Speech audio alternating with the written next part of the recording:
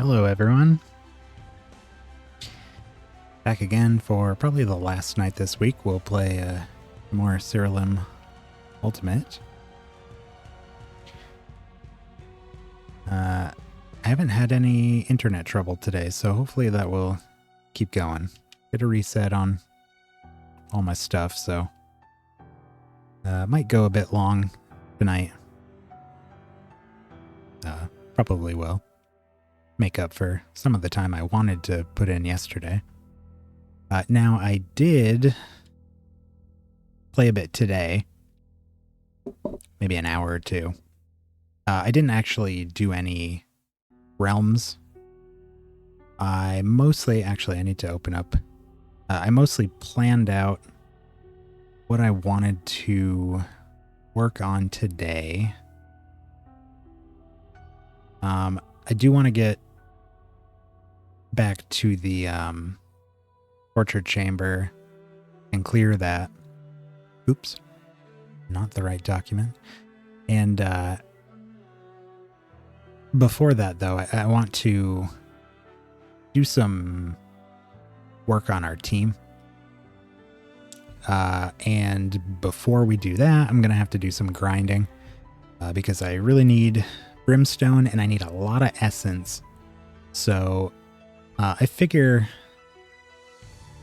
we'll maybe try to split the stream in half between kind of grinding it out and then once we've got all our stuff ready to go, we'll go back to the torture chamber and pick up from there.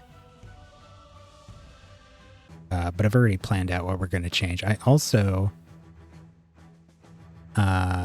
changed our castle up a little bit. Ooh, messed around in the decorator a bit. Got us a little more space. I didn't even know what we'd had unlocked for different decorations by this point. I'd seen a whole bunch popping up, so just kind of used what we had. Moved the dwarves over here, gave them a little treasure golem to stare at. Yeah, just little changes to these rooms. I added this little guy. Funny the Pungus. You seem like a pretty fun guy.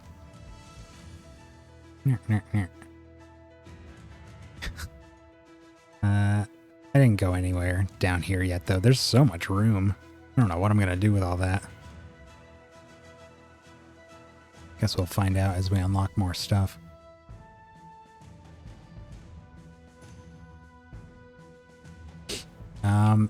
Yeah, the team composition hasn't changed yet because I'm going to wait until we have everything ready to go before we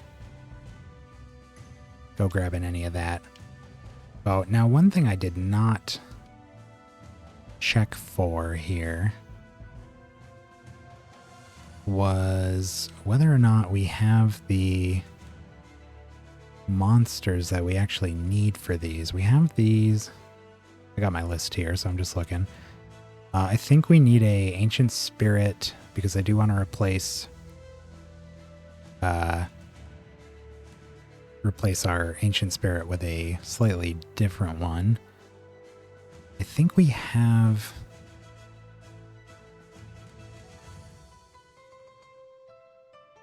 all of these.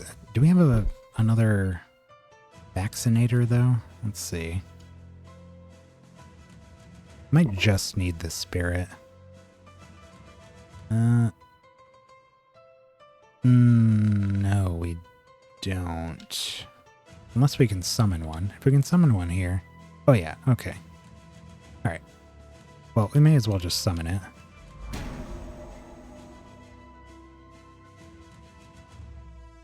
Okay, so we're gonna need that.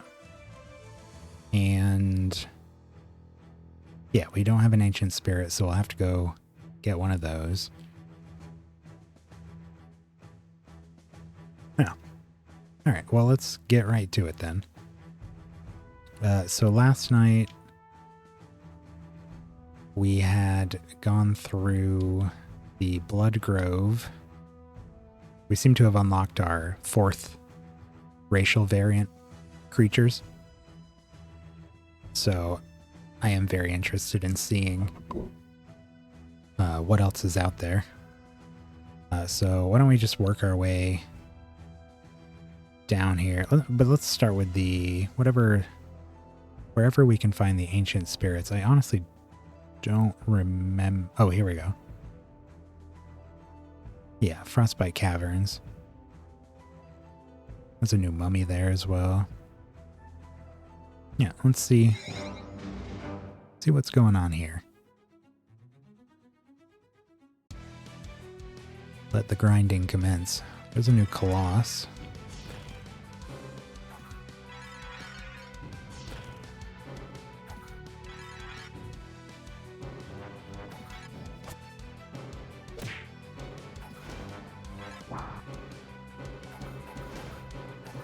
The team we got now is working okay, and I think since we upgraded their equipment, I think they're doing a lot better than they were when we suffered our first party wipe last night. But I do think it can be better.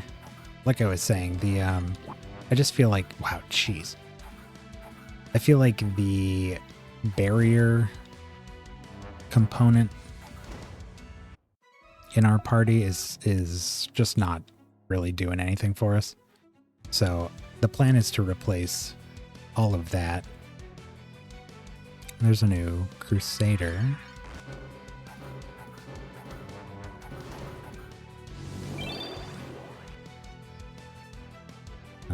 It died, but there's a Colossus Eradicator. When your creatures gain a barrier, the strength of the barrier is increased by an amount equal to 25% of their max health. Well, if we were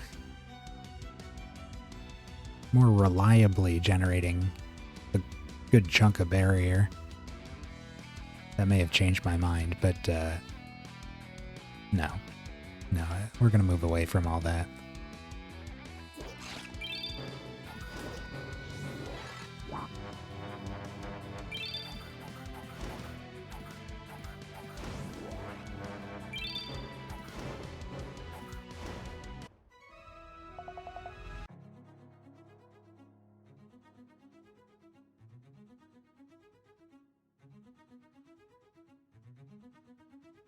Probably shouldn't be donating essence. I'm just so used to donating whenever we go to one of these. Jade. What are these? Smiths?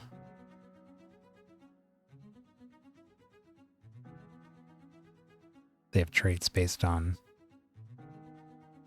artifacts.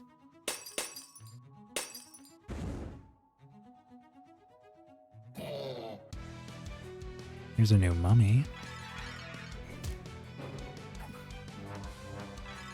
I didn't mean to get rid of Hick. Although I guess it doesn't matter. We're going to replace that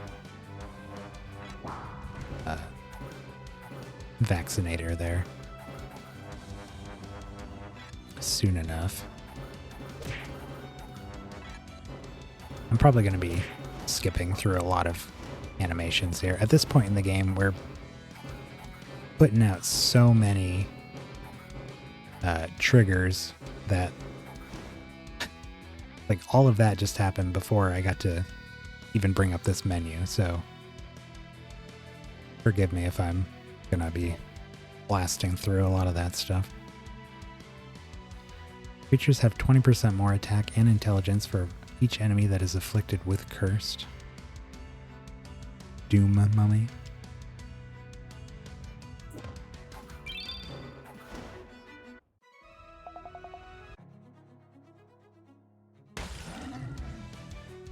There's a new Yeti.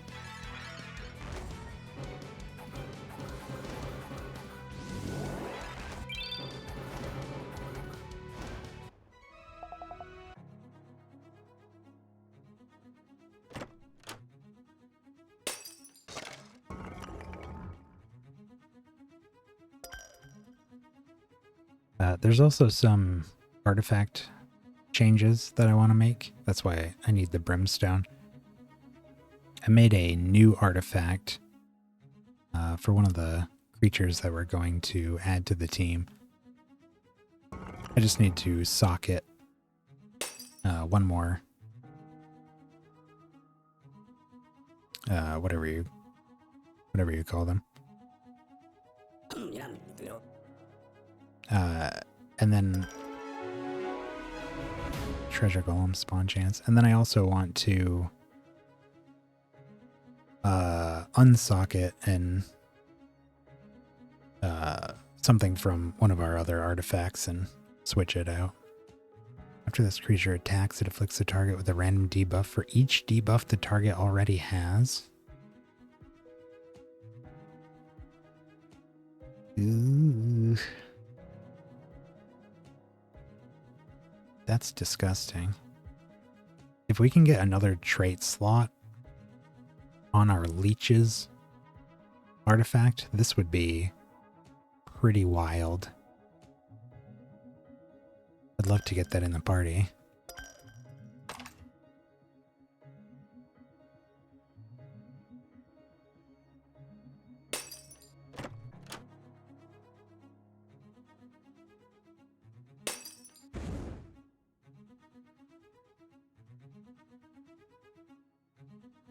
Ooh, what is this?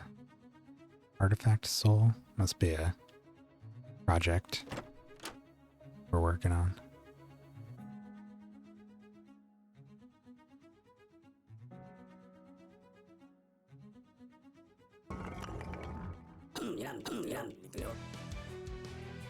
Oh, is that a new golem? And a new spirit.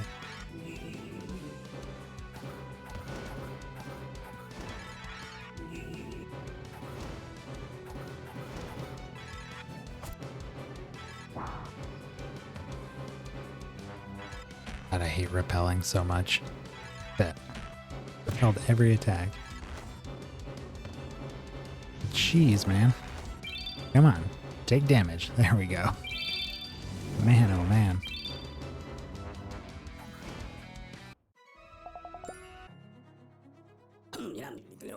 I believe there are debuffs that counteract buffs, but I was looking at the status effects in the codex and it didn't look like it listed what those were.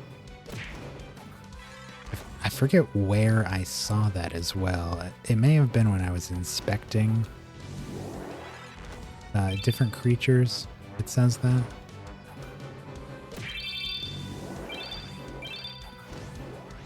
But I'll have to check. I'd like to know if... oh, I can do it here.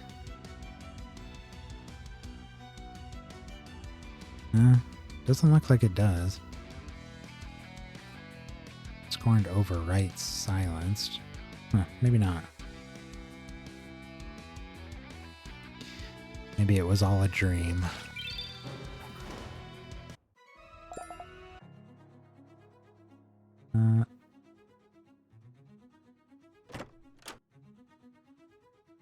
Next time we get in a fight, I just gotta respond to a text real quick.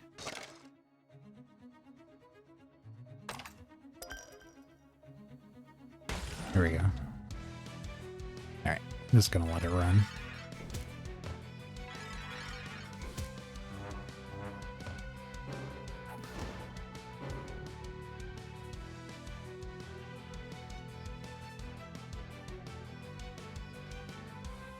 Oh, that was quick. So these guys are new, right? After this creature is attacked, it afflicts the enemy with frozen.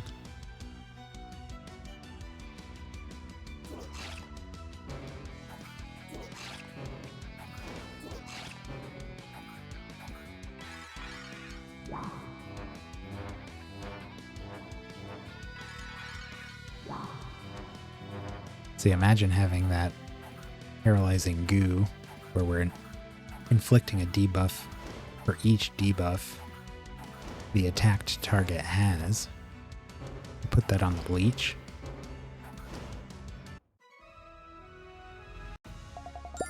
Just disgusting idea. What? Oh.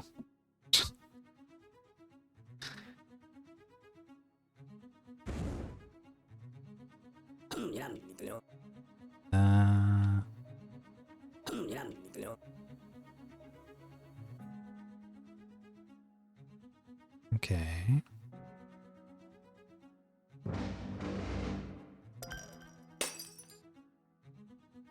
But, oh no, there's something up here. Yeah, there's an ancient spirit. I almost forgot that we were looking for those. I don't think we've fought one here yet.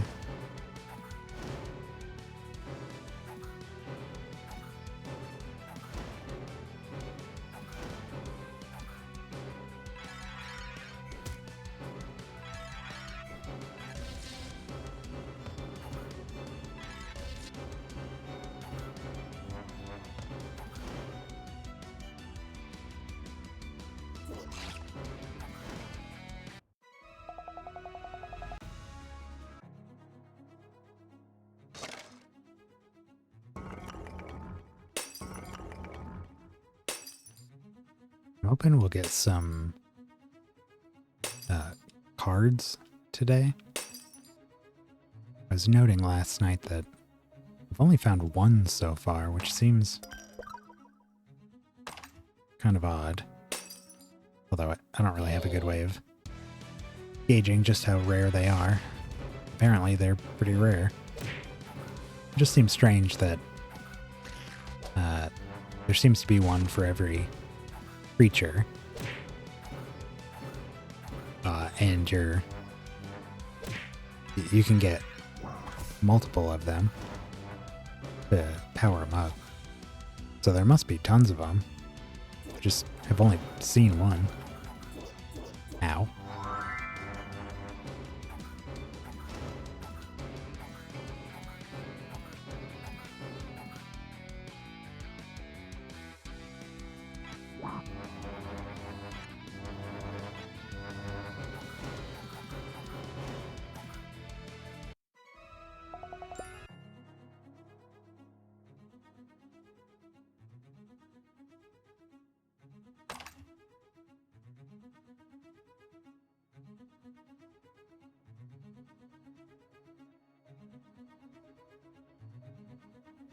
Alright, I think that was it. Did we talk to all the... Nope. See if there's any more igloos we missed here. I don't think so.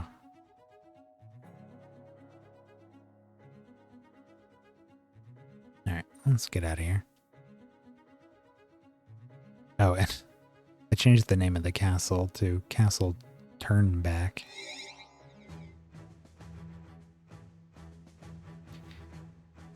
Alright, let's get right back out there. Oh,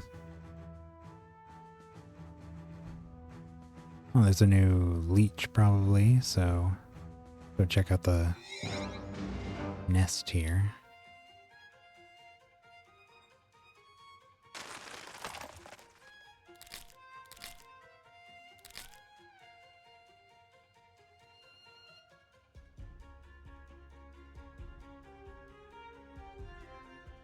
It's possible that we encounter something that I like so much that it changes my plans for what I want to combine, but we'll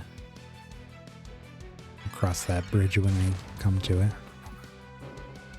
The new mite, cockatrice, and a bat. Oh, we get to look at all of them. Plague spreader, potency of enemies poisoned and burning debuffs is shared with each other. Ew. Mutated vampire bat. After an ally attacks, your creatures recover health equal to 25% of the damage.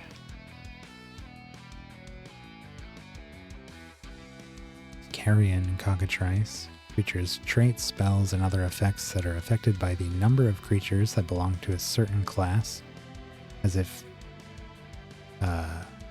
They're affected as if they have two more of those creatures fighting on your side. I feel like the cockatrices have a lot of that sort of thing.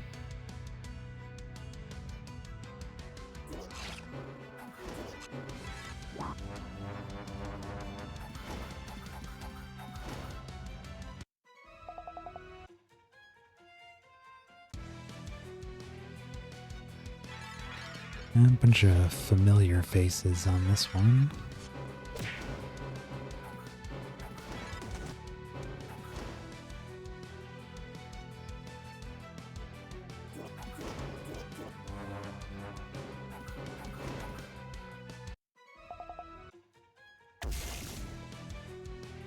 There's a new leech.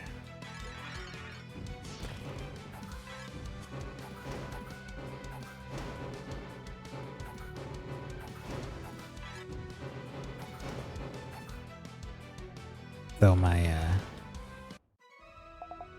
idea of potentially doing a party with a lot of leeches, I think is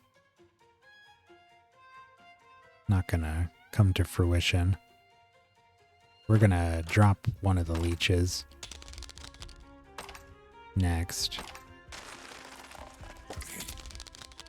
Yeah, our Bahasa leech, the life one,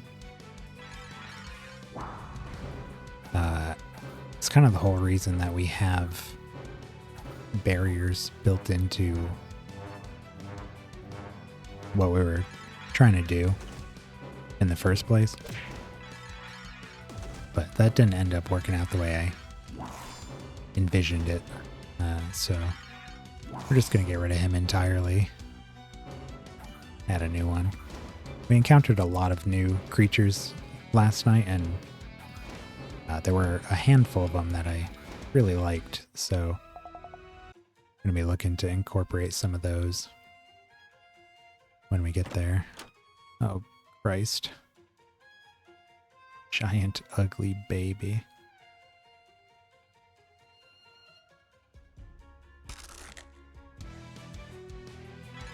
I noticed that in the decorations menu, you can add those NPCs to your castle, and it looks like you can change their appearance based on the different costumes that you pick up. That's where that mushroom guy in the castle came from. Hey, divination candle is ready. Start a new project and see what that whole divination candle thing was about. God, that does a lot of damage.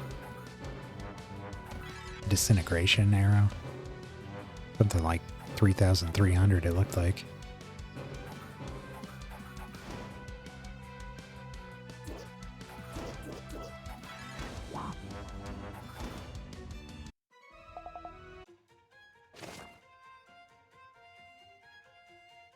Oop, a mimic. We're starting to get pretty close to being able to summon a mimic. Ew.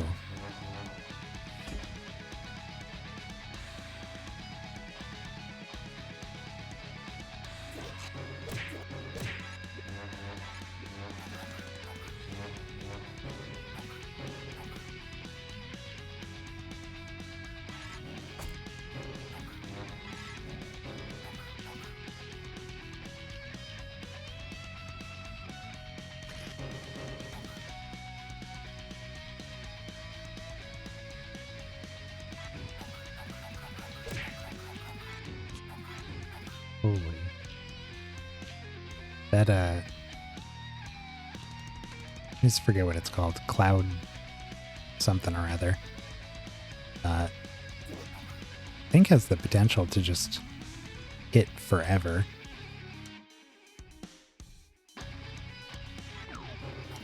It's like a 20% less chance to... It's like, I think it's a 20% chance to stop. triggering. But as you can see, sometimes that just goes on and on. And then we have a double cast on it, so it goes again. Pretty sweet. Not a ton of damage, but it does the job. Feeling lucky, caster casts one of its spells. The targets are chosen at complete random.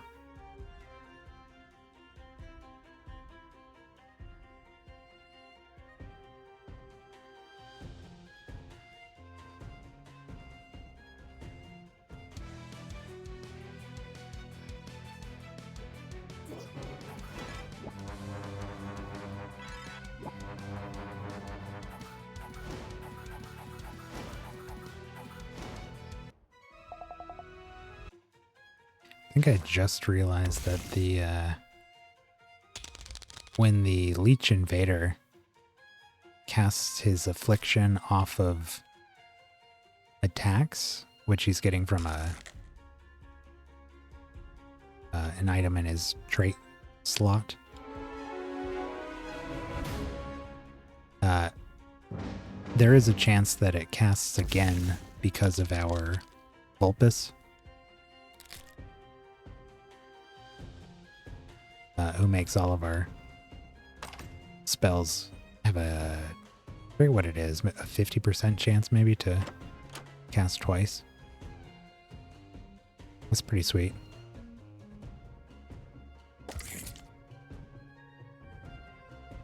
I'll always take more afflictions.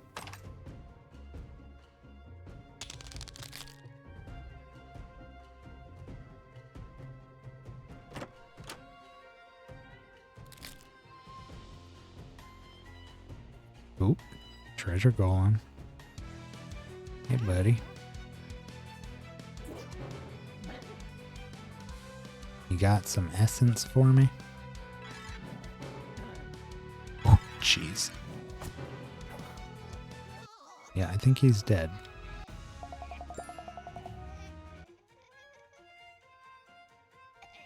Nice. Harbinger's Curse. Target takes a moderate amount of damage and is afflicted with weak and vulnerable. We'd picked up a more powerful version of this spell last night, and I was thinking, oh man, that seems really good. It must have pretty low charges on it though. And I looked at it today and it has 1 charge. It's like, yeah. Yeah, that's pretty low. Target takes a moderate amount of damage, plus additional damage equal to 20% of the caster's current health. Huh. Interesting. More of this. Just die. Don't make me cry over it. There he goes. We're a monster. Get away from me. Leave me alone. I want nothing to do with you.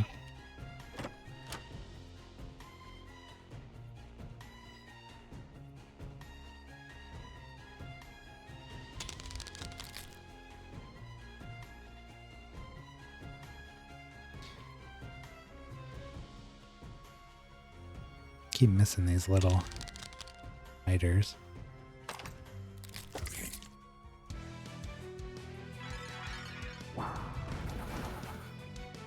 Wow.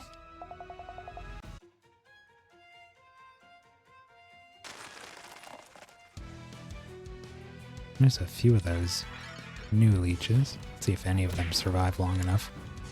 Nope, definitely not. Cloud Beam, that's what it's called. Didn't get any extra triggers on any of those.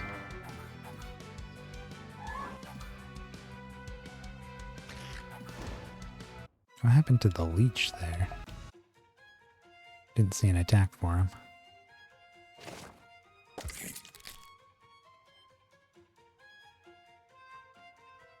I think that is it. Yeah. Let's check with the altar. Wherever that was.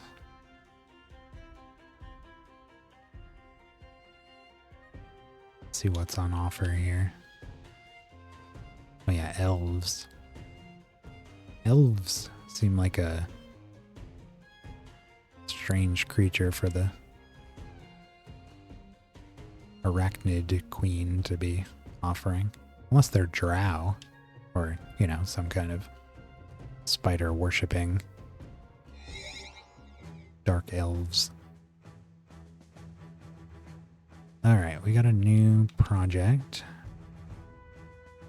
Got our divination candles.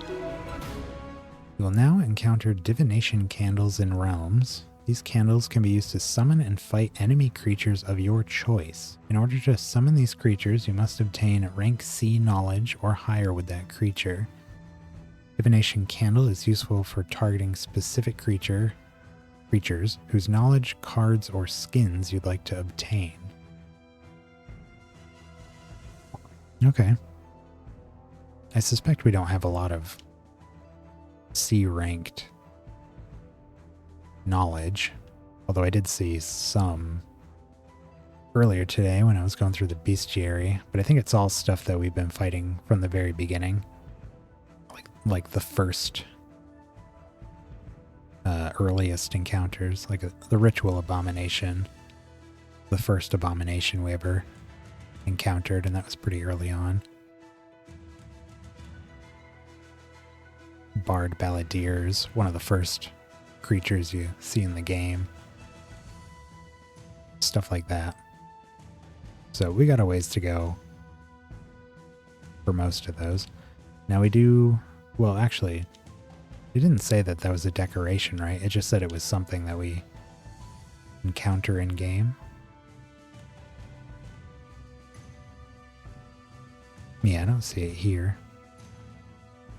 Okay, so there's nothing to build. We do need to start a new project, though. Alright, we got these missions. Let's do one that we can actually use. I don't think we can... Yeah, you have to have rank S knowledge in a creature for that one, so we'll probably save that for last. Spell gem crafting materials, artifact crafting materials, knowledge about the creature of your choice, favor with the god of your choice, reward you with treasure, reward you with scrolls that can be used to boost your creature's base stats. I think we'll just keep it simple and just do treasure. Not 100% sure what treasure means. It's vague enough. We'll find out.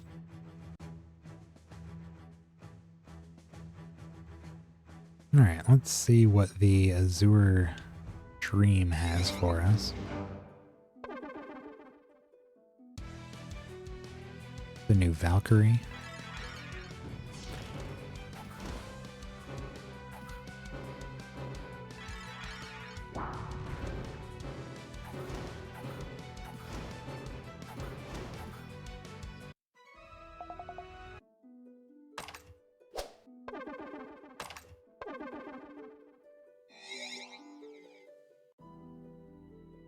Interloper. Blessed Surathil, guide my edge. I'm going to start from the beginning on that one. Interloper. Blessed Surathli, guide the edge of my weapon. Aid me in slaying this foe. Looks like a new cherub and demigod. I think that's what that center top one is. Oh, he did not die, actually. Thought he would have died from that.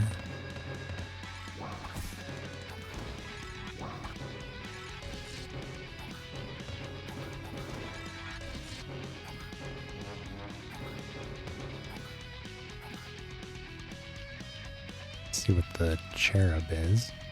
The Pina. Creature's barrier buffs have 75% more max absorption. Is another. The barriers are begging us to keep them, but no. They are out of here. That is a lot of damage.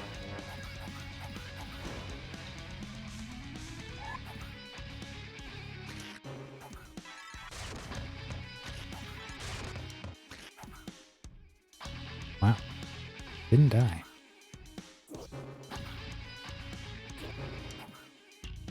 Still not dead.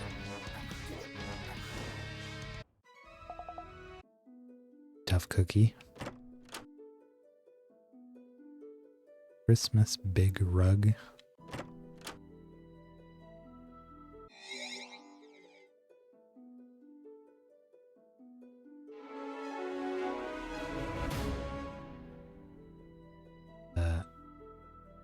We have angels.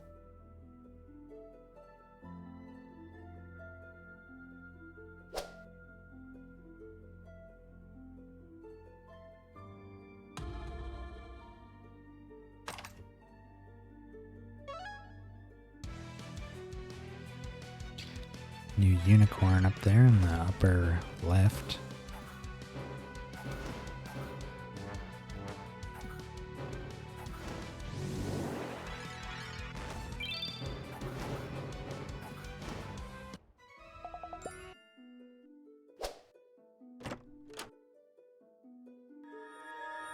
Oh God. Right, we're just randomly guessing here. Treasure. Cool. Piece of paper says, even a mere baby has more wit than you. Well, got some treasure out of it that time.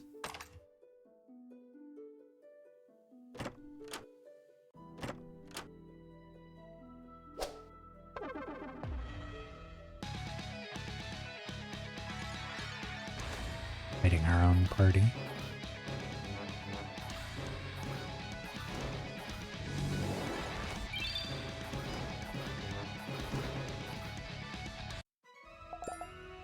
Yeah, wasn't much of a fight.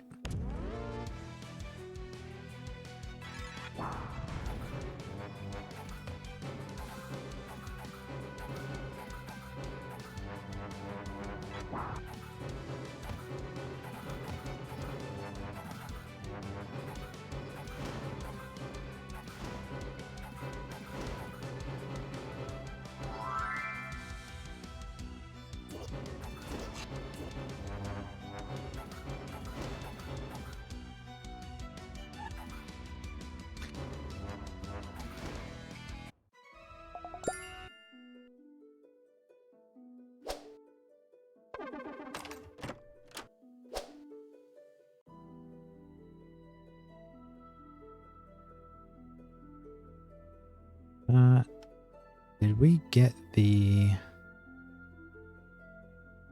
new unicorn?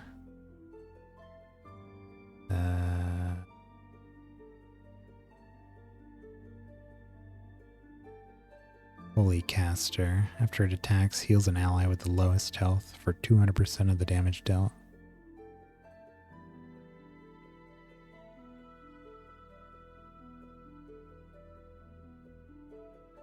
Yeah, we can summon that, so we don't need to fight more unicorns.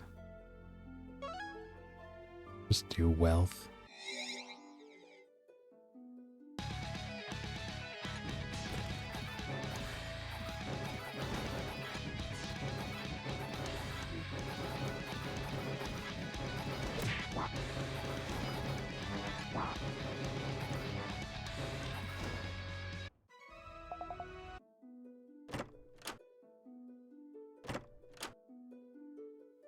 Ashen Pelt.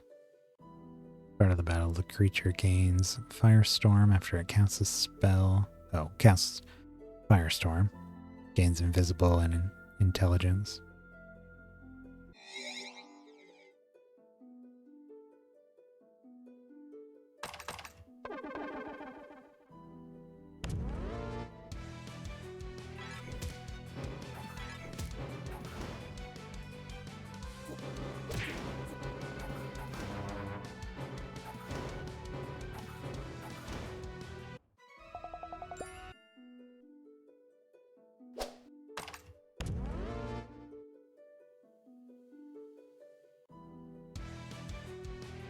Ah, there's two new creatures actually. Mountain Priest and Castitus Sanctus.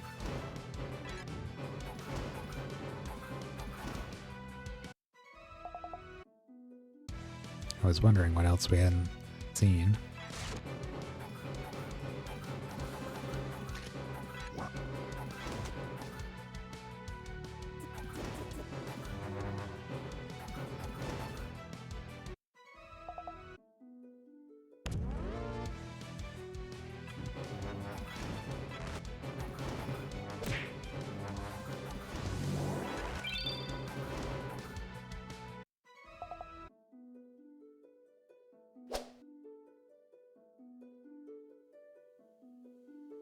New floor.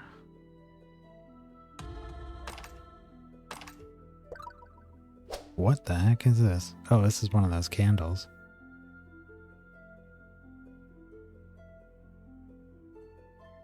Oh, okay, so we can literally just choose anything.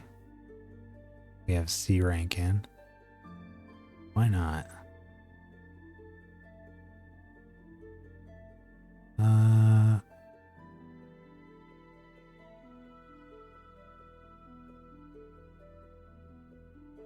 Probably do a leech just because it's the more meaningful of them. Really don't have much of a preference. Oh. Oh, wow. Oh. Just summons multiple full groups of them? Interesting. Huh. I wonder if that gives you a better chance of getting skins for them and things, since there's so many. And it probably also helps you get more knowledge since you're taking out so many of them. It's pretty cool.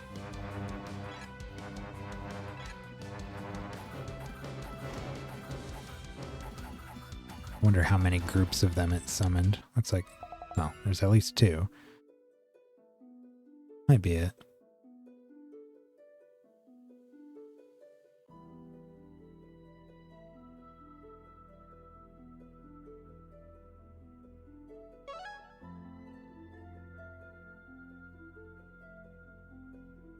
Oh, there's another one. 3.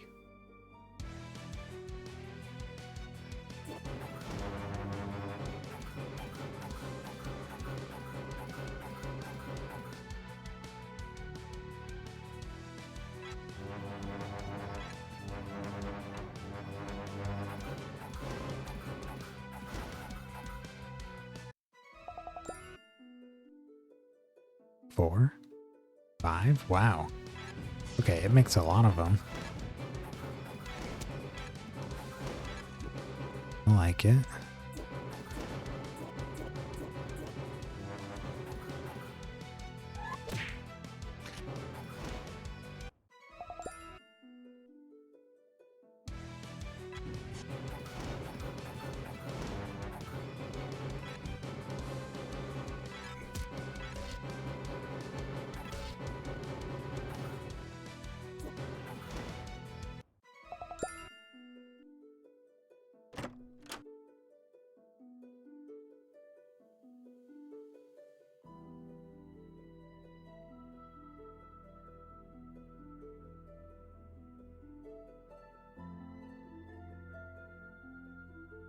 Might be the last little area here.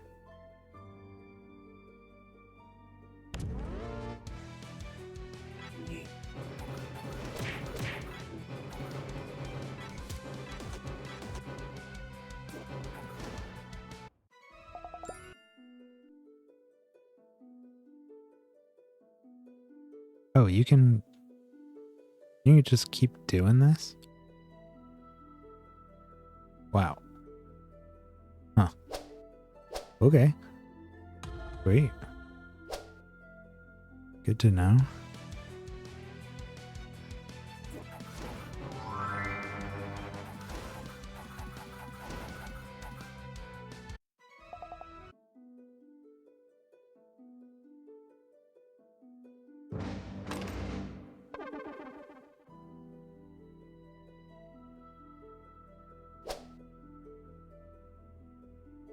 should be all set here. Take one more look. Nah. Oh, didn't even see that we had a project. Arena.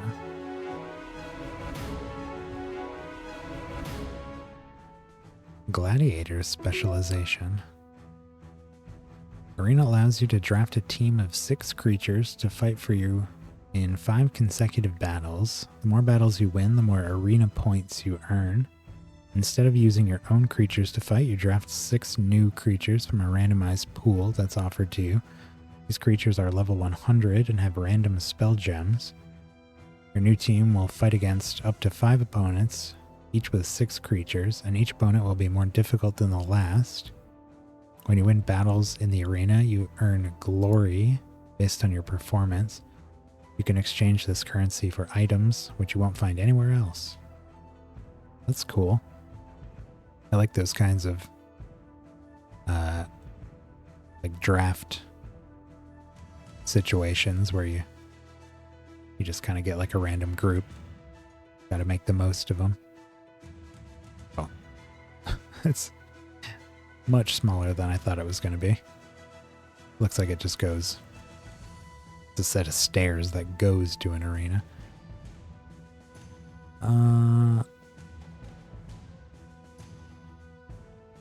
Yeah, we could put that.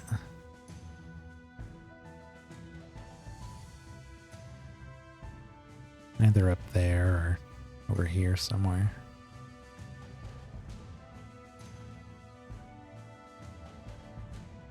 Sure.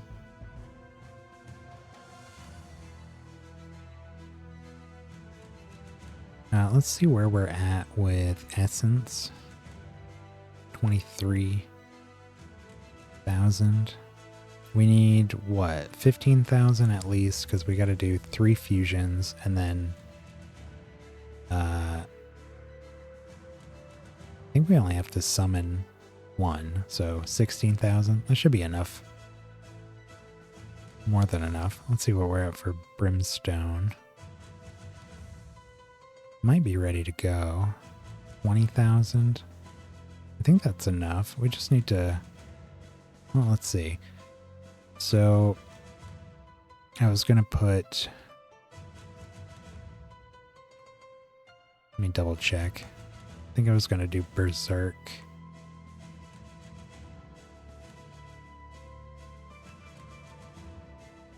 No, maybe not. 50% more damage. I don't think I wrote down what I was going to put there. Let me check.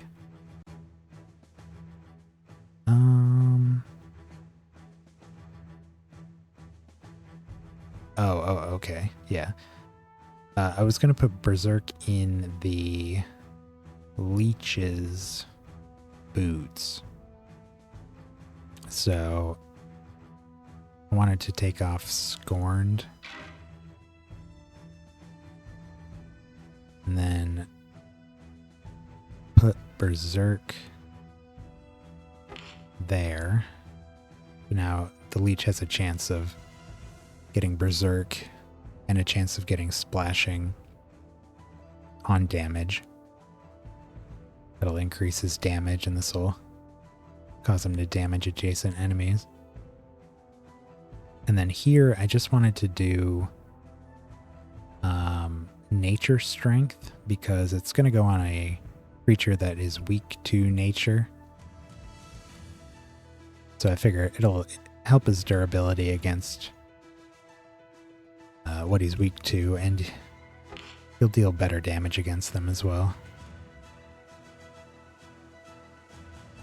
And I'll go over this once we got the guy. I think we can do this now. I would like to do it sooner than later. So let's summon our spirit.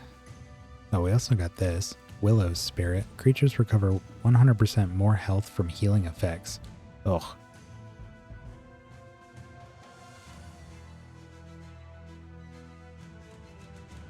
I don't want to think about it. Okay. Got our spirit. And that should be it. So, let me bring up my list here. So, the plan is to first combine a Shadow Carnage with a Amphisbana Vaccinator. And this guy's going to be kind of a sweeper, physical attacks and speed. Augmentation is when after this creature kills a creature, your creatures gain a random buff for each buff, debuff, and minion the target had before it died. I think that's going to be pretty sweet. And then we're keeping the Vaccinator's additional buffs, or debuffs rather, when they apply debuffs.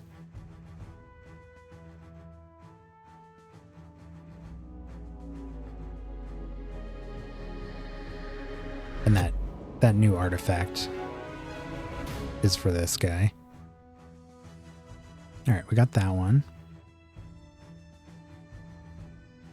The next one is going to replace our current spirit. But it is going to be a...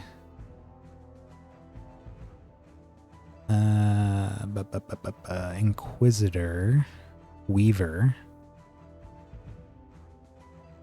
with the Ancient Spirit.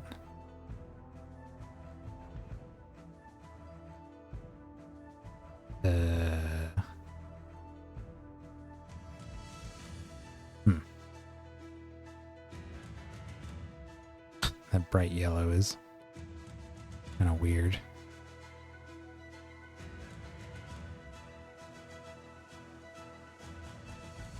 I don't really love these. This one's barely different.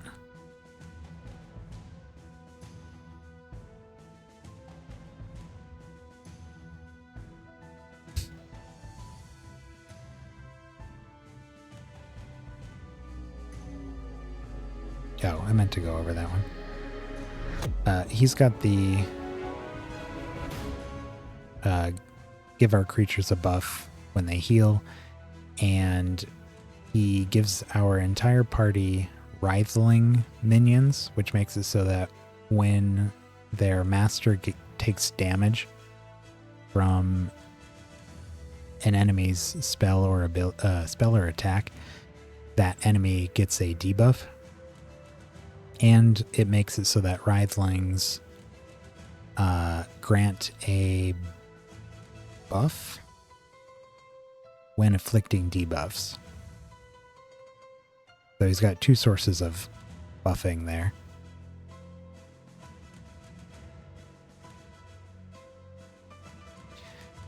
And then the last one is going to be something we haven't tried before, but we're going to combine two... Well, I don't think we've tried it. We're going to combine two creatures of the same race. If I can remember what I'm looking for here. Here we go. It's going to be a leper. I guess it doesn't matter which one's first. It's a leper plague spreader with a leper Lightbringer. So enemies take 5% less damage up to 90%, or deal 5% less damage up to 90, and take 7% more damage for each debuff they have, which does stack with our class perk that does something similar. I made sure to double check that. And at the start of each enemy's turn, this creature afflicts them with a random debuff.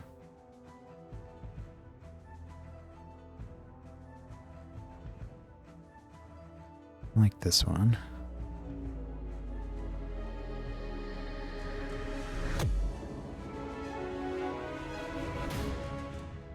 there we go. All right, that's all 3 of them. So now we can just deposit the ones we're replacing. Take all their stuff off.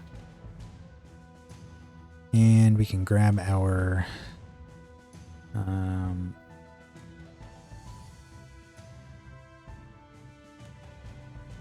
Carnage.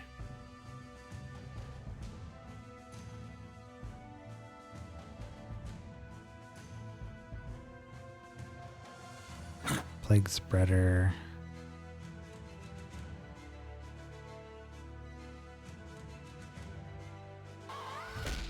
And our Inquisitor.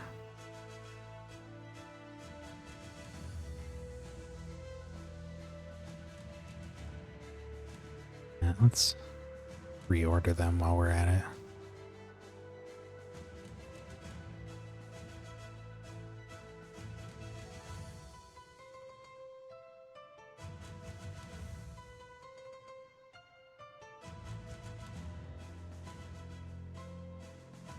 I don't know which of these is going to be faster, but I think the lepers were pretty slow. Okay, and then let's get them leveled up.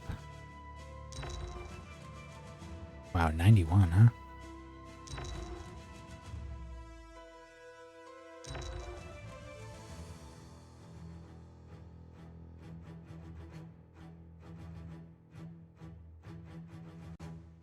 Oh, what the heck? What do we have for books here? Tomes. Want attack up.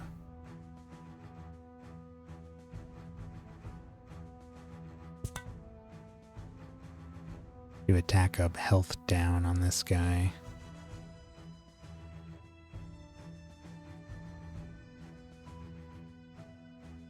I'd rather it be intelligence, but gotta take what I got. That's fine. This is fine. That's okay.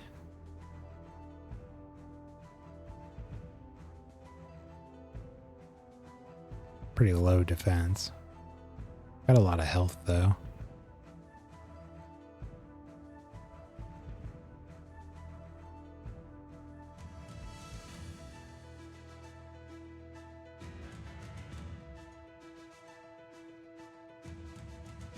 Okay.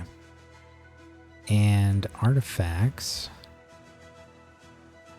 We're giving this guy the sword here, and it has rapid digestion, which, if I remember correctly, is when he kills a creature, he gets, I think it's 5 random debuff or random buffs. So he's going to be able to load himself up with buffs very quickly. And he's just built for speed and damage. Like I said, he's supposed to be like a sweeper. And spell gems, I was going to do some passives ones. His intelligence is not very good. So he's not really going to cast all that much. But I did like the idea of doing Hero's Bless. Well, let's do a Hero's Blessing. So it's a 35% chance when he attacks that he'll remove a debuff from our whole party. And there was this one. Caster's debuffs are removed and it gains Shelled. Spell cannot be cast manually, but it has a 100% chance to cast when this creature takes damage that exceeds 25% of its max health. Shouldn't be difficult considering his health is pretty low.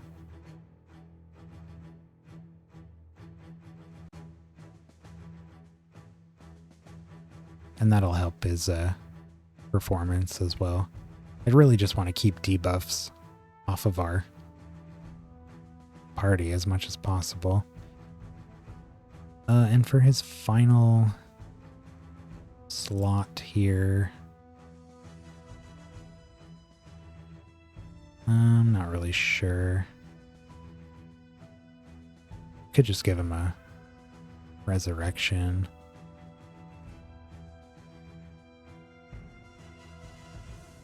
Give him resplendence, maybe.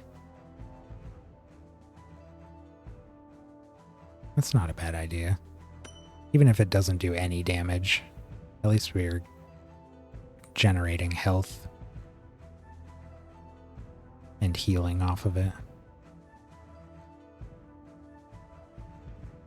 Give it a try. This guy is getting the staff here. And he is going to get the cloud beam.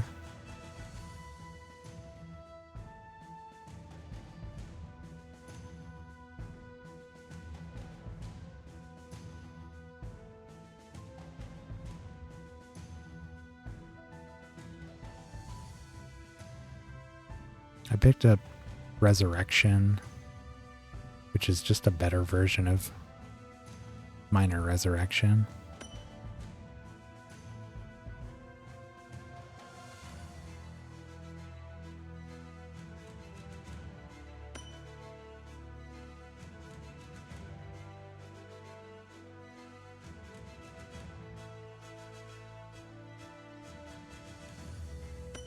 Consecration.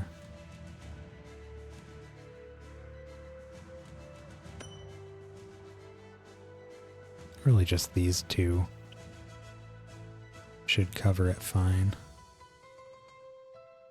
I would like to get a single target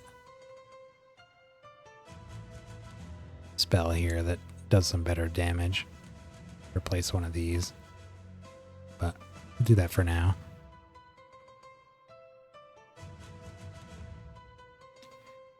And this guy, I picked up some more death spells here, but I'm not really sure what he's gonna use. Target is afflicted with feared and its buffs are removed. Probably will do that. This is intelligence. It's fine. It's not like super low, but it's definitely lower than his attack. And he needs one of these. Health and intelligence, weak and feared. Health and speed, stone and snared.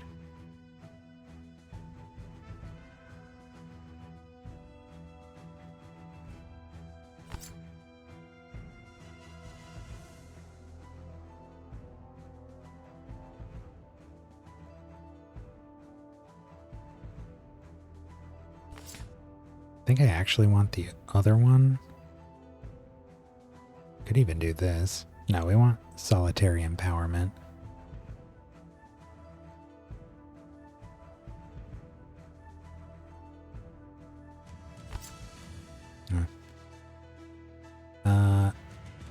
Spreading plague.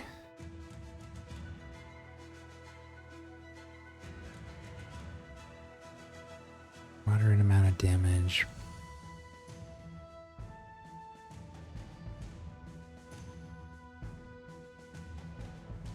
Oh, that was the wrong one. I think we're gonna do either Nightmare or Gore Claws. Do Gore Claws, and then I want to give him Death's Call and can summon Writhlings. I would really like that. But I also want Spreading Plague.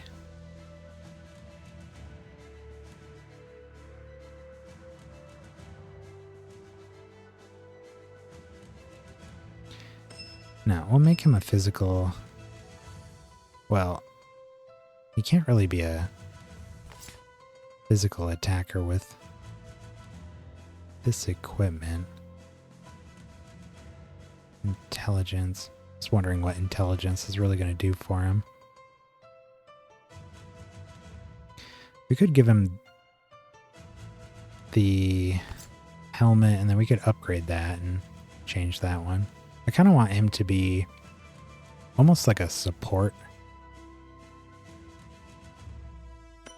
Let's try summon writhlings and then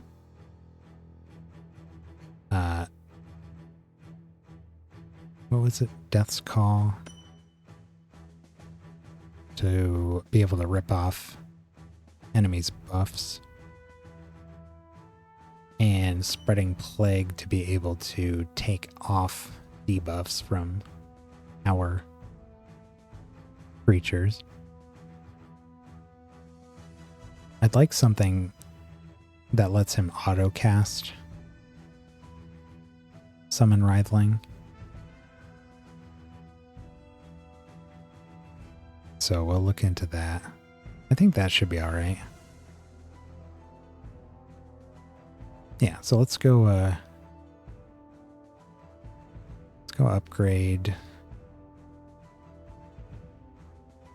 Oh, not that.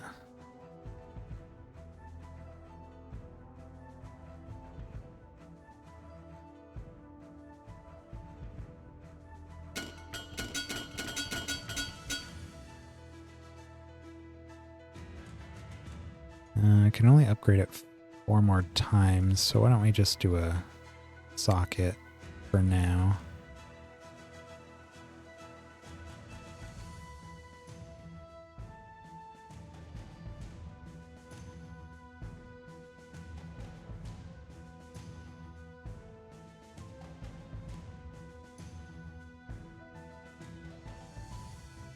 We'll do... thinking maybe speed and attack. Or just attack.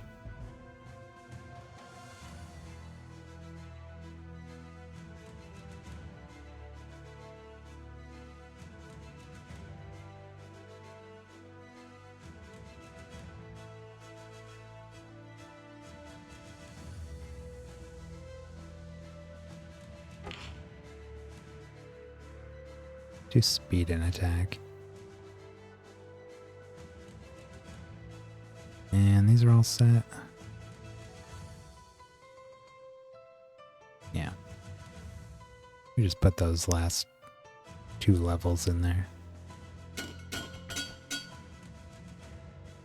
Okay. And then here, I just want to upgrade our spell gems. Up to at least 5.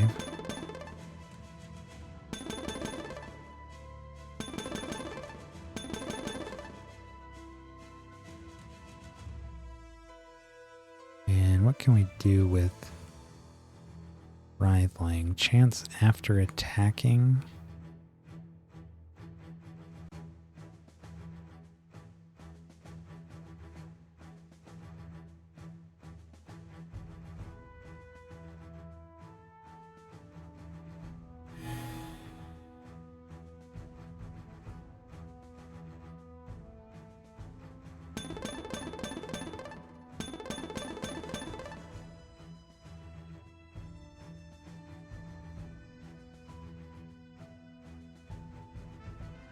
How many... I've never used minions before, so I gotta look this up. How many... I don't think it'll tell us. Minions can you have at a time by default? Spells? No.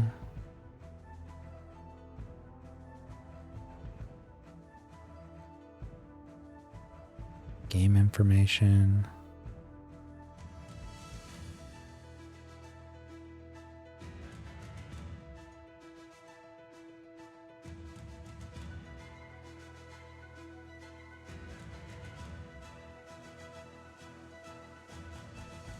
Where does it talk about minions?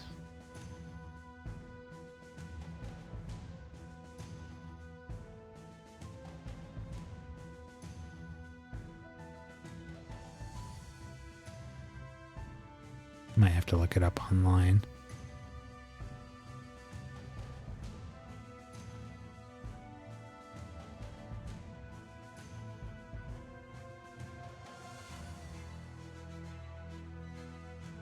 I'm not seeing it here. Here, hold on. Just gonna look it up real quick.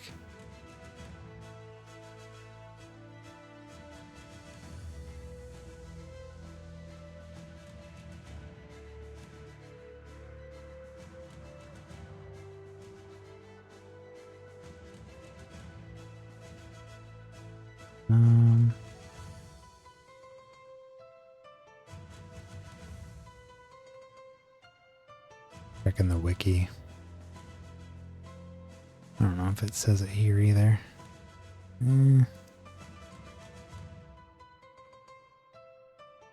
Suppose we just check or find out by playing.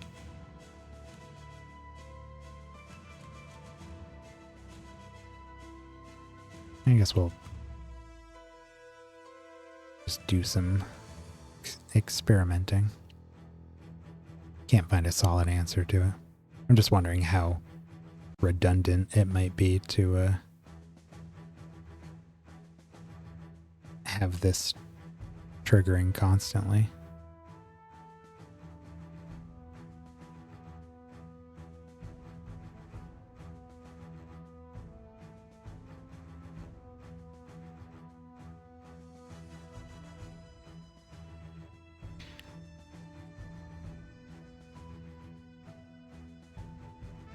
I don't want to get too carried away with it.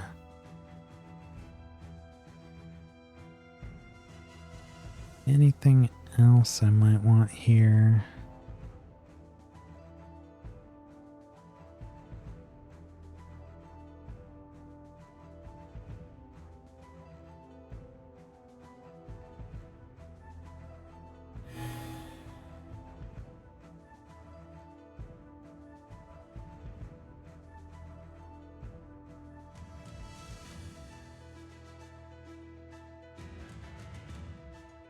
No, we'll just hold off for now.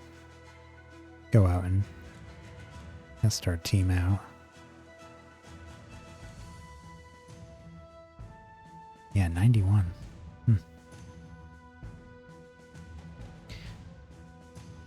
Right, so new team.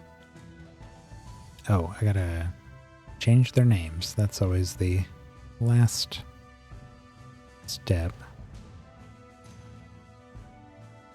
This one was going to be... I think I already have them.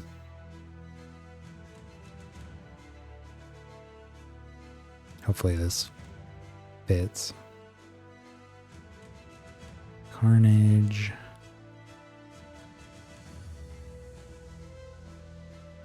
Vaccinator. Okay. And the leper, it's a combination of leper, plague spreader, and blight bringer. So I'm just going to call it plague bringer. Oops. And the Inquisitor is a Inquisitor Weaver with a ancient spirit. So I'm going to call it a Inquisitor Ancient. Yeah.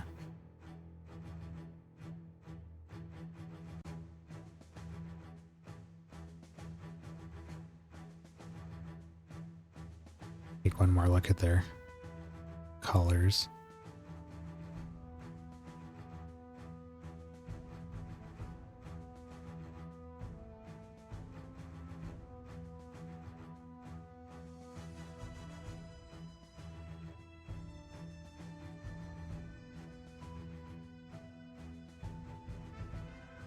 Man, these all look pretty rough.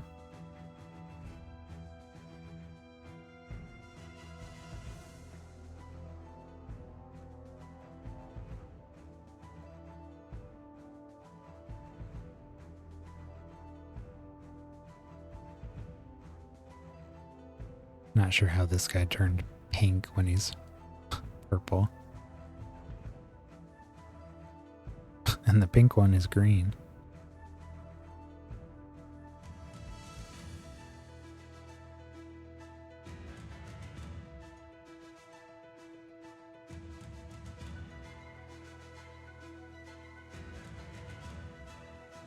I like the bone-colored one.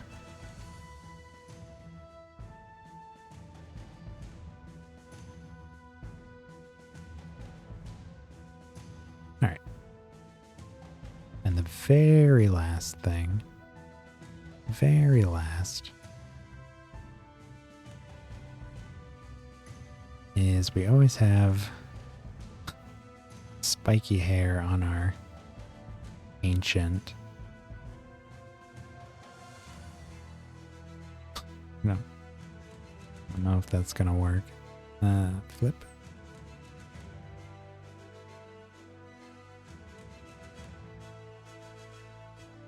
Did that really flip?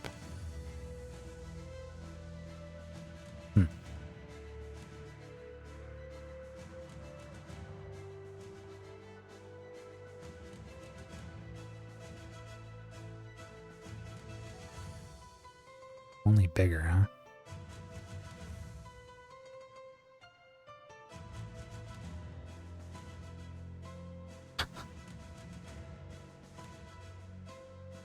Maybe we could make it a beard. Can we? No. Move. Confirm. No, looks like that's it.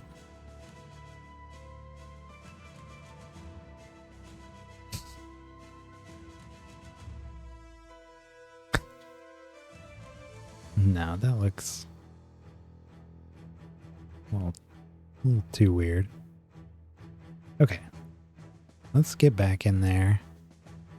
And I still need some more brimstone. And it'd be good to have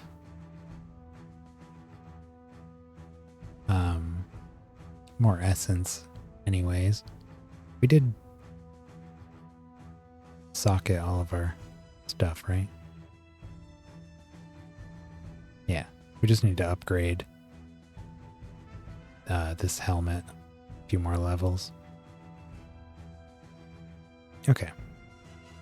Good to go. Let's test this new group out at the reactor. Curious to see what the new salamander is, because those have been pretty cool. I don't think I have 1,000 brimstone on me. No.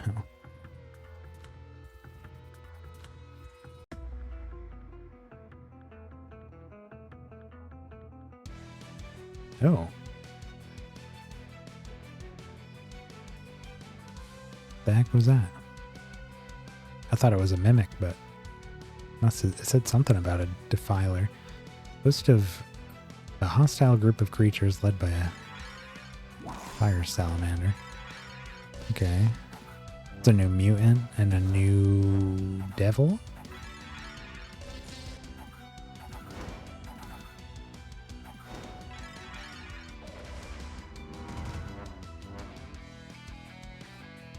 And they were the only ones that lived. Chief. Detonation. After this creature provokes, your other maniacs are killed and deal damage to all enemies equal to 25% of your affected creature's max health.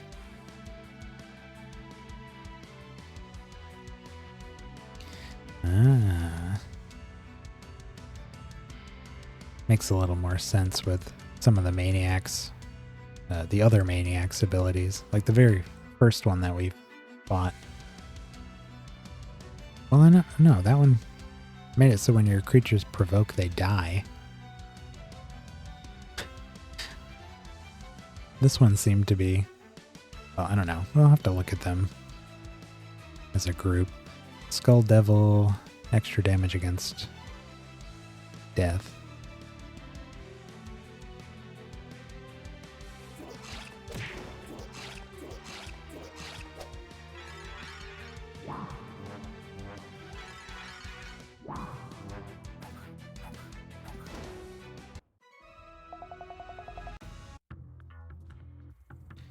Oh, it was cursed.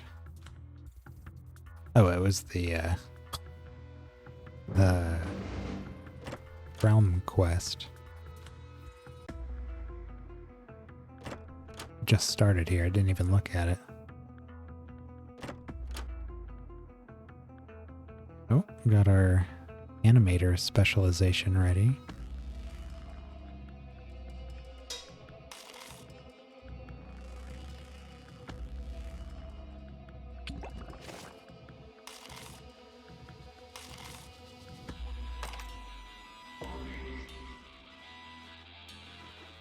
Surprisingly, the shrine summons a cute little creature. It appears to be made of dough. It blinks at you for a few moments before scurrying away.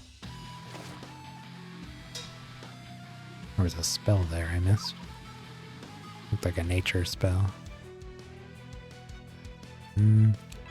Nothing new here.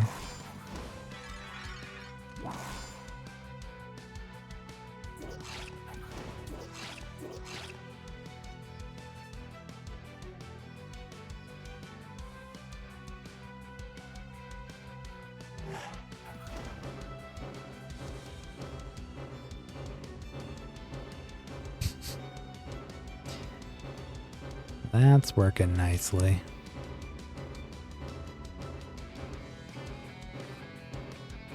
Look at that. My goodness. Just keeps going.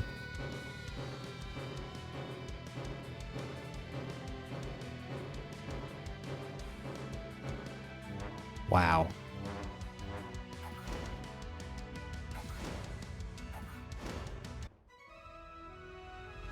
Yup. That worked out pretty well.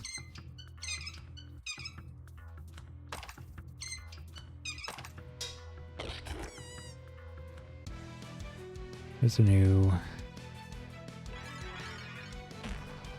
Well, I don't know what these are called. Oozes? Probably. Concoction, actually. Mystery mucus. Enemies that are disarmed have a 50% chance for their attacks to fail.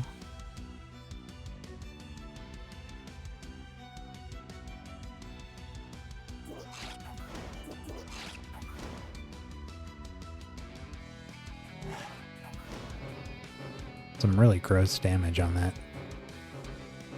normal attack. Oh, we have a whole new thing to be skipping through here.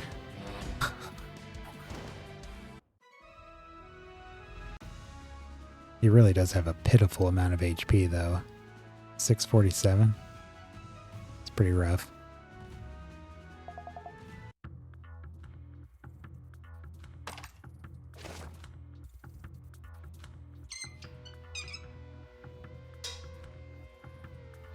Missed another spell gem there. I think it said that was Apocalypse. Gotta know what that does.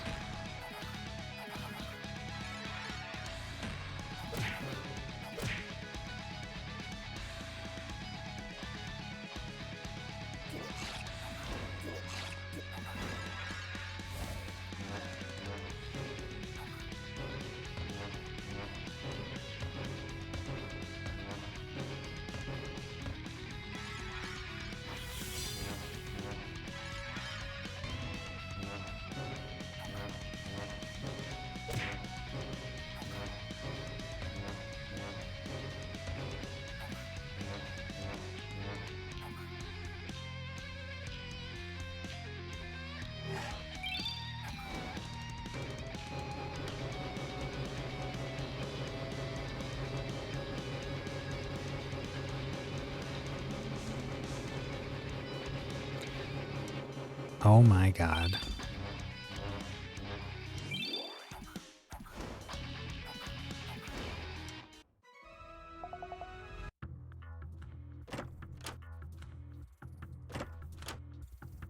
Now remember, he is giving our whole team, what is it, three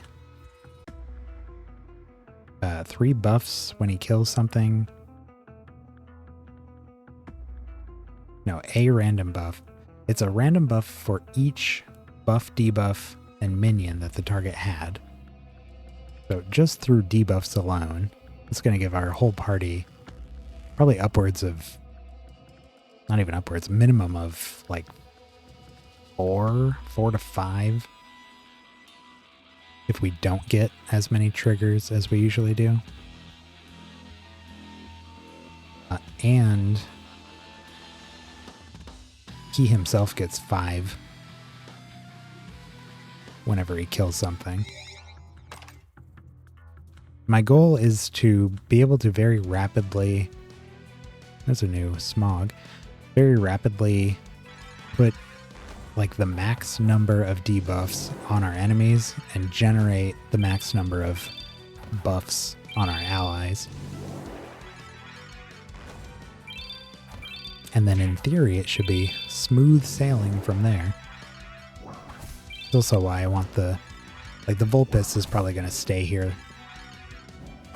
right through the end, because he gives us all of these free abilities right up front. Free spells. In addition to all of the start of the battle debuffs and all that.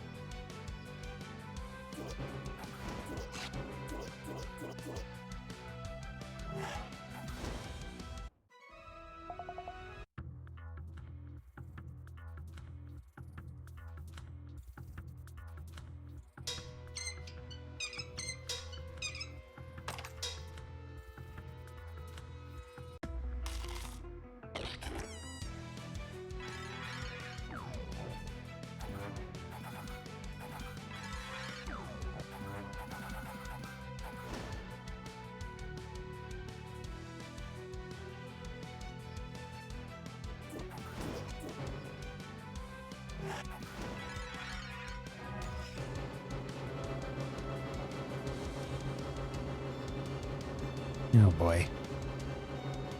This is the new normal.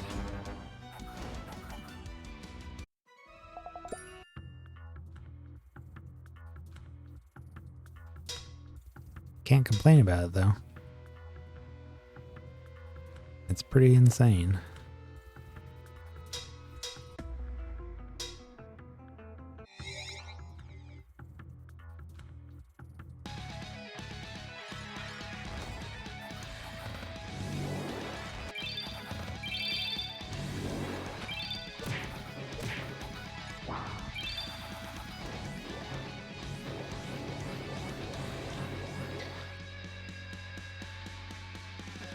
Of buffs there just from healing.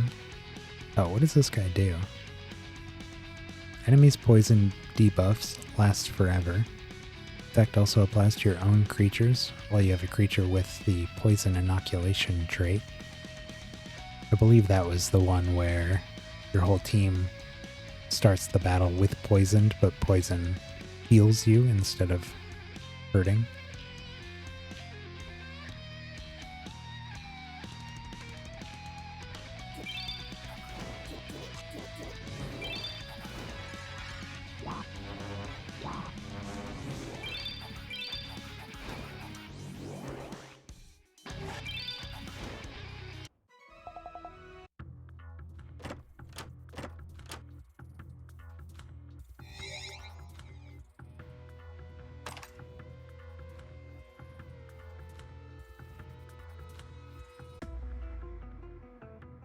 Gotta say, I'm liking how things are working right now. Haven't gotten to a point in a battle where neither of our other two new creatures have really done anything.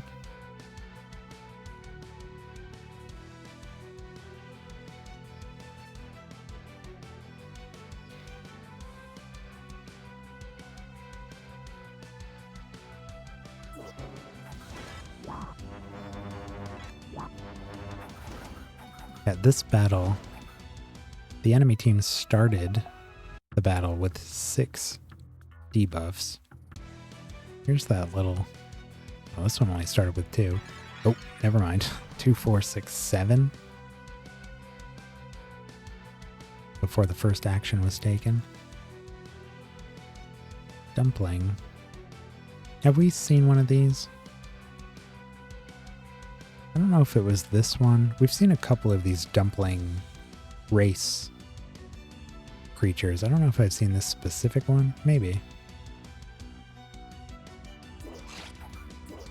Oh, you are so dead. Bam. Wow.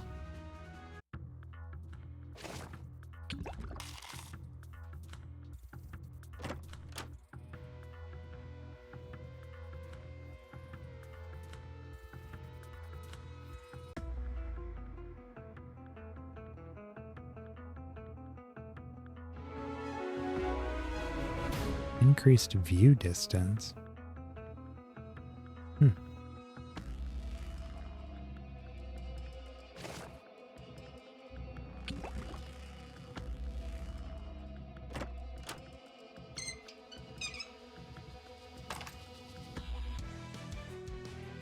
There's the new salamander.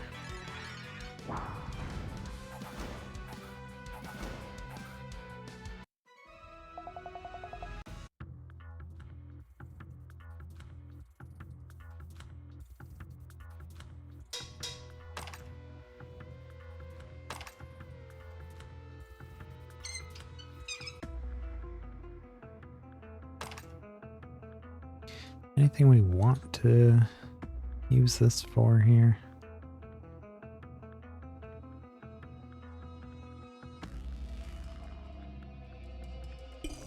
Summon some Vulpuses.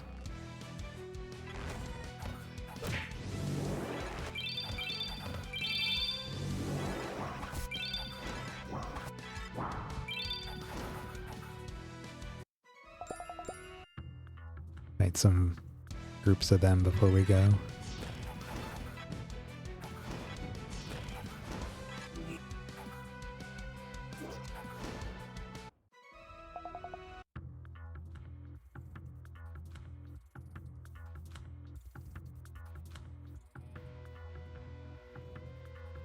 Wind salamander. Did want to see what that did.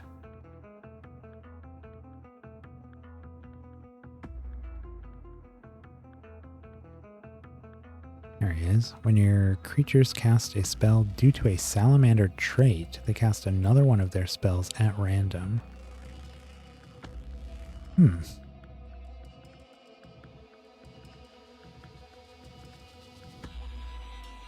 It's interesting.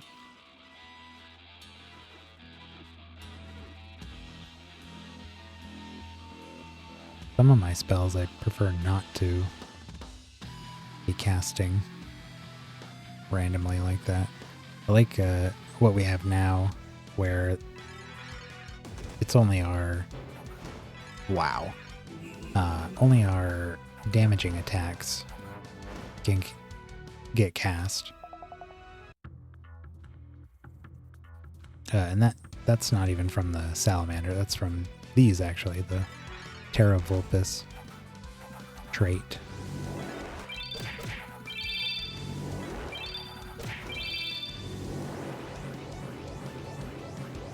Now the salamander side of that is the chance to cast twice.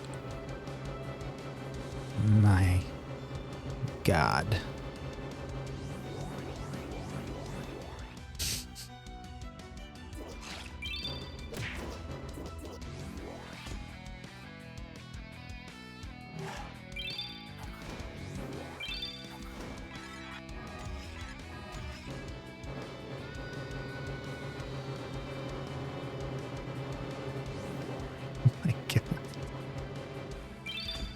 Might have to turn turbo mode on for this one, or whatever it's called. Let's actually have a look at that. Gameplay turbo mode. Allows you to hold down A or B to quickly make selections and shorten animations. Well, I don't want to...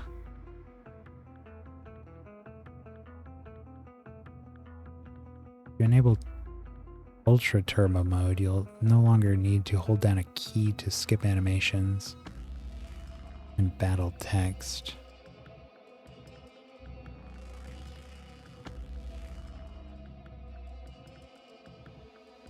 I don't want to make selections. I just want to skip through the constant like individual buffs applying and all that. I don't know if there's an option for that one. Battle text. It's not the text.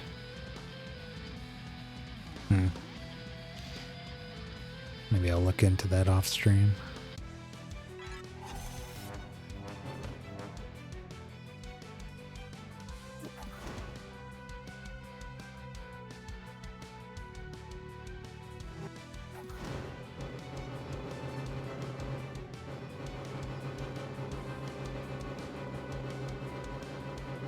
Maybe I will turn that on. Like I said, I don't want to have it like automatically making choices. I just want it to feed through all the effects.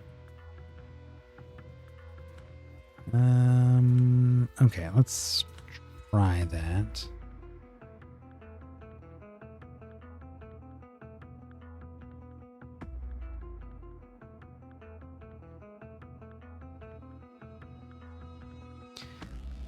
Is that it for the Vulpuses?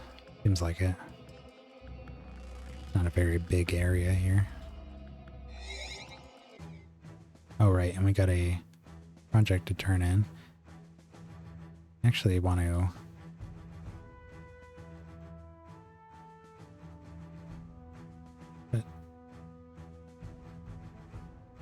Oh.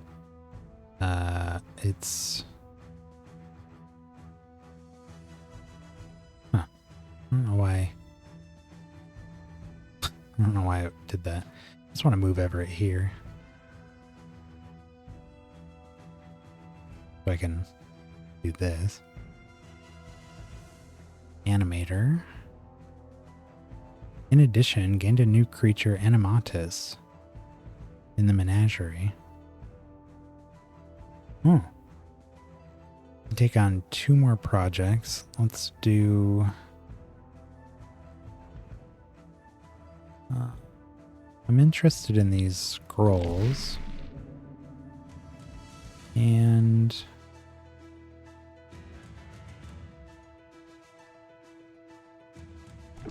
do the one for favor. Where's this Animatus? Here he is. Death Animatus. Brilliant creation. Creature has 15% more attack and intelligence for each dead creature on your side, and 50% more defense and speed for each living creature on your side.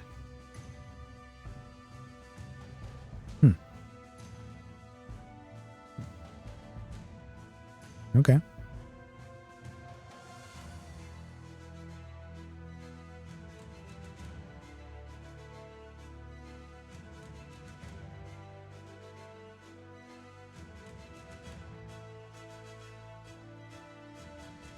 And we're just going to keep making our way down these.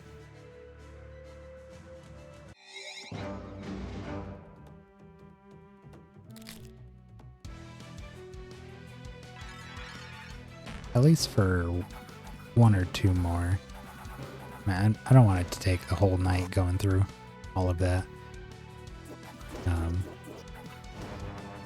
But I am very curious to see more monsters. And we need a lot of materials for our ongoing projects here. Venom Skin spell main. Start of the battle, this creature gains Acid Rain. After it casts it, it gains invisible and 20% speed. Seems like every one of the spell mains has the same ability with a different spell gem.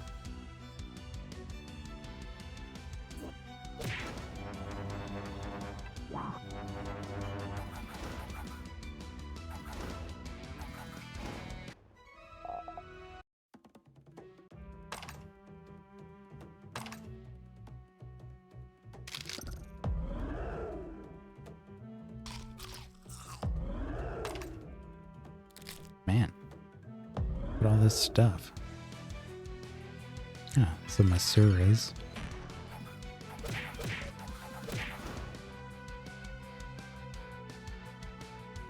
Heart Ripper deals 200% additional crit damage.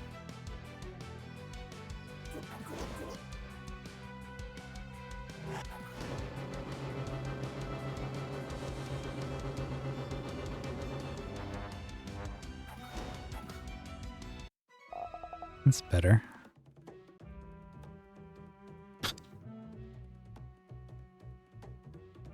Oh, there's a dwarf. Which god rules over Titan's Wound? I think it's Mortem. Yep.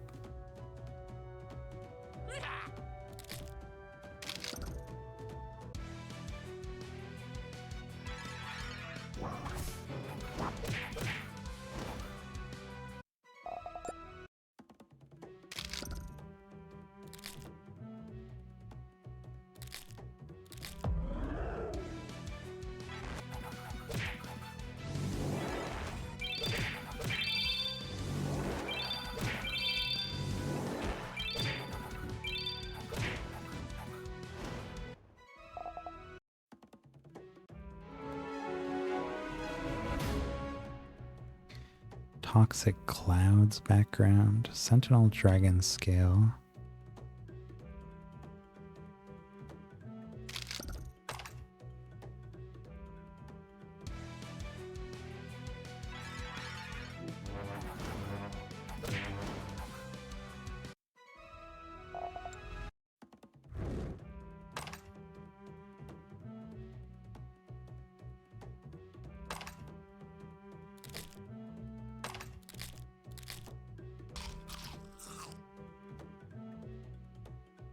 Creature's buffs gain 3 turns of duration.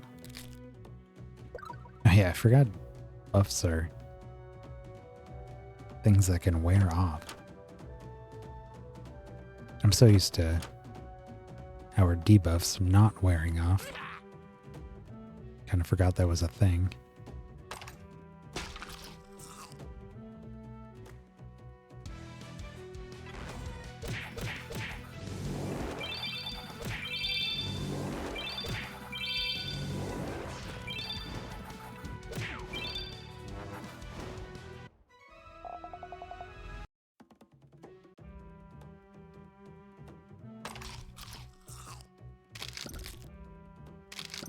Man, there's a lot of stuff on the ground here.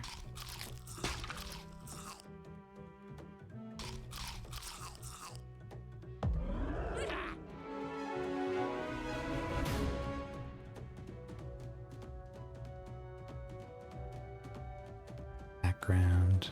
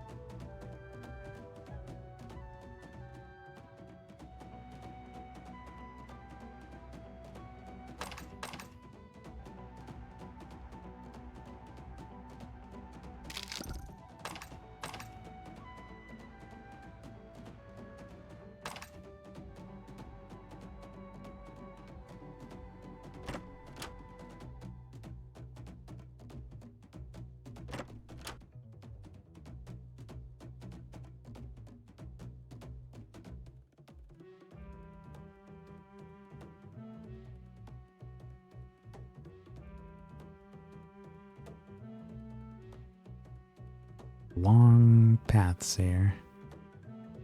Not much in them. I wonder there was so much in the open areas. Just all dead ends. That might be it. Yeah. Let's just check in with Torin here. Do not donate. He does not care. Trolls.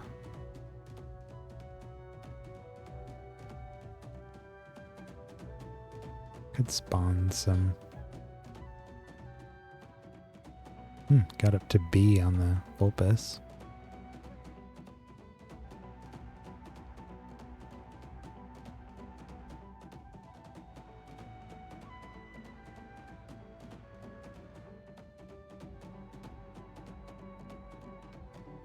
No.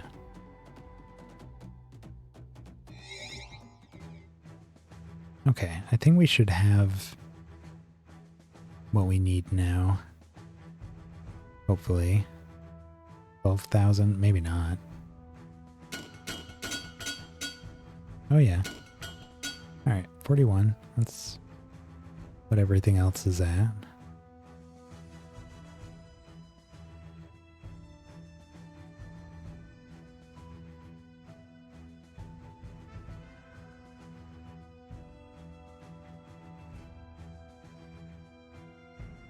And is that it? Let me look at my list one more time here.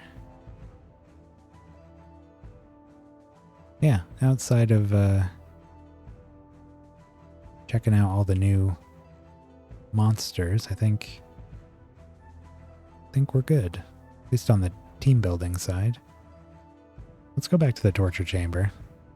At the very least, let's get through this place. Get some revenge for getting taken out in the last one.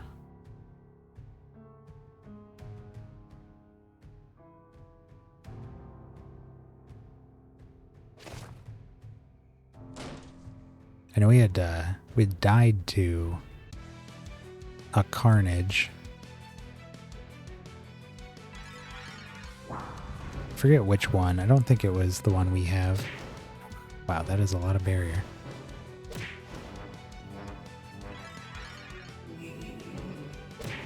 But he had ended up so buffed up. Oh, you know what? It wasn't... Well, he did have buffs, but it wasn't... He had got a ton of stat increases from killing our monsters that he was just like unkillable to what we had left. Next time we'll prioritize taking those particular carnages out. I mean, the carnages all seem very dangerous to begin with. They seem very, well, like our own. They got really good damage, but they're very frail. But if they're allowed to kill things, they get much, much stronger.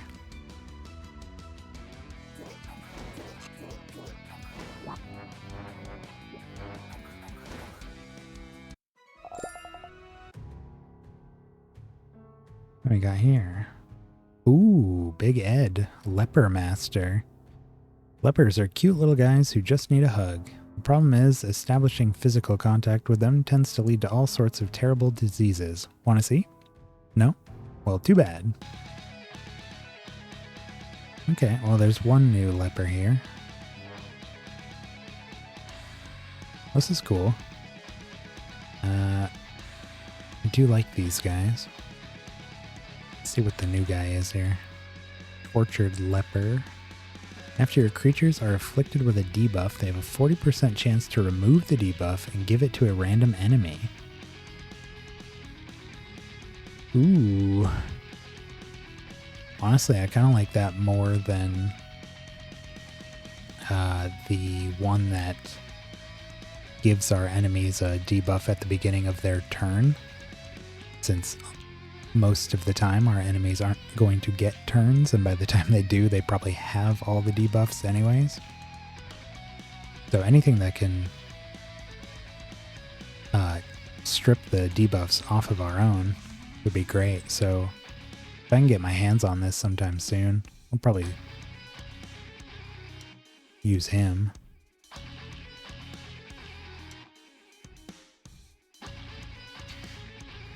Who do I want to kill first here?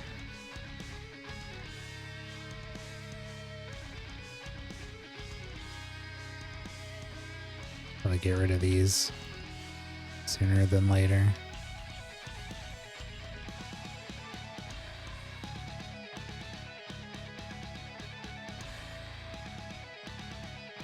After an enemy dies.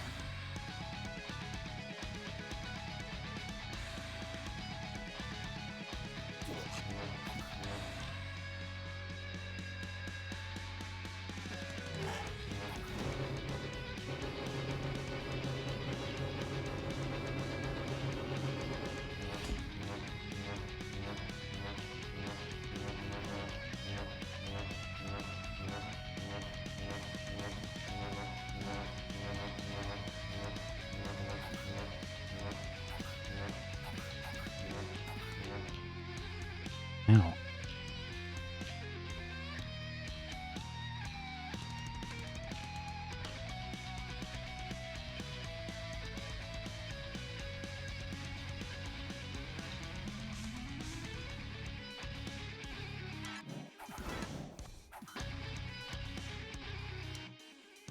Yeah, the Plague Bringer actually gets to go.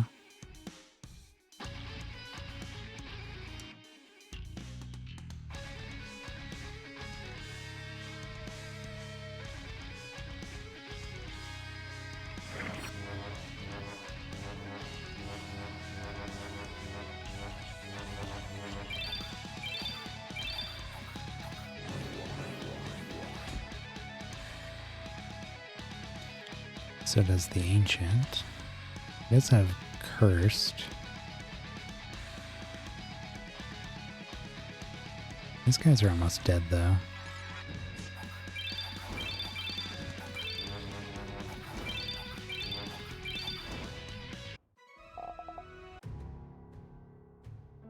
Mastery 1 with Lepers.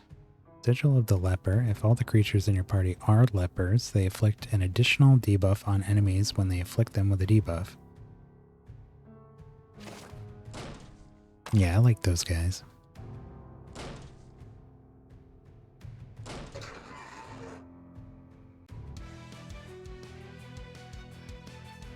It's that Carnage down there. Oh no, Fallen Carnage. That was the one. Be careful of him.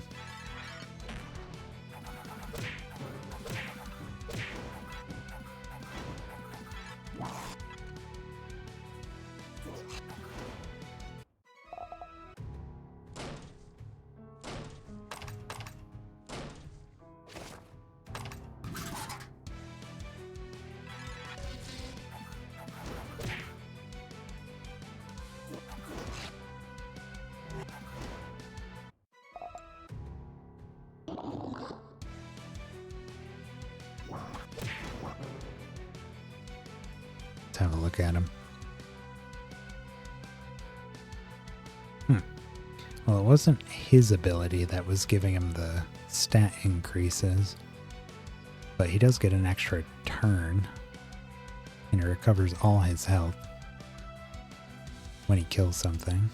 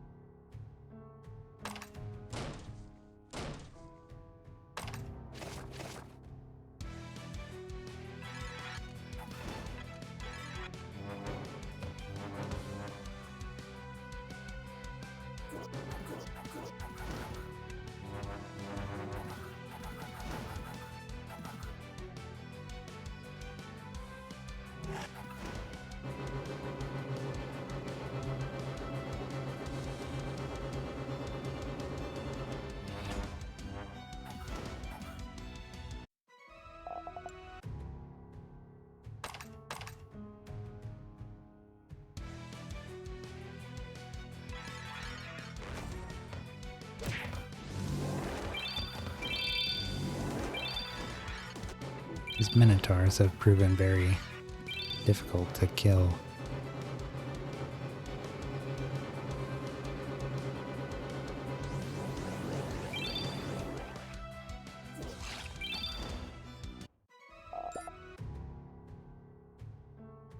Summon direwolf. Nothing happens.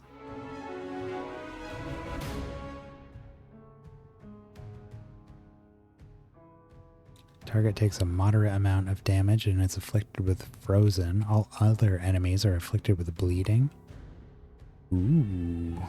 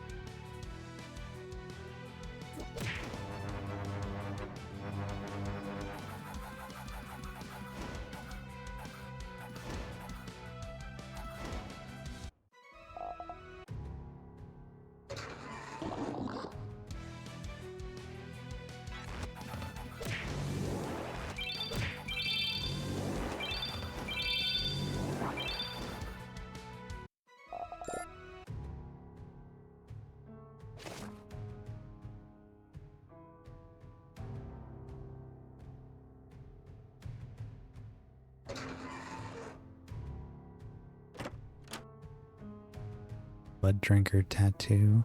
That must be the Sura Blood Drinker trait.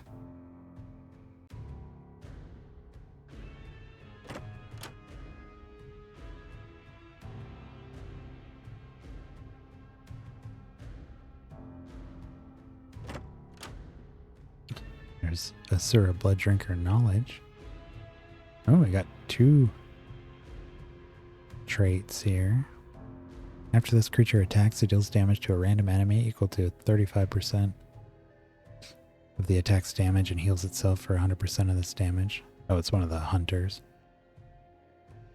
This creature is healed instead of damaged by bleeding and burning, but at 50% effectiveness. I don't think we've seen what has that one.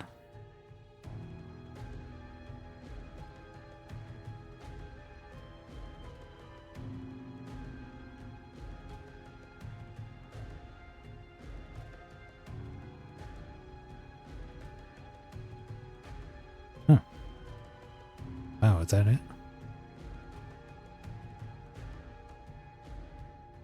Guess so.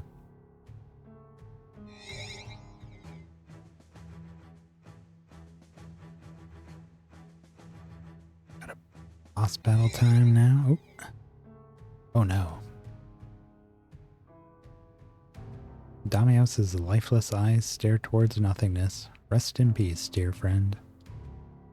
Turd, you came. Hebron gasps for air as he struggles to keep you in his vision. We couldn't take him. He turned on us. Hebron coughs, producing spurts of blood around his lips. In my bag. Take my bag. Find Lucius. With a final coughing fit, Hebron lays still, his listless eyes matching those of Damios's next to him. Tartareth, you have forsaken your duties as a god. Whether or not you are under control of the control? Under control of the ultimate nether orb is no excuse for your transgressions. Threaten me in my realm. Come, die. Turn, I need you and your creatures to distract Tartareth while I work on dispelling the ultimate nether orb's magic. Time to die. Here he comes. Prepare yourself. Ew. Wow. One down.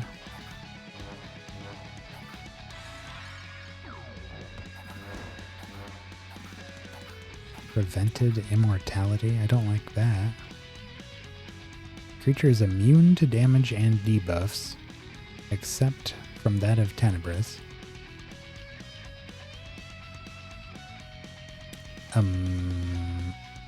Okay.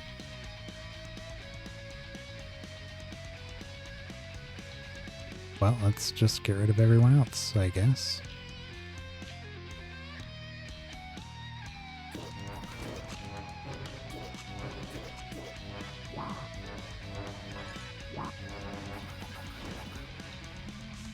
There they go.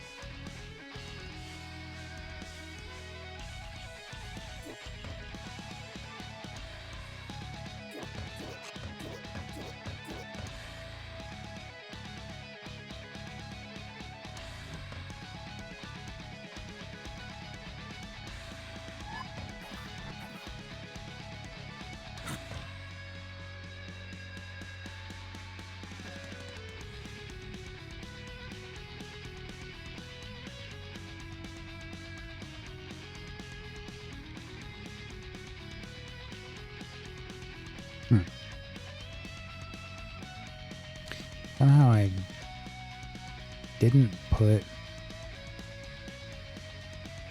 the spell that I wanted on here. There's another, the spell that our Carnage has. I should have two of. I meant to put that on him. The one that deals damage, heals our guys, and gives us max health. I guess we're just doing this until something happens.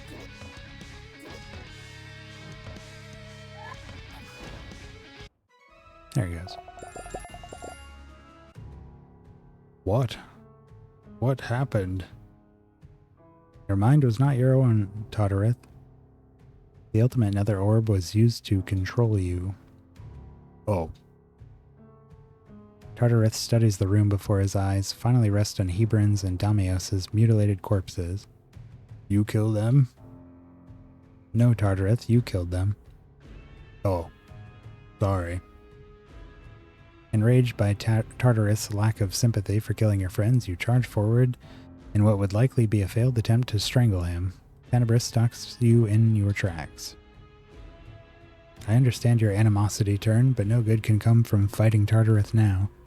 Though I suspect you'll never forgive him, it is Lucius who is to blame for this travesty. Speaking of whom, you'd forgotten about what Hebron said about Lucius until now. You approach Hebron's corpse and wince as you cut the bag from his belt. What do you have there? Inside the bag is a tattered pamphlet, bent multiple times and soaked through with blood and sweat. You unfold the parchment and realize it is a map of the Kingdom of Nex. But you already know exactly where Nex is located. How could Hebron have meant for you to... what could Hebron have meant for you to do with such common knowledge? Perhaps Everett will have a clue. You should return to him immediately. Now, that is what we do after we beat bosses.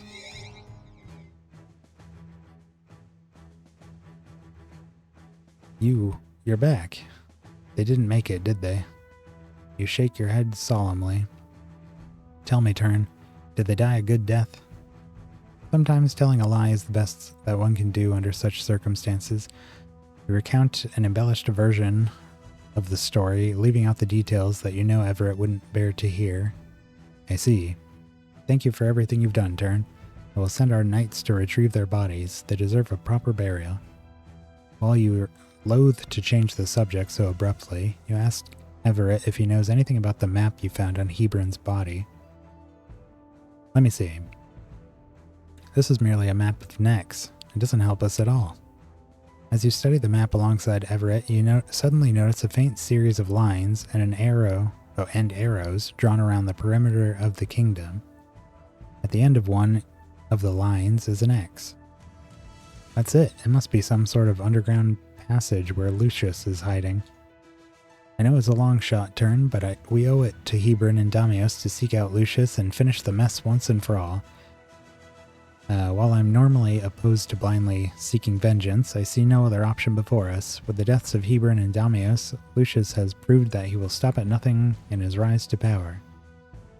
I'm sure that you know how to travel to Nex from here, but it's but a short jaunt away. Use the teleportation shrine to transport directly to the castle, kill Lucius, and bring peace to Rhodia once and for all. With a determined nod, you turn away from Everett and prepare for the final battle. Nemesis creatures. Powerful Nemesis creatures now inhabit the realms of Rhodia. You'll know when you're about to fight a pack of Nemesis creatures because they'll have a bit of text hovering over them in the overworld. The text gives you a clue about what bonuses the enemies in the pack will have in battle. For example, thorns means that some of the damage your creatures deal to them will be reflected back on them. Nemesis creatures drop treasure as well as additional experience points and resources. Always unlocking new stuff, even this far in.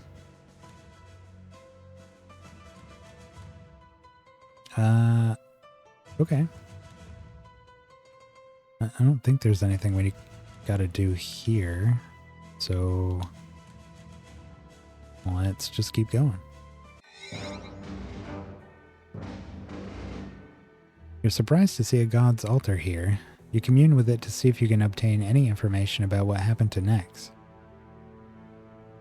Gonfurion, god of war. Well met, Turn. I'm Gonfurion, the god of war. You introduce yourself to Gonfurion and ask what has become of Nex. I struggle to believe that you don't know the answer to that question, Turn. This destruction was caused by your own hand, after all. What? Were you not the one who sent an army headed by Damios and Hebron to attack Nex and ransack this castle to find the ultimate nether orb? You had no idea Damios and Hebron caused so much damage to the castle. Everywhere you look, bloodstains of the innocent mar the once pristine floor. Tables and chairs were unnecessarily overturned. Even the plants were shown no mercy. Interesting. Perhaps you didn't know your own men as well as you thought. But I know that King Lucius has caused a great deal of trouble for you as well. It seems that no one is innocent in this matter then, eh? That's the thing about war. One way or another, everyone's in the wrong. You'll find King Lucius deeper in the castle. Don't worry, for I will not interfere in your endeavors. This battle is between the two of you and no one else. Thanks, bud.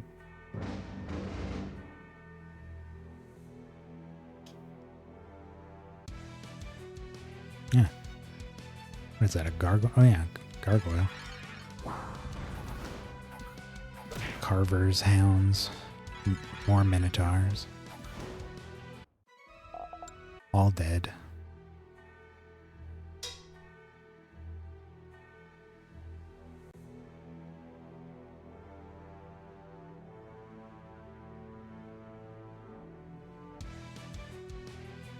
Some whites.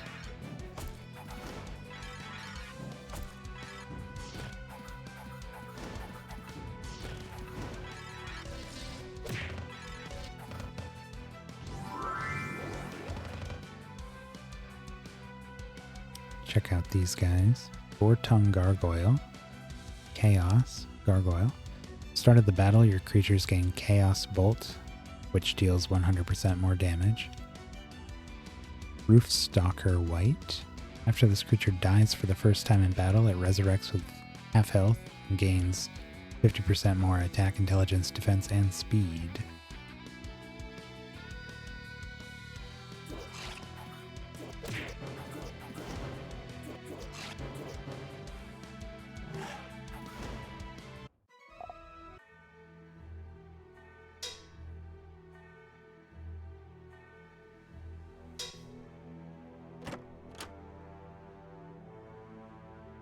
After this creature is attacked, it deals damage to the enemy equal to 65% of the this creature's attack.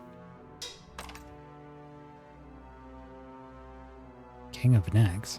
Oh, no, Knight of Necks. Missing some letters there. My brother was among those who were killed during your invasion. Today I will avenge his death. Whoa. Infernal Guard.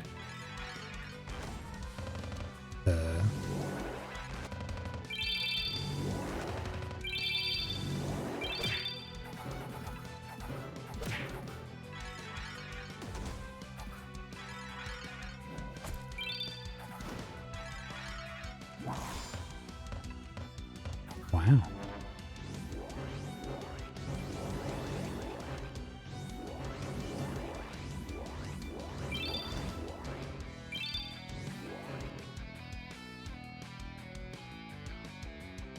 Pit Guard, Chaos Doom Guard.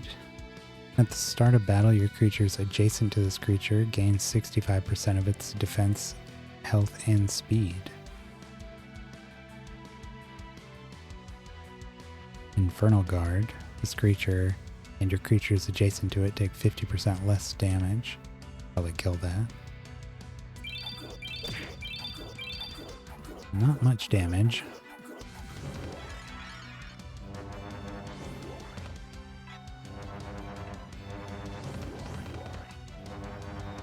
Oh my god. It never ends.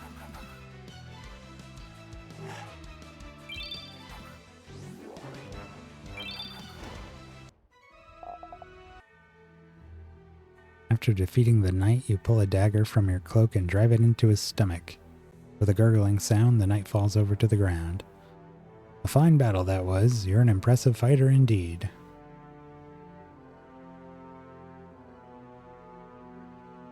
Yeah, screw your revenge.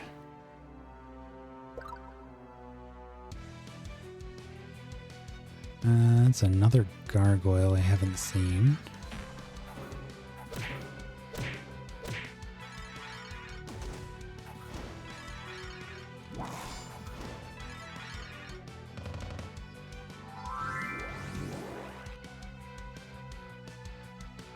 Bloodfang. After your creatures cast a chaos spell, they gain 35% attack. Nightwing Gargoyle. At the start of the battle, your creatures gain copies of all the enemy's chaos spell gems.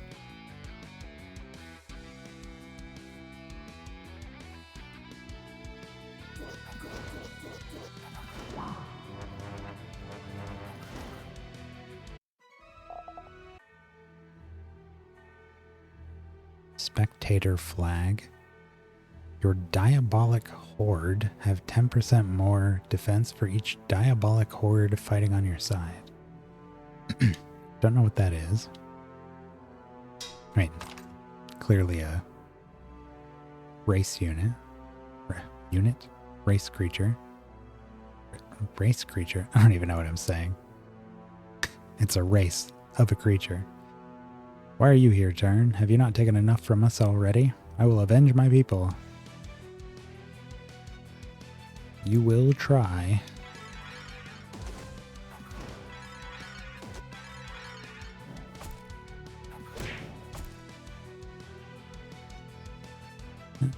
Death Guard. Creatures no longer take additional damage from critical damage.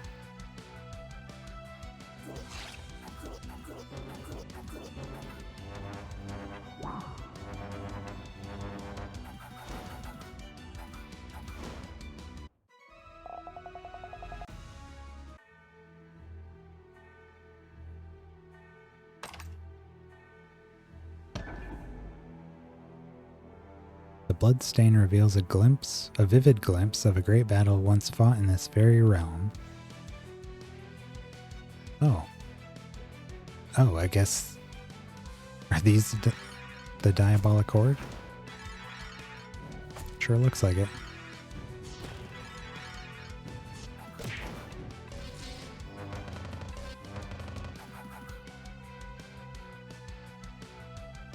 Yep. Diabolic Watchmen. Diabolic Horde have 10% more attack for each other. Same thing, but speed.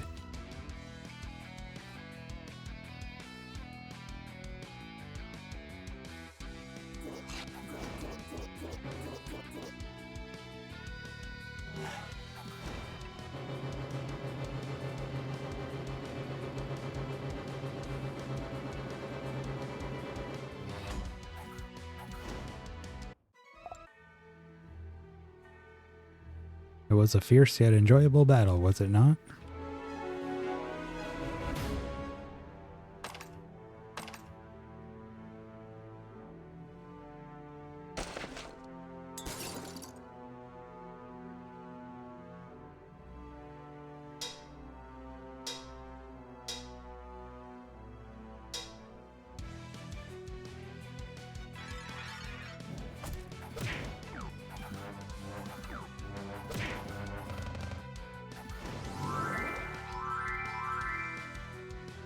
Yeah.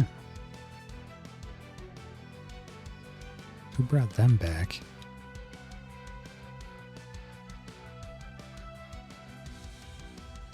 I don't know.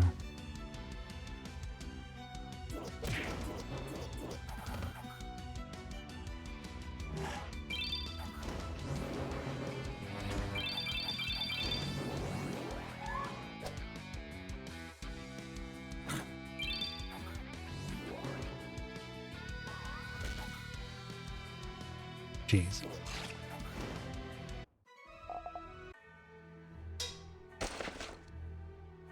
Oni Fragment. Creatures attacks deal 150% more damage and have a 100% chance to deal critical damage. This creature skips every other turn. I was thinking, that sounds really strong. Of course, there's a downside. Goliath, Gargoyle Master. Gargoyles are great at casting spells, especially chaos spells. Let me show you how they work. Oh, he's got a full team. They're all different. I think that's the first time we've encountered that. So this is potentially every gargoyle in the game. Again, I'm just assuming that there's 6 of each, so you can make a full team. Could be more. I don't know.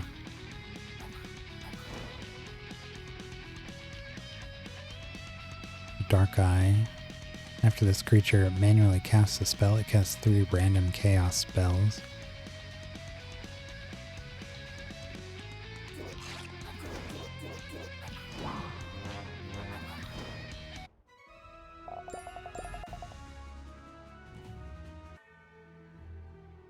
Mastery 1.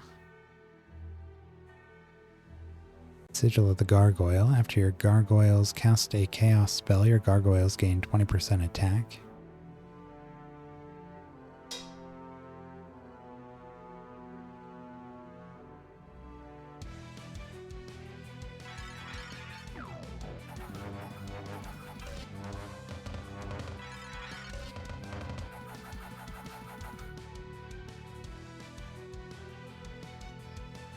Chaos Guard.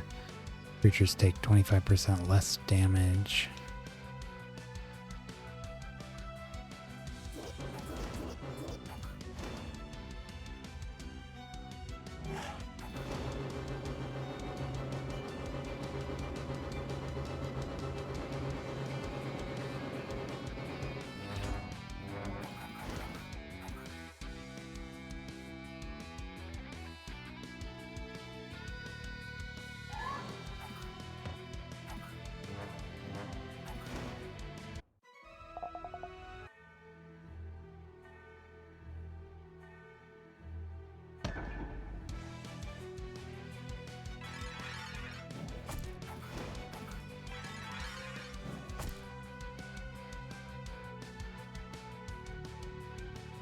Diabolic Intruder boosts intelligence. Okay, so each of them boosts a different stat for other diabolic hordes.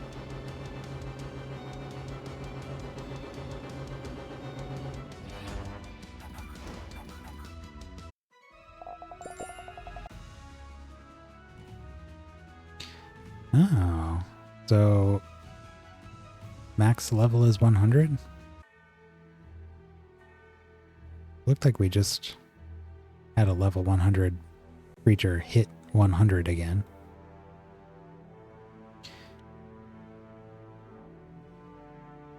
I wonder what happens when they level up again.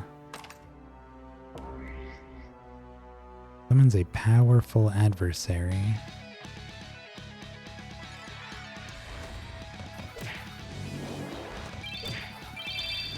Oh yeah, I never did change that spell gem. Gotta make sure I do that next time.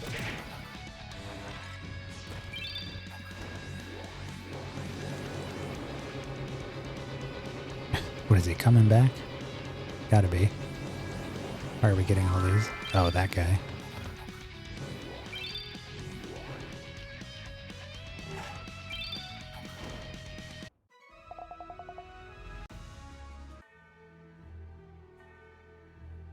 Pandemonium juice.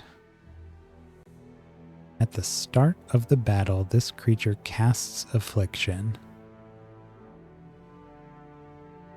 Man, these things always give me trait things that I really like. I'm pretty sure that's where I've gotten a couple of these other ones. I want to say Pandemic came from here and maybe Stricken. Dang. I don't know if I can get that in the group, but if I can, I will absolutely try.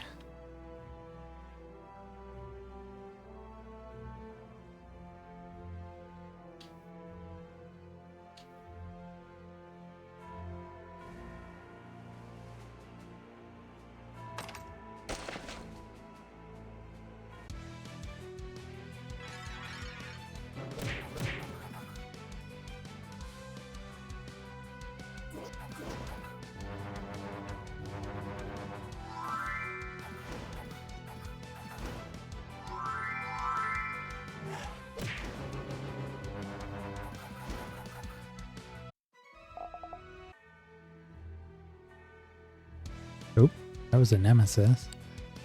You've been attacked by a pack of nemesis monsters with Undying. Enemies resurrect after a short period of time. You just have to kill them all at once.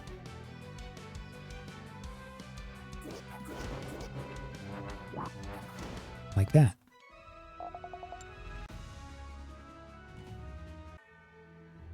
Oh. No, maybe we do go over 100. Let me see. Oh yeah, the Vulpes is 101. So was the Leech. I guess I just saw it hit 101 and thought it still said 100. Okay. I have no idea what the max level is. The arena said that you get a team of monsters at level 100, so I was thinking maybe that's max level. But, ooh, hello. Evidently not.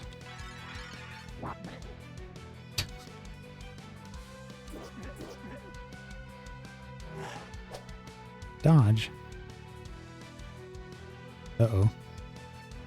Ran out of charges.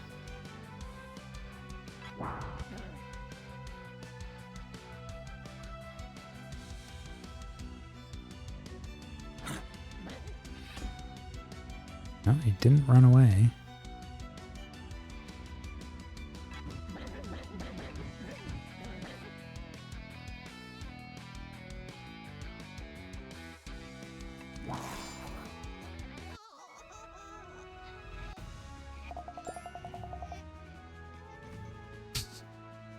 Just realized he cries after he dies. Why? Why do this to me? Didn't get a whole lot out of that one. Decent chunk of brimstone. That wasn't a battle. It was a slaughter. There's no honor to be found in this treasure golem's death, only sadness. I'm pretty sure the devs made unique dialogue for every god just for killing treasure golems. The dialogue is never repeated.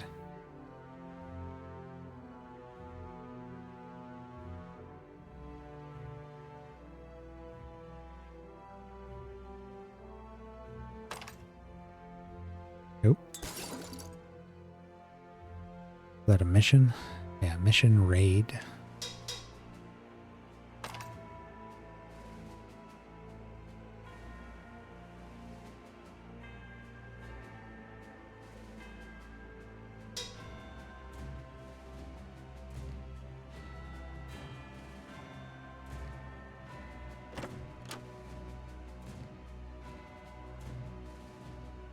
Stronghold.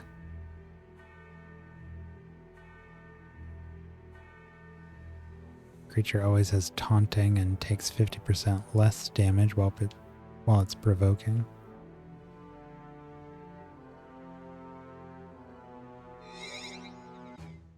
Go turn this in.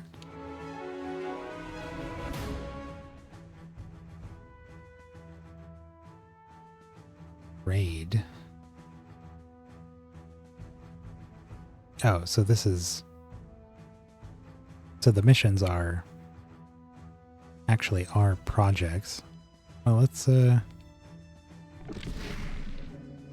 try it out. Collect the required items from realms and return to Everett when you're finished.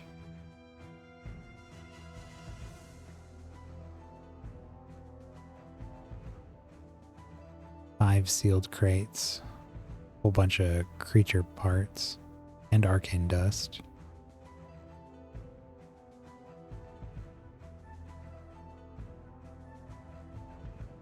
Alrighty.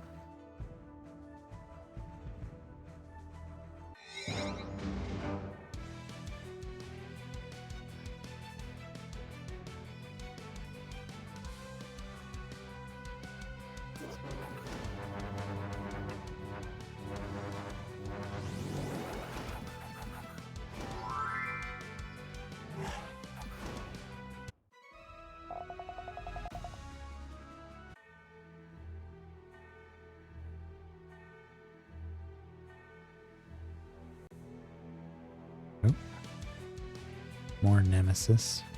Misery affects. Creatures cannot gain buffs or stats.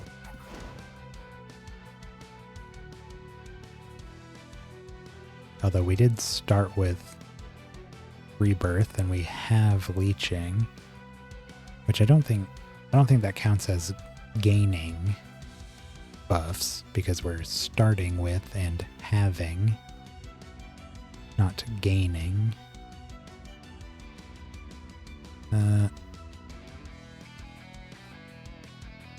I guess it doesn't matter.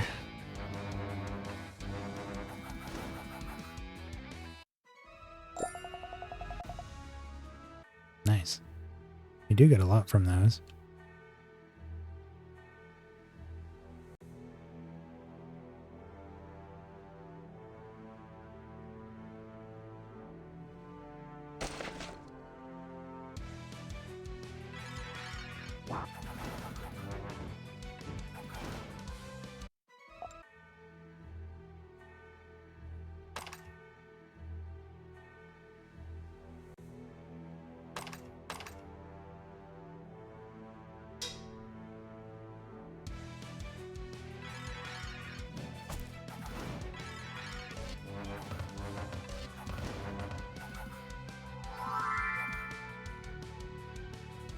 Which one is it that's bringing them back? After this creature dies, it has a chance to resurrect allies.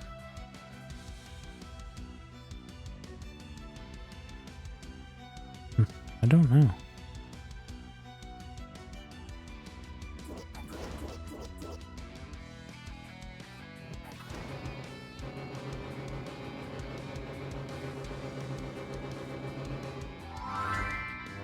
Well, actually, the guy in the upper left did die at the same time as the other guys, so after he died, it probably brought everyone else back.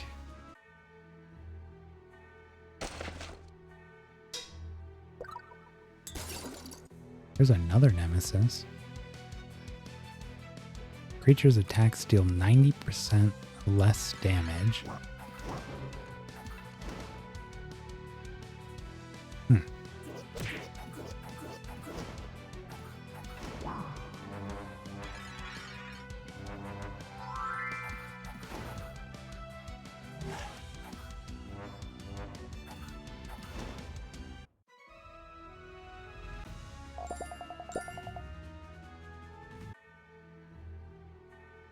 chaos spheres. Target spell gems are sealed for the rest of the battle.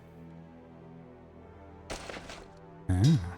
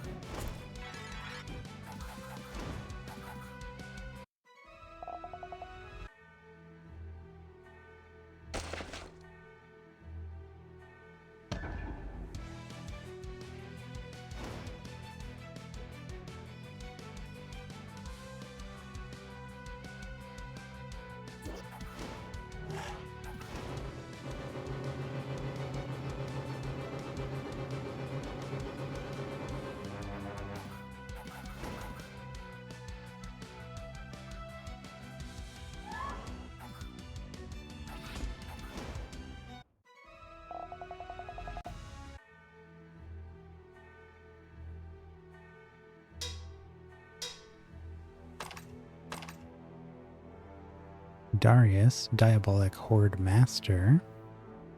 Diabolic Horde are perhaps the most cooperative of any creature in all of Rhodia. They encourage and empower one another with only one goal in mind, to achieve victory at all costs. Frankly, I don't think you stand a chance, but we shall see soon enough.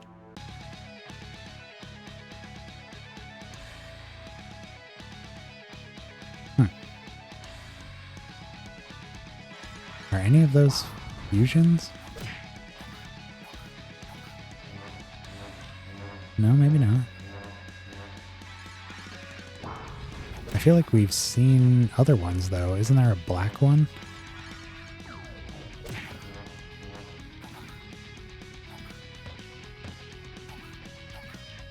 Didn't we just fight a black one?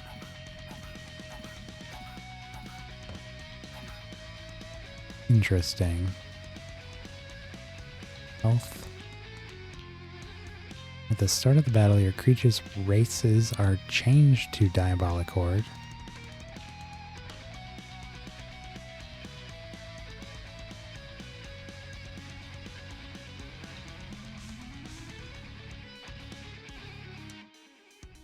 Seems kind of pointless in this group. 10% more health for each fighting there. Share their max health. If your party contains 3 or more Diabolic Horde, your creature's Diabolic Horde traits act as if they have 3 or more. 5% less damage, 10% more attack, 10%.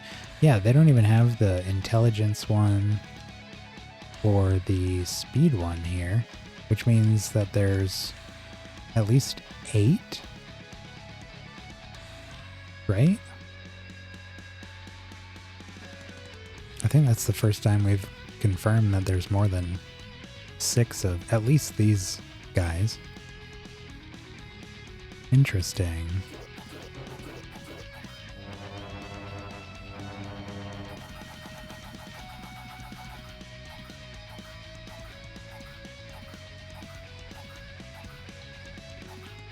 Got a lot of health to chew through here because of these guys.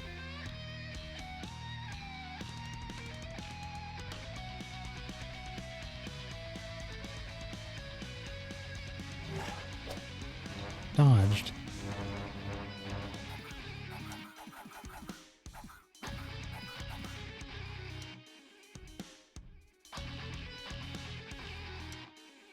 Well. Let's do a Sunfire.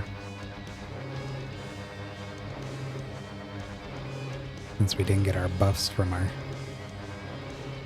Carnage.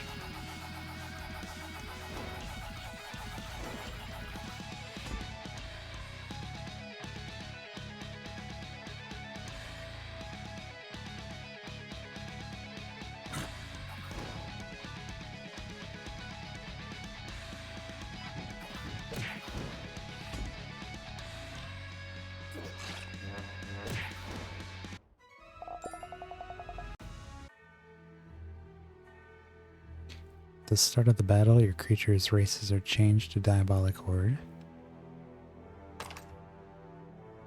Let's have a look at our bestiary.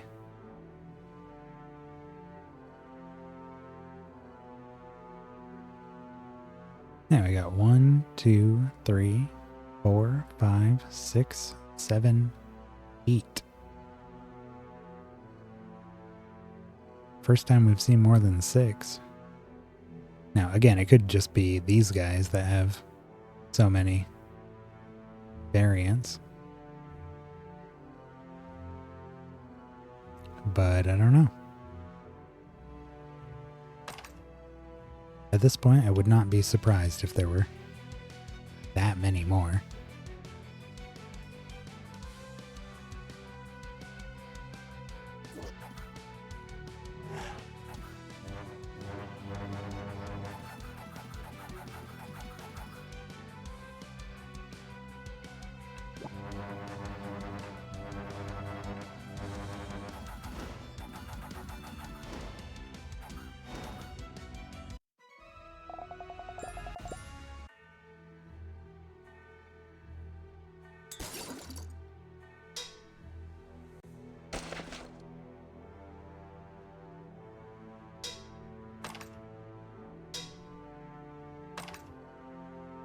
Hello.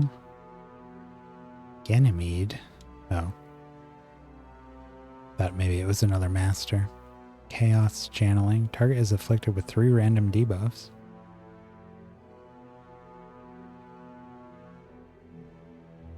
Be a nice one for like chance to cast on attack.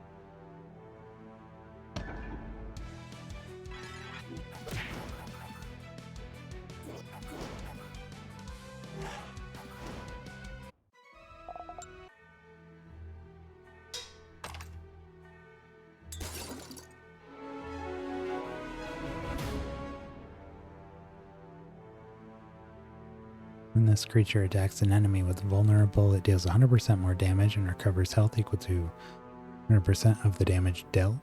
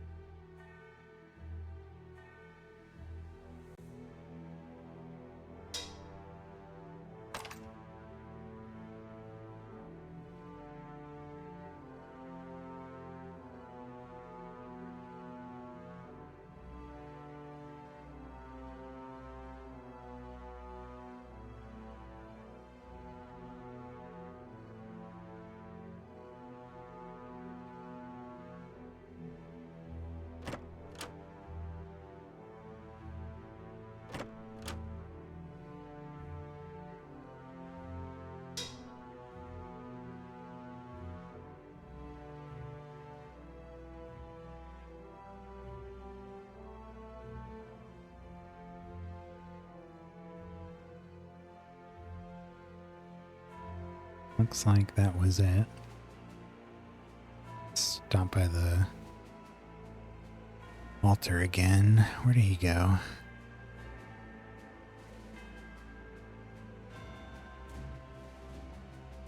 Where did he go?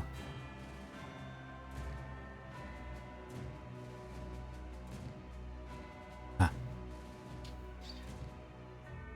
Crush punch. Target takes a large amount of damage and loses a large amount of defense. Alright, before we do our boss battle here, I just want to change Resplendence. Manage spell gems.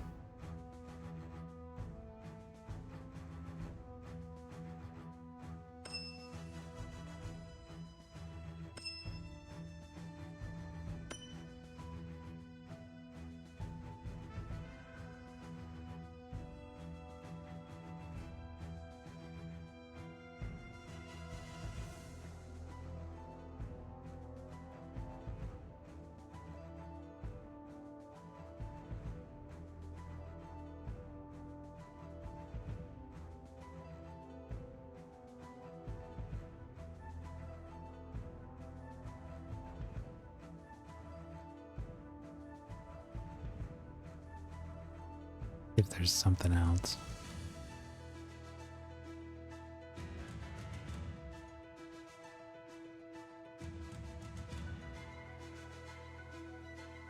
Ideally, single target, moderate or higher would be good.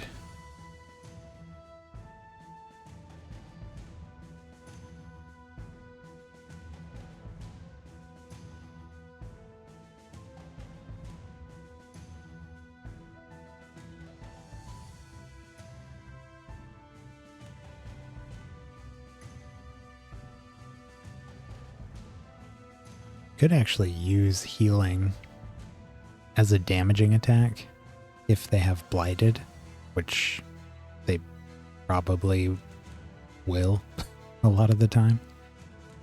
So that is an option.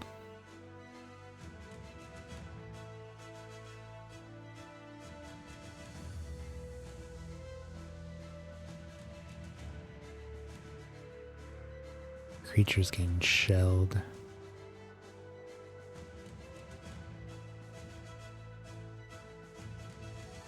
Target takes moderate damage, casts a number of times equal to the number of enemy creatures that belong to the target's class.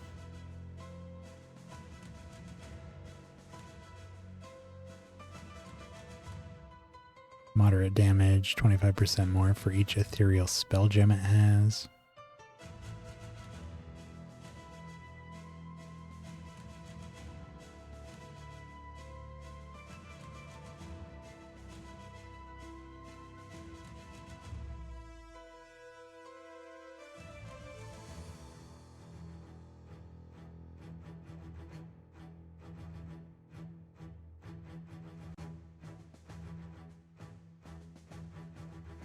Or I could just give it saving grace.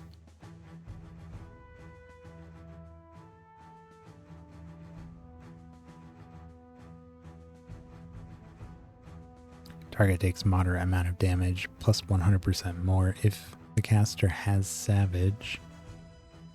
With the amount of buffs we're putting out, there's a good possibility that we'd have that. Target takes a large amount of damage and it is afflicted with stone. That might be the one we do. Large amount. Yeah. Let's get that one.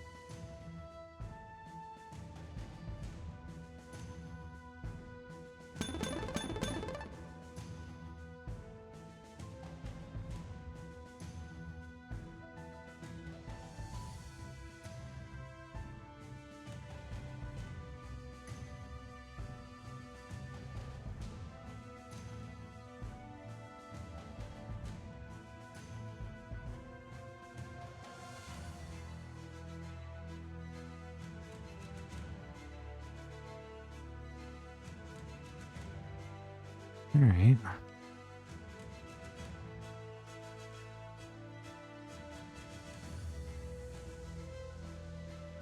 I want to modify the... Actually,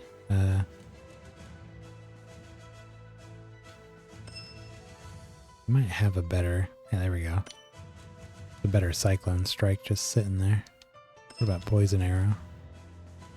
Yep.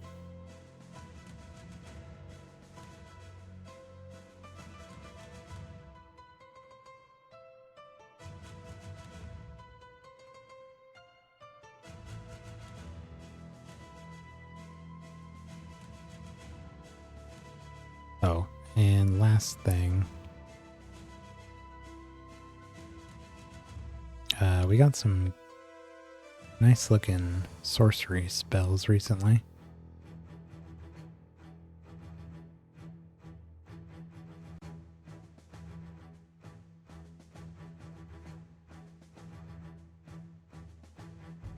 Enemies take a large amount of damage and are afflicted with blind. I don't have that, huh?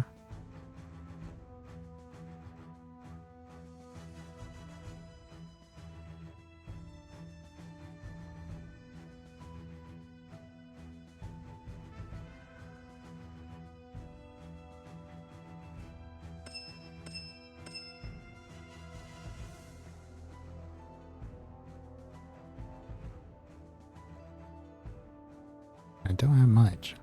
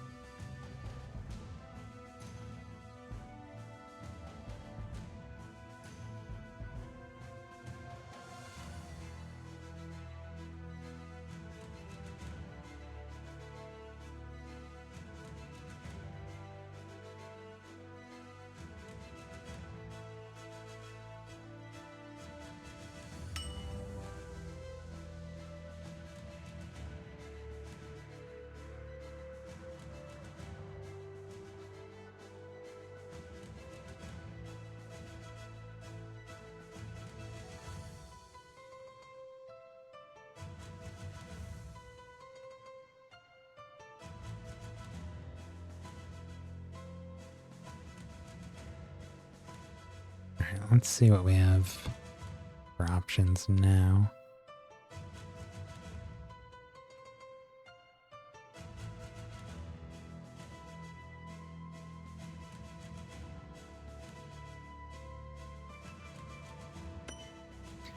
Mind Storm.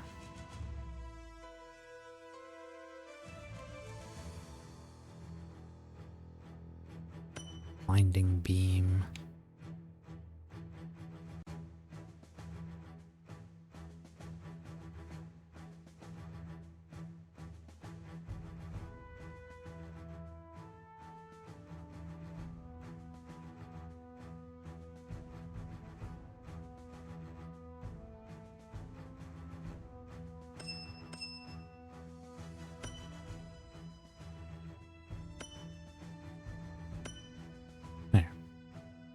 He's got two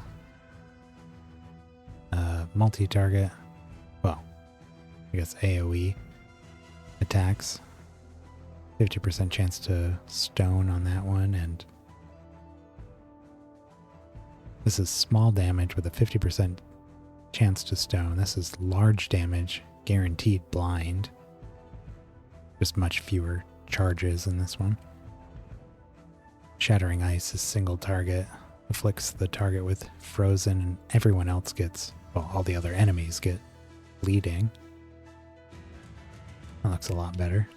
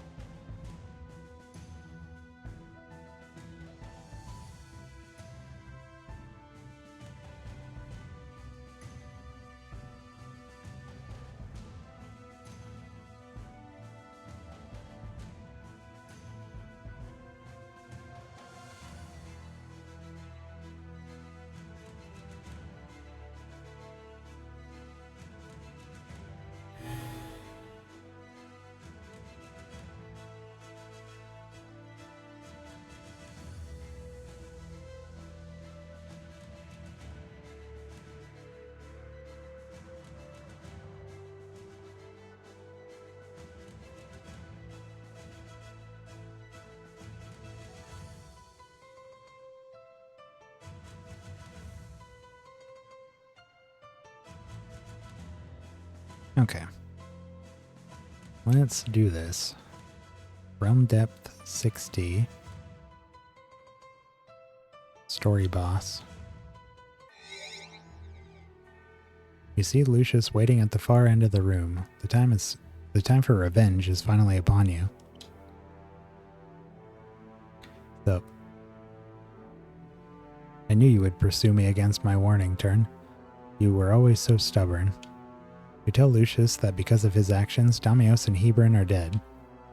You would truly blame me for their deaths? No, the blood is on your own hands, Turn. It was you who chose to attack my kingdom. Look around you. You left nothing but destruction in your wake. My castle is in shambles, my people slaughtered. All for what? So you could take the ultimate nether orb for yourself? You crave power so much that you're willing to sacrifice everything you've ever known just to reach the top of the ladder? Enough. Caliban appeared out of nowhere. It seems he can make himself whole now, even outside of eternity's end. Do not listen to Lucius' Turn. He means only to set you off guard. He is not only responsible for the deaths of your most trusted lieutenants, but for jeopardizing the peace of all Rhodia. Lucius, your time has finally come. Your death will be long and painful. I'm not afraid to die, but I will not go down without a fight. For the kingdom of Nex. To arms, my creatures. Oh, it's these guys again.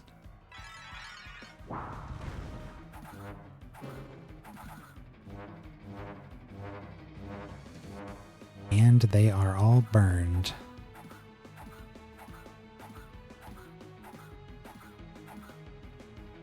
Going to make for a fun turn when our Vulpus goes up. Alright, who needs to die here?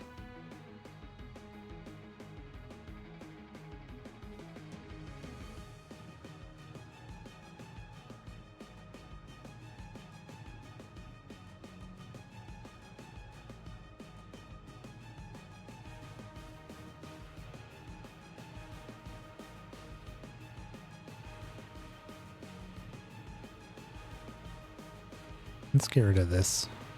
Well, pretty weak against that one.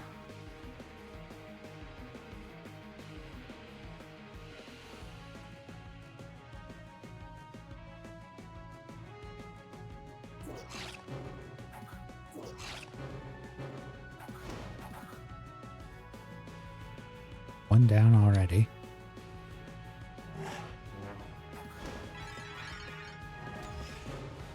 Here we go.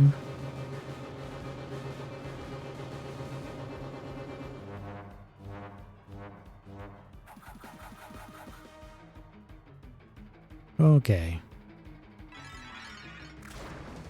Let's get the rest of those buffs.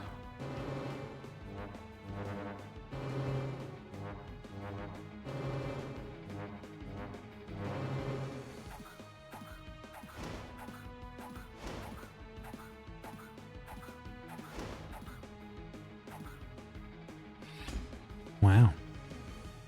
Tough guy.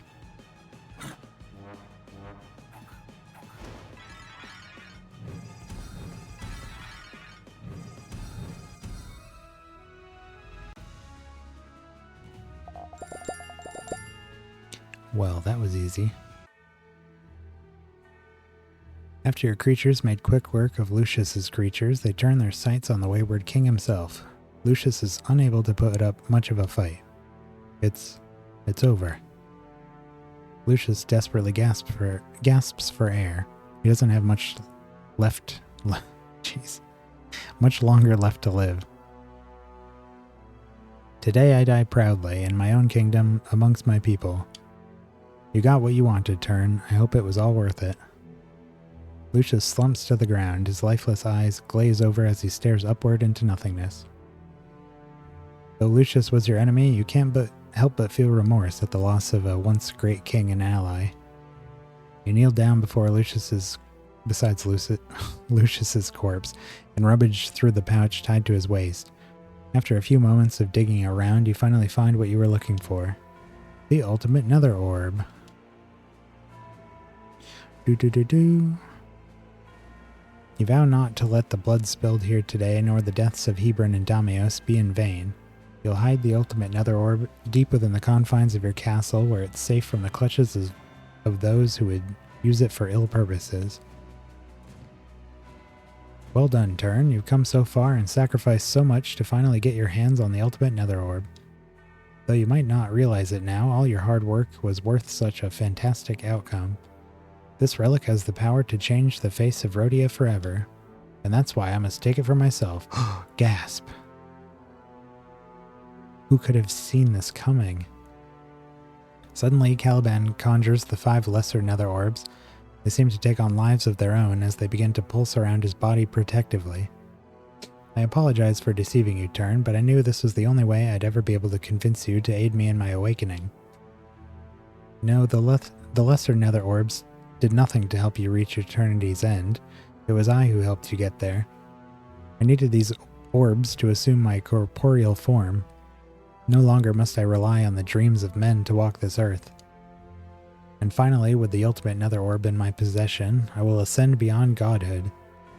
I will cleanse Rhodia of its incessant wars, like the one he just caused, of its strife and poverty, again, of its lesser gods who work only to serve their own needs rather than the greater good of this world. But do not think for a moment that I'll so quickly forget all you've done for me, Turn. You'll serve as my hand. I will grant you power and riches beyond imagining. Just as I will be the god of gods, you will be the monarch of monarchs. So are you ready to begin? Are you ready to experience the birth of a new Rhodia?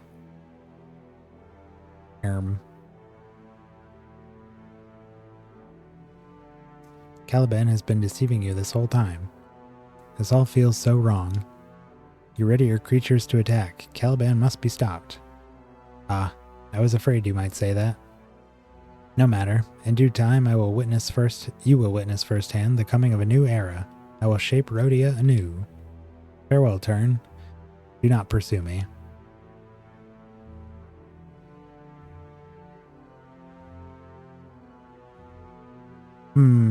No, this won't do it all. Gunfurion begins to cast a spell. Your time has not yet come, Lucius. Rhodia still needs you. Arise, champion. You in turn have not yet realized your true fates. Awkward. Gotta stand by the guy we just killed. What is this power? I feel renewed, reborn. Indeed, I used the lingering essence of the ultimate nether orb's power to bring you back from the brink of death. The two of you must set aside your differences, like the time you killed that dude. Caliban must be stopped at all costs. Do you understand? You take a deep gulp and nod your head solemnly. You'll find Caliban in Sanctum Umbra. Perdition is the ruling god of that realm, and he will doubtlessly protect you from Caliban's power while you search for him. This fight will not be an easy one. I will rally the other gods to meet you in Caliban's domain. Until then, farewell, my friends, and good luck. Turn, I know we don't have much time, and I realize there is little either of us can do to repay each other for the suffering we've caused one another, but I know that I will spend the rest of my life working to make things right with you and your kingdom. Why's he gotta be such a good dude? Should just have a full party of treasure golems. That is a conversation for another day. Prepare your strongest creatures and meet me in Sanctum Umbra. Together we will save Rhodia. I will do that. Oh, I was worried that the mission wasn't going to be speak with Everett. Oof. Our character didn't think to himself that he should go speak with Everett. Started to panic. Return, you've returned. I cannot even begin to describe how relieved I am to see you back in one piece. Tell me what happened with Lucius. You tell Everett that both you and Lucius were manipulated by Caliban. Caliban used the lesser nether orbs to... Yeah, we just went over that. Of course. Why didn't we ever question Caliban's intention before? It all seems so obvious now. I'm not convinced that you're not in league with Caliban, Everett. Dude's always telling me to take naps. And then Caliban talks to me while I'm sleeping. But it's far too late to look back on our mistakes, Turn. We've come so far and made too many sacrifices to allow Caliban to get away with this treachery. You and Lucius are an unstoppable force. Caliban doesn't stand a chance against the likes of you. Prepare yourself, Turn, and make your way to Sanctum Umbra. Nether stones. Sometimes you'll receive loot from treasure chests, realm quests, or other sources of items and receive a nether stone. After you upgrade an artifact to tier 50, you can upgrade it one last time to unlock a nether slot, which can be socketed with a nether stone. Nether stones can provide your artifacts with all kinds of new properties, including multiple traits, spells, and just about any other property that you could normally add to your artifacts. Nether stones are among the rarest items in the game, so don't expect to find them very often. We do have a couple of those already. They don't seem to be very good, but they are present. Do we have... We don't have any projects to turn in, right? No. How are we doing on those? Just need 5 gemstones. Getting pretty close to this one. We need more sweat. Almost got the pilgrimage. That one's going to take a while. Alright, well, let's go here.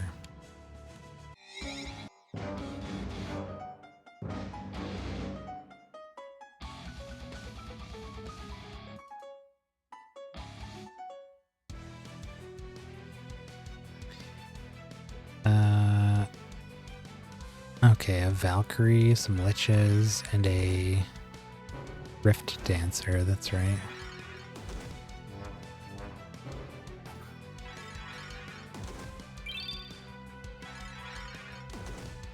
Stop casting my own spells against me.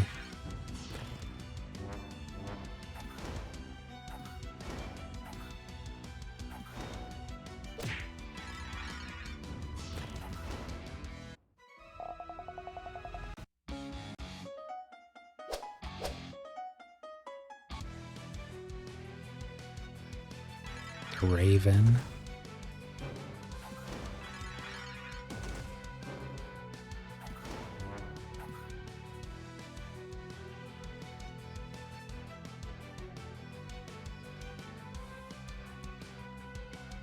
I don't know if we ever looked at this guy.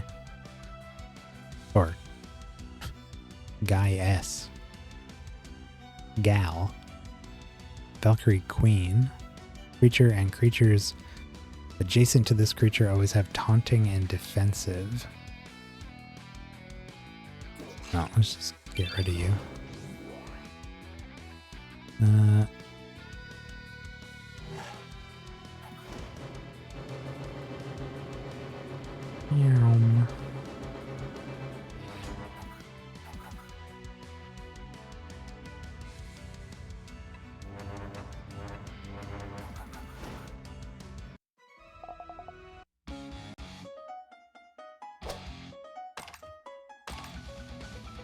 What the heck were those? Oh, let's talk to the...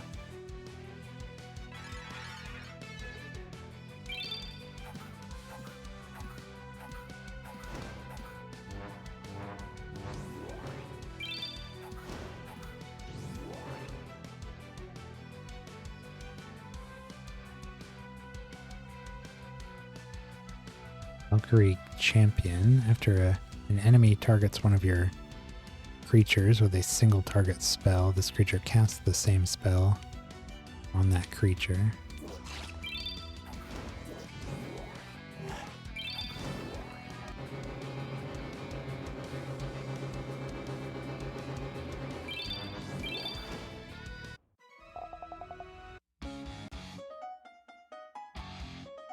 You commune with what is likely to be the final altar you'll encounter on your journey.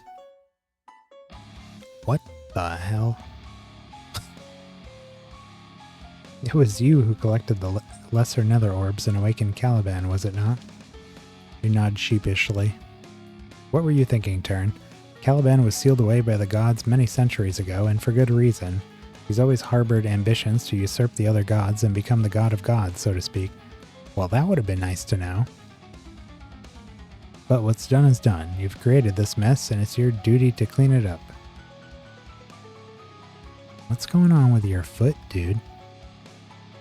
Lucius has already passed through this realm and is attempting to hold off Caliban as we speak. Seek him out and offer what aid you can, and hurry, for no mere human can hope to delay such a powerful force for long. Costume Rat. Lingering Insanity. Enemies take a small amount of damage. 100% of the damage is based on the enemy's intelligence instead of the caster's.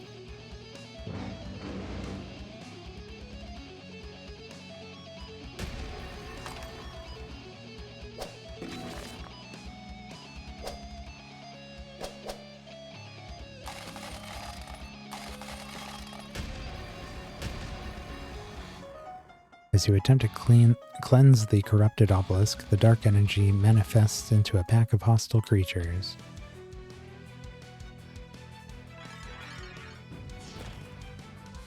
There's a new lich.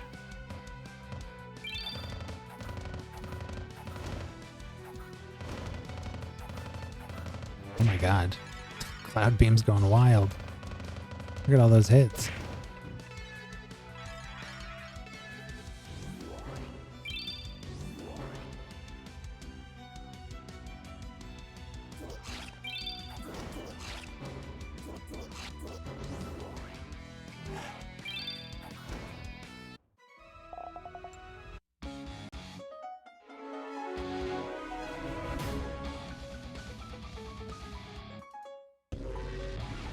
The pulsing, throbbing brain captivates the entirety of your attention. After an indeterminable amount of time, something tickles your conscience and snaps your mind back to reality.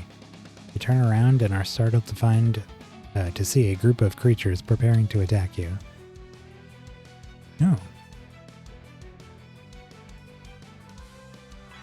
Soul Flayers.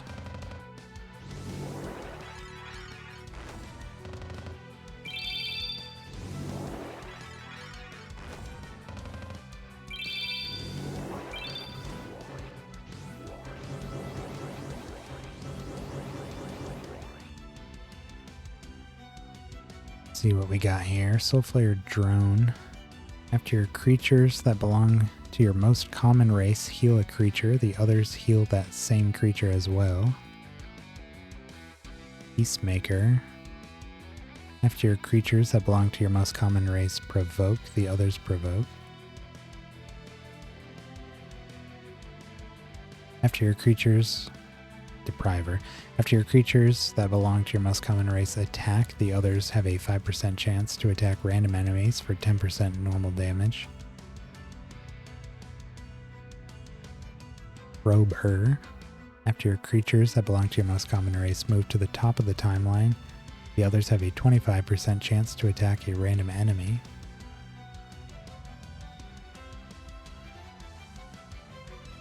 Okay.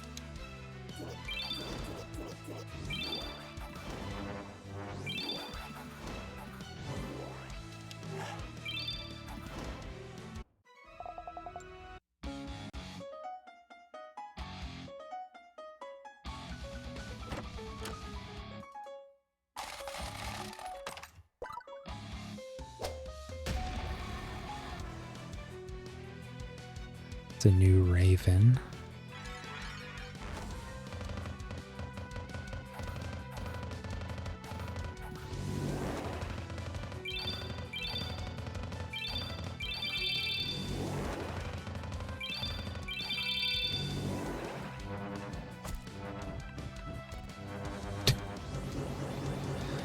Oh my god.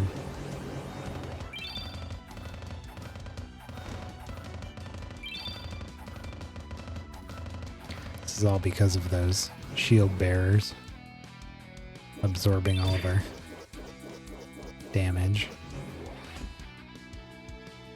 I don't know if I've seen the sorcerer. Maybe. Creatures deal damage with spells based on 25% of their stats. Yeah, I think so. Raven Blood Mage. At the start of this creature's turn, it takes damage equal to 20% of its max health and converts 200% of that into intelligence.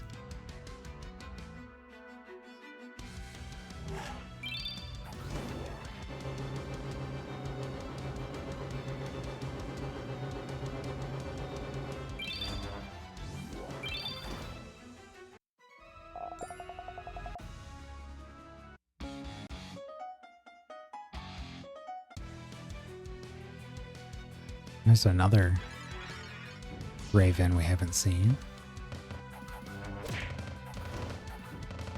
Batmaster.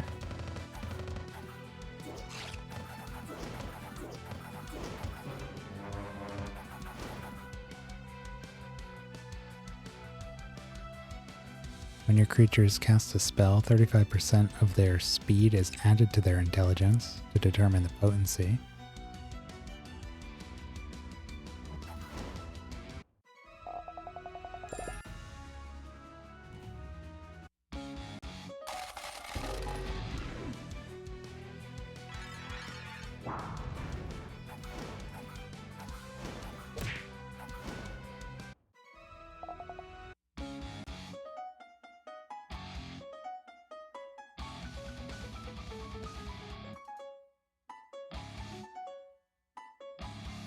I'm gonna go back and see if we missed.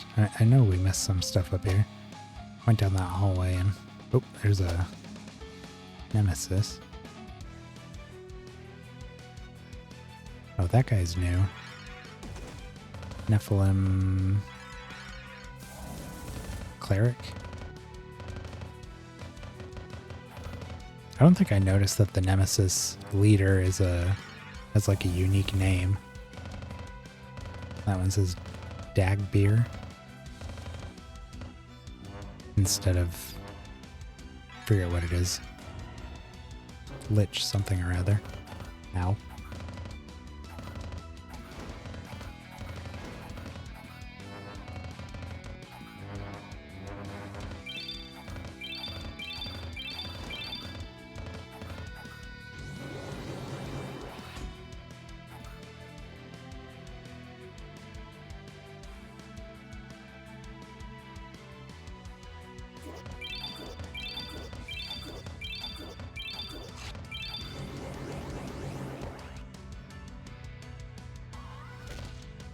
Oh, that was not who I thought was going to attack next.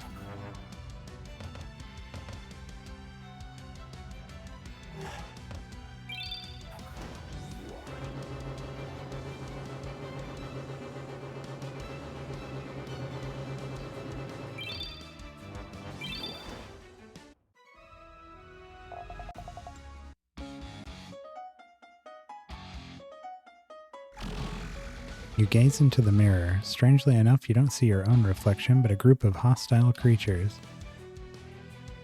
What the heck? Sins?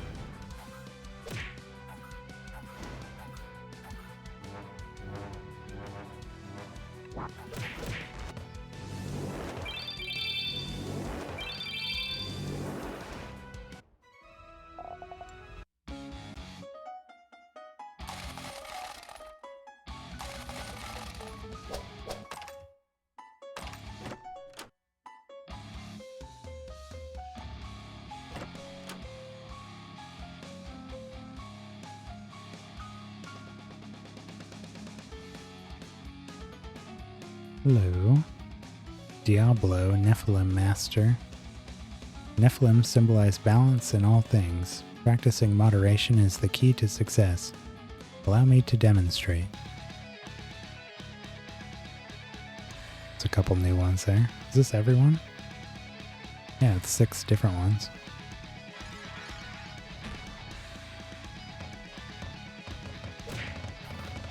Not going to do a ton of damage with most of these because of that shield bearer.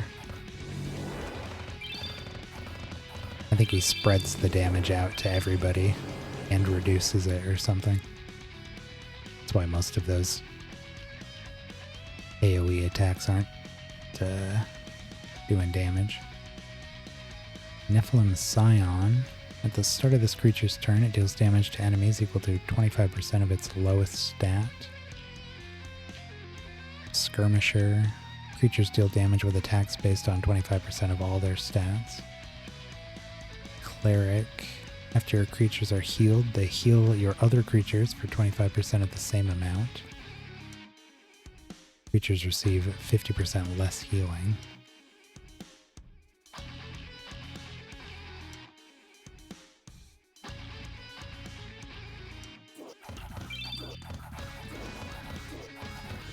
Get that shield bearer out of there.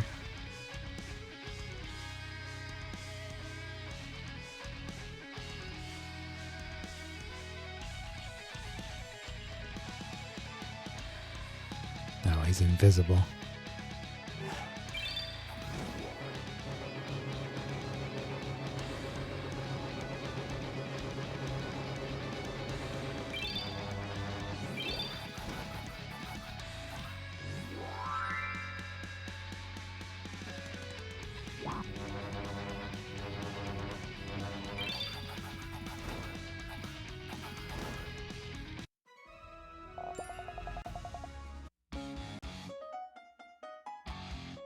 Sigil of the Nephilim.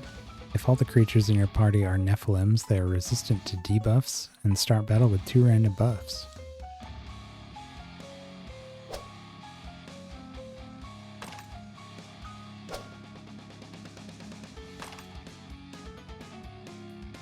Innervate. Target recovers a small amount of health or a massive amount if it has mending.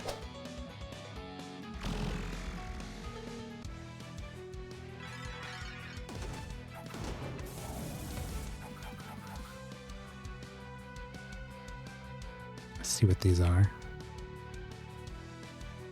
Acedia Sin. Death Sin. Enemies start the battle with 30% less attack and intelligence. Gula Sin. At the start of the battle, 50% of this creature's attack, intelligence, and speed are converted into health. Era Sin. This creature always has Berserk and Savage and deals 30% more damage. Superbia Sin. This creature always has Repelling and takes 30% less damage. I wonder if these are like the opposites of the, what were they called?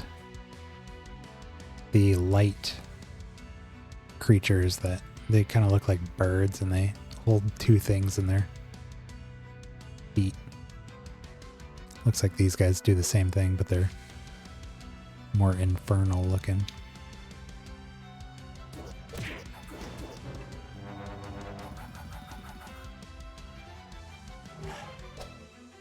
Dodge.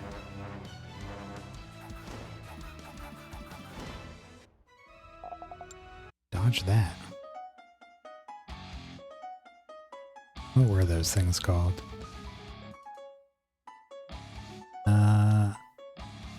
Let's look by class.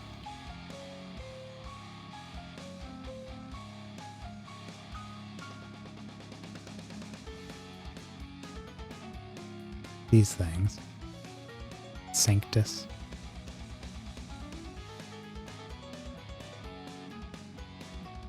Kind of look like them, right?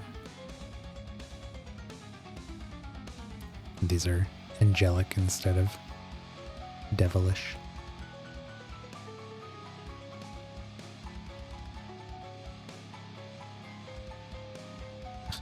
God. Race. There we go.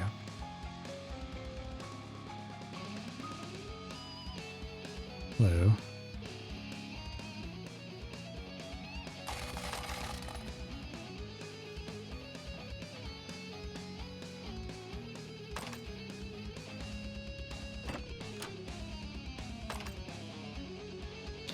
There's the pilgrimage done. Conjoin. Potency of the target's bomb is increased by 80% of the caster's speed.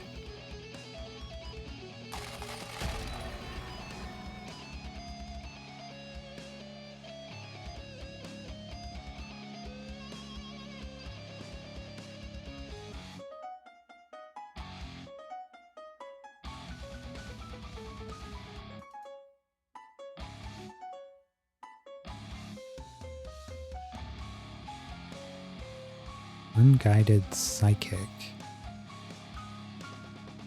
Creature always deals damage as if they are strong against their enemy's class. Ooh.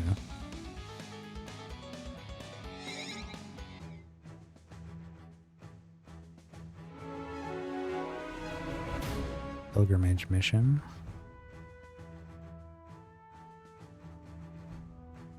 After completing this project, you will receive favor with the god of your choice.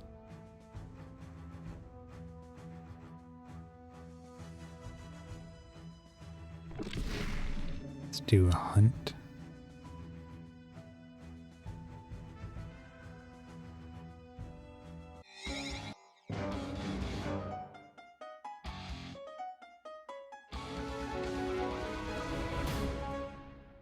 Terror. Target loses a large amount of defense and is afflicted with feared.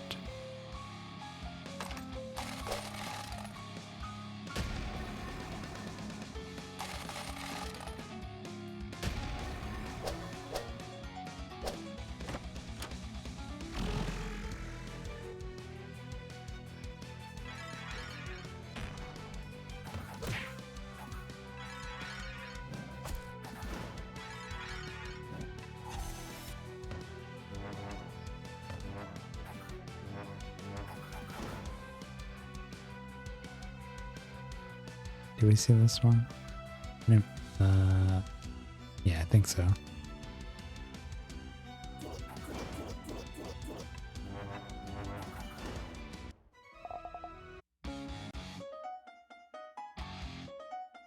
Death Creature Core? What was that? For a project? Ah. Oh, okay. Well, we got all the deaths.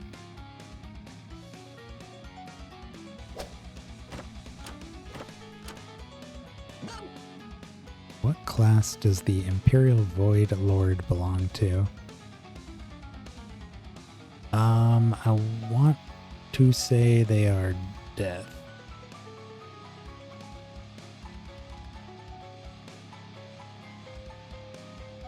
But I don't remember. Yes.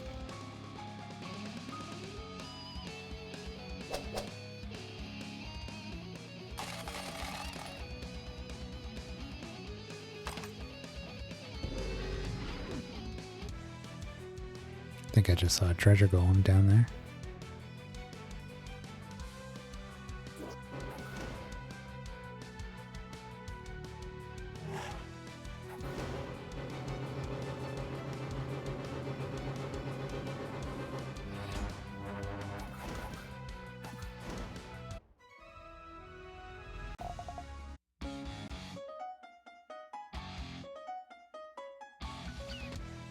Hello.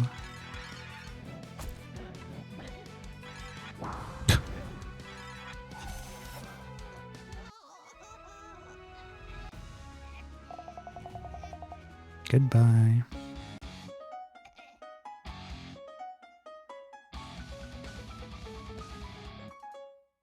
Your actions are repulsive. Get out of my sight before I cut you down, turn.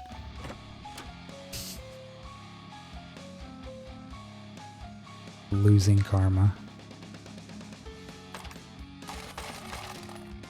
I don't think there's any actual penalty to that besides their disappointment in you.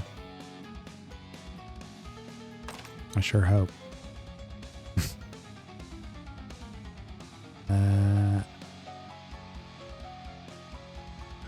Let's go up here. Nemesis. Undying.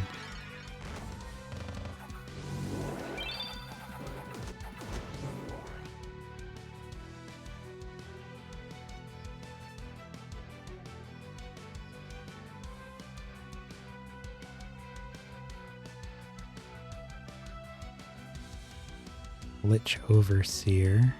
Creatures that have 7% more defense for each non-ethereal death spell gem each of your creatures have equipped. Maximum of 3 per creature.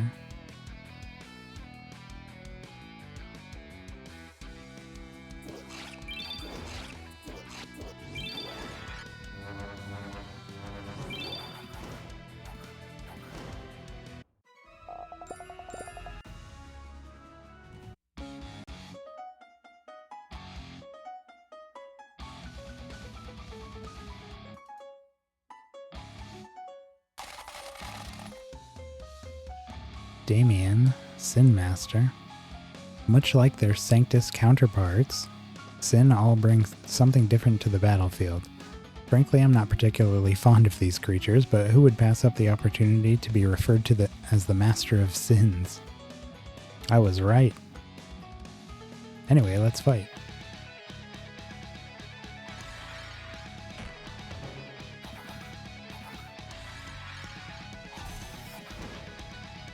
Wow, that does a lot of damage. Invidia Sin.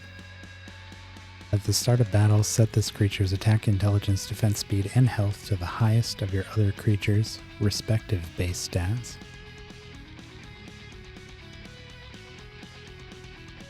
The start of the battle, Luxurious Sin. At the start of the battle, this creature gains copies of up to 3 of the enemy's non-ethereal spell gems. This trait ignores other creatures with the Lust trait.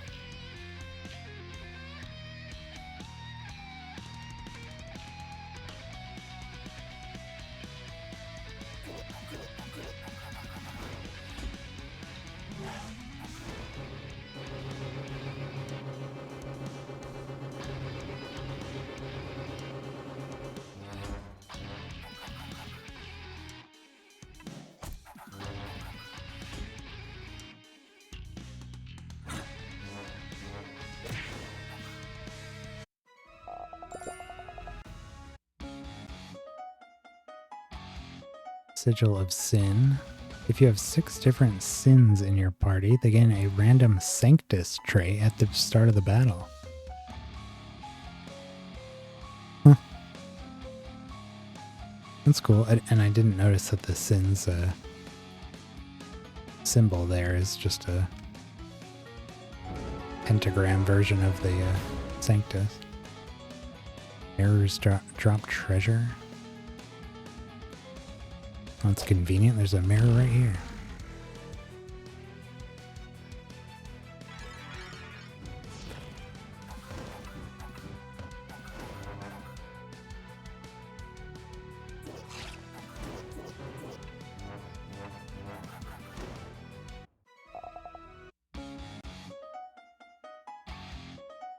How many sins have we seen? I feel like it was more than 6. Maybe not. 1, 2, 3, 4, 5, 6, 7. There's another group that goes over 6. So maybe that is not so uncommon.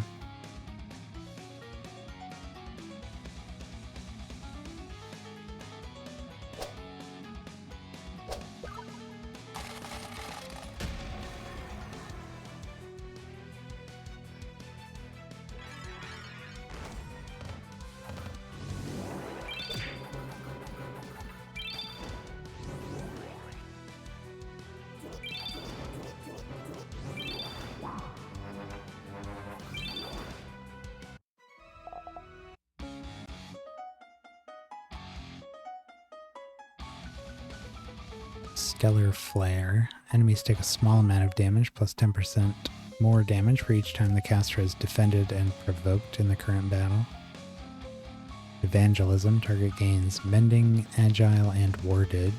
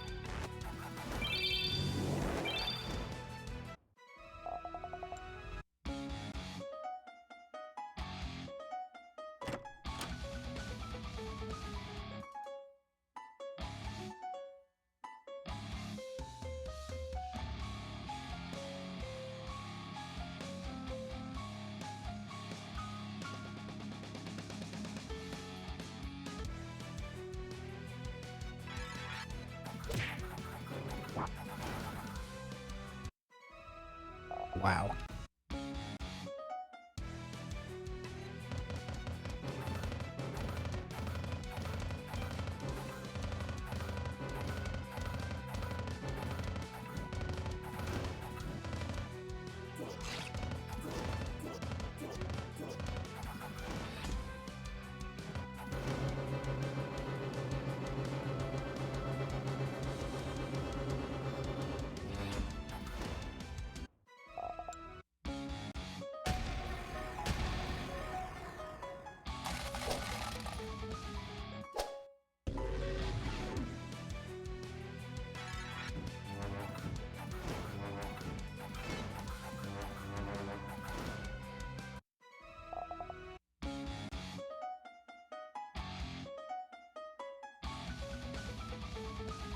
I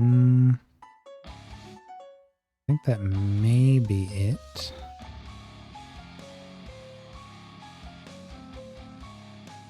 Which I think means we fight Caliban next. Oh.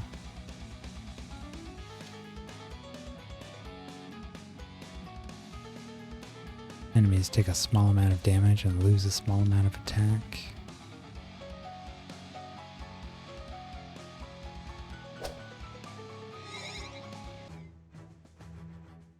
Let's find out. Defeat Caliban. Sorry, boss. You're just in time, Turn. Hurry. Assist Lucius before he's overcome by Caliban's might. Turn, at last. I thought you'd never show up. I warned you not to pursue me, Turn. This is a fight you cannot win. Don't listen to him, Turn. We can do this. I've held him off this long. There's no way he can take both of us at once. This is your last chance, Turn. Turn back now, or you will be spared. Enough talk. You order your creatures to attack. How predictable. I'm afraid you've left me no choice. I will crush you beneath my heel and claim the power of the gods for myself. Prepare yourself. Nice orbs.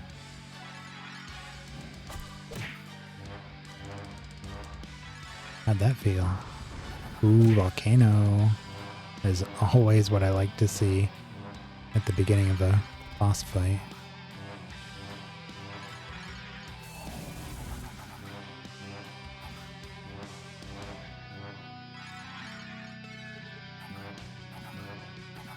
Here comes the damage.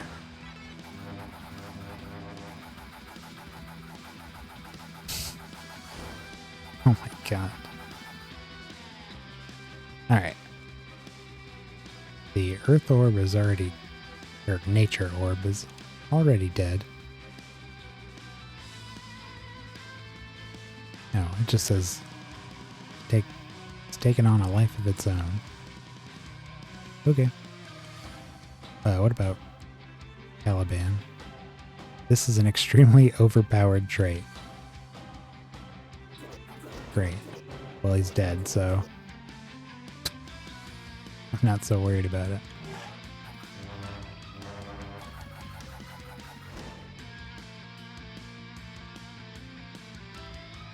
I don't even know if we need to... Yeah, why not?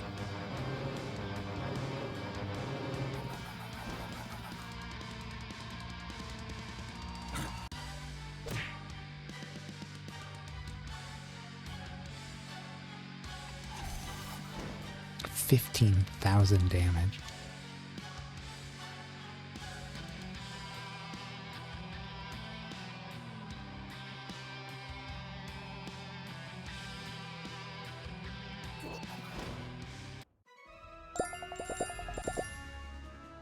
How about that?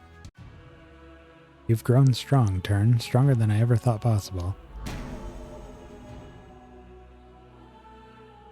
But this is only the beginning. I will show you the true power of the ultimate nether orb. What is this? Oh my god, he takes up 6 tiles. When I'm done with you, I will tear your kingdoms down brick by brick. No one will remember your names. Your people will bow down to the true king, the one and only god of Rhodia. I am reborn.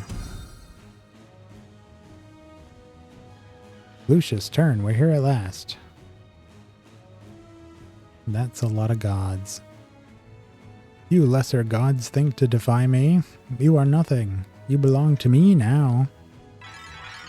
Caliban channels the ultimate nether orb. You guys should have stayed at home. They're purple now. Turn. Die. No. What is happening? Gunfurion, aid us. I am not yours to command, wayward king. I serve Caliban now. Turn. Caliban is controlling the gods with the ultimate nether orb. I'll hold them off. You focus your efforts on Caliban. This is the start of a brand new world. The gods belong to me. Rhodia belongs to me. Everything belongs to me. Wow. Caliban appeared. Caliban got volcanoed.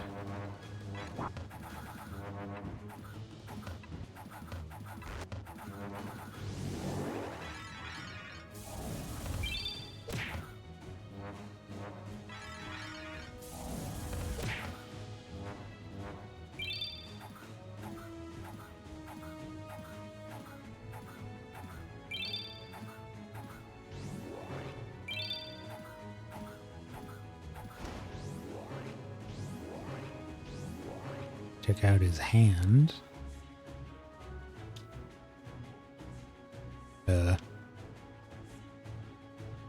Okay. Can only be damaged while Caliban's other parts are weakened.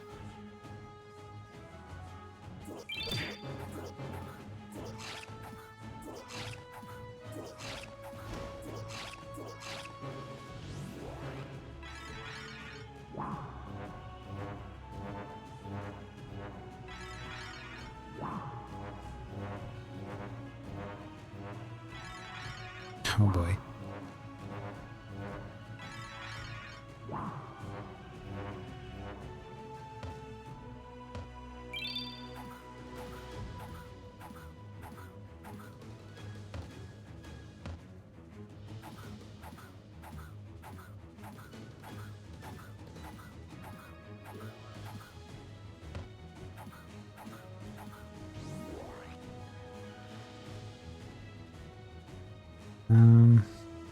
Let's see if we can kill this one. Nice.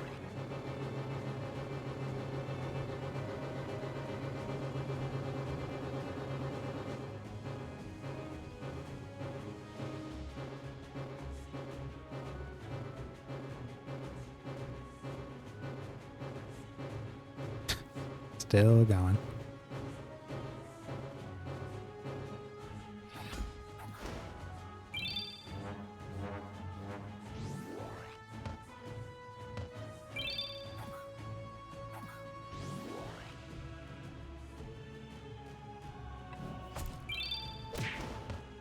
14,000.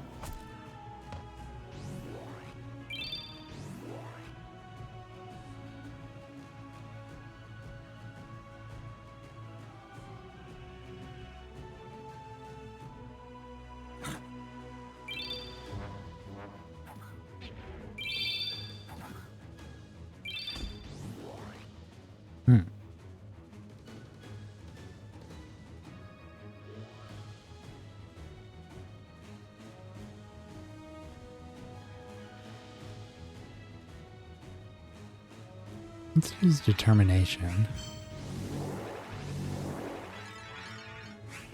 Twice.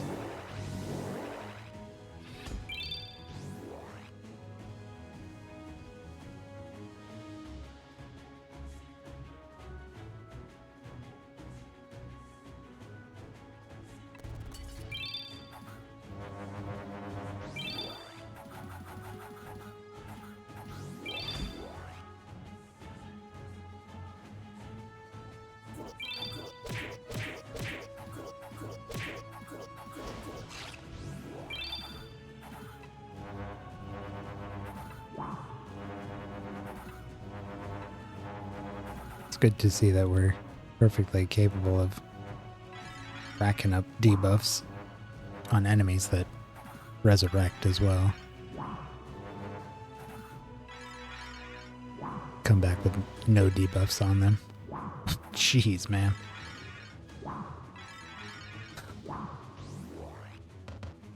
Leech is going off.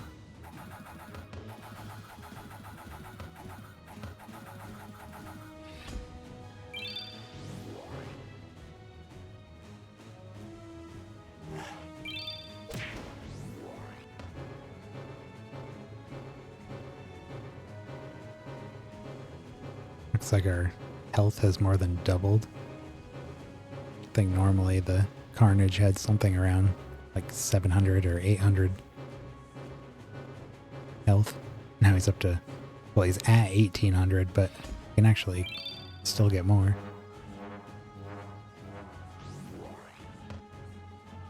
The longer the battle goes on, the stronger we're getting.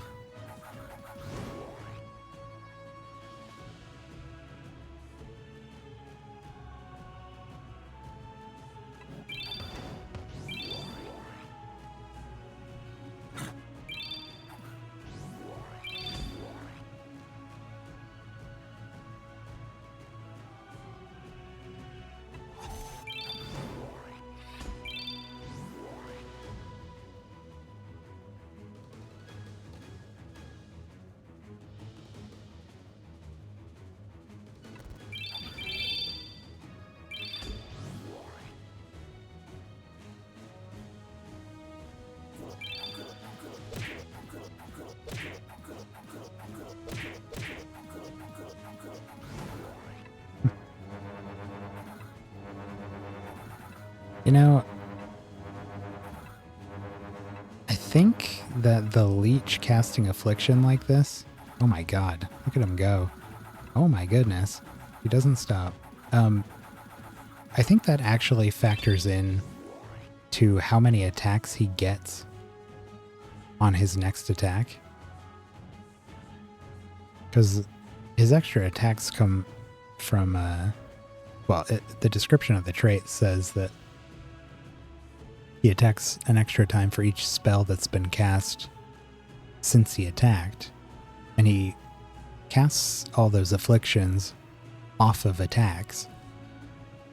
They cast after he completes his attacks. So I would imagine it counts all of those afflictions as extra attacks for his next one. Seems to be how that works.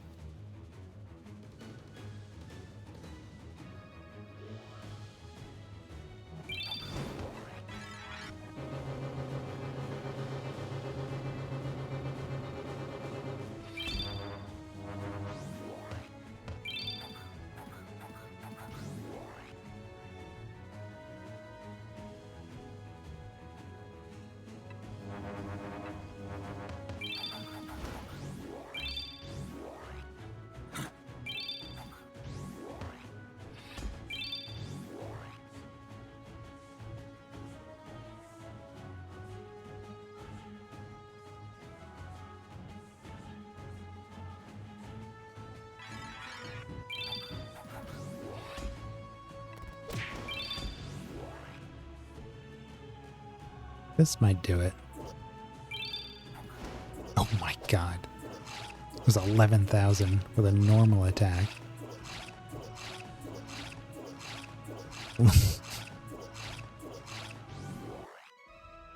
Wowie.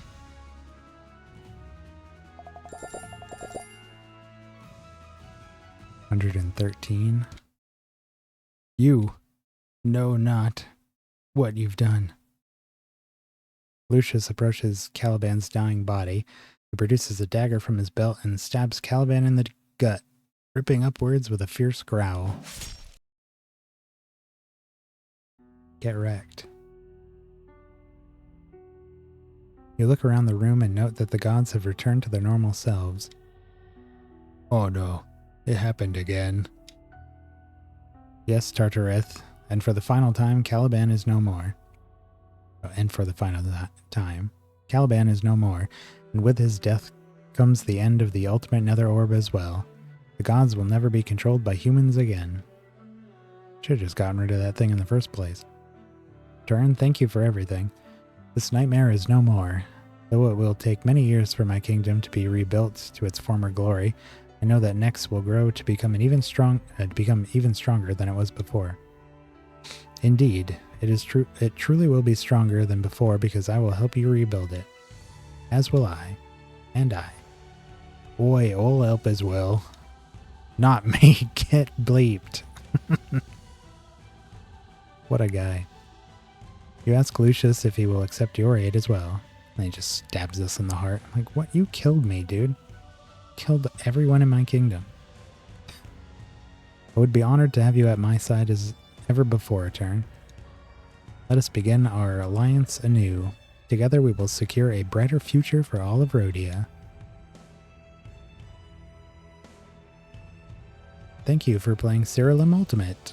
This concludes the main storyline. However, your journey is far from over. This game is filled to the brim with thousands of hours of endgame content for you to enjoy. You now have access to a new project called the Reliquary, along with additional projects to unlock new realms. Oh boy. You'll unlock even more features as you reach higher realm depths. Enjoy. Sweet. What? It didn't tell me to talk to Everett. I don't know what to do anymore. I'm gonna do it anyways. Hello. Increase max projects. We'll probably do that one next. And then Reliquary allows you to partake in prophecies. Prophecies are infinitely repeatable quests that grant exclusive rewards. Also allows you to unlock and upgrade relics of the gods. Oh, and there's realms here. Amalgam Gardens, Astral Gallery, Damarel, Feylands, Forbidden Depths, Forgotten Lab, Gambler's Hive, Land of Breath and Balance, and Overgrown Temple. Good God. Sweet. Beat the game. I'm sure we could have had that completed long ago. But like I was saying yesterday, or the day before, whenever, I do really enjoy just taking my time with these and experimenting with all the different stuff. There's just so many options, and we're always unlocking new stuff, finding new monsters and all that. I can't help but experiment with different things. I really like the current party we have.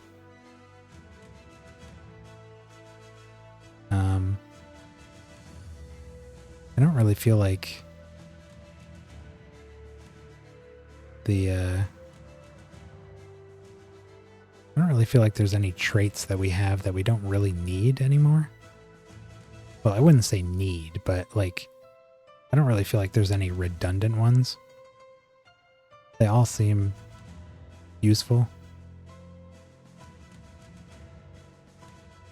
I don't know if we need Summon Writhling on this guy here.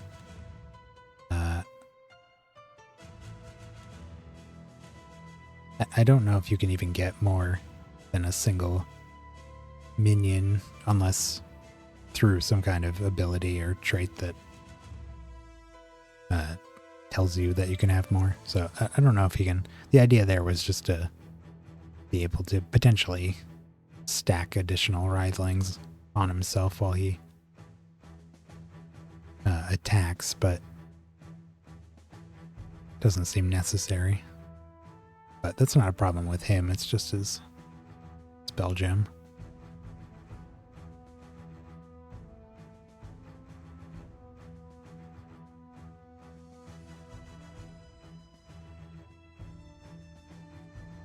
This guy was doing some pretty nutso damage with the stasis sword. That doesn't even have defense pen on it. Well, it does do some penetration just by virtue of being a large amount of damage, I believe. I think it said still no other cards. Spell gems?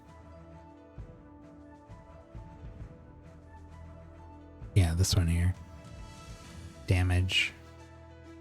Large is 20% defense reduction or penetration.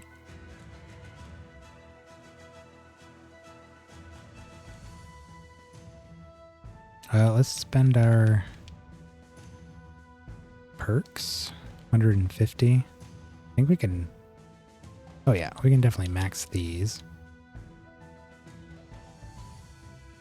And we got 120 left.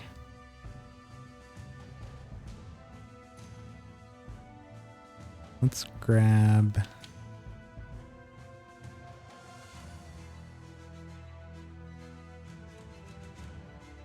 at least 15 in each of these as well.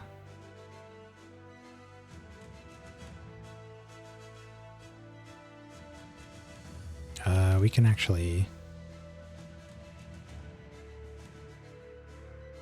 max these ones. Oh, no. Almost.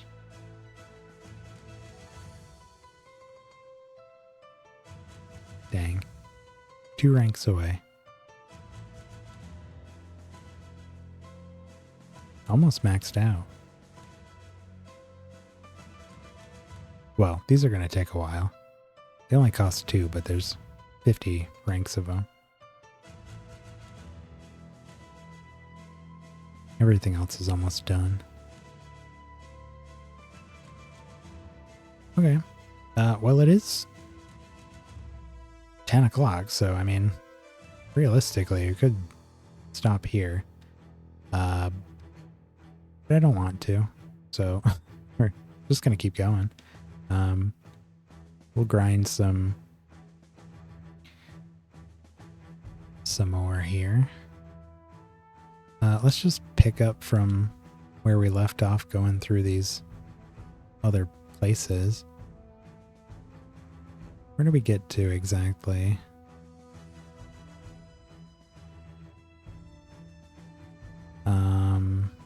The jungle.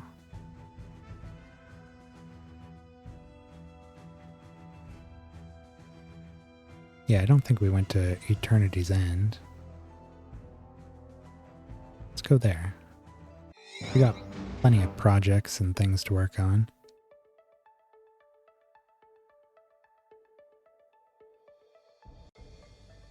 Oh, Nemesis. Enemies cannot take damage that exceeds more than 25% of their max health. There's a new O fan in the upper left. Oh, there's our Weaver. I hate fighting these because, well, you can see what's happening to our debuffs on our creatures. Just so many.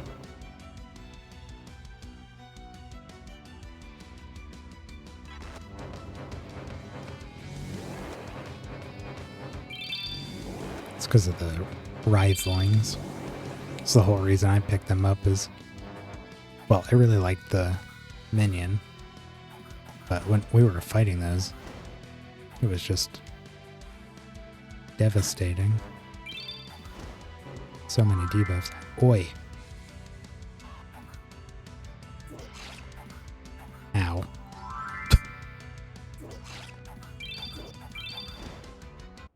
Okay. Tome of Recklessness. I used one of those earlier, so that replaces it.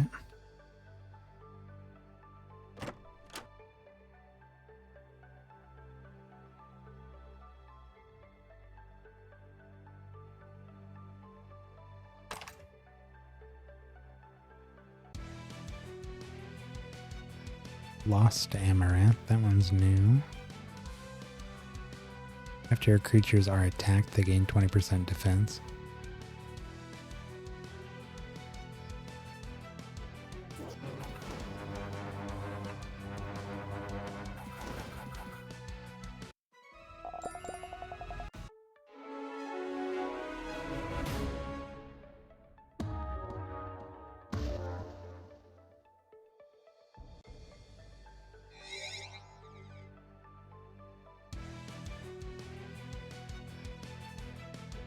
Ooh, look at that Crusader. Mist Crusader. I think we may have found our 5th racial variant. That Infernal Inquisitor is new. And I think we'd already seen our 4th Crusader, so I think this is the 5th one.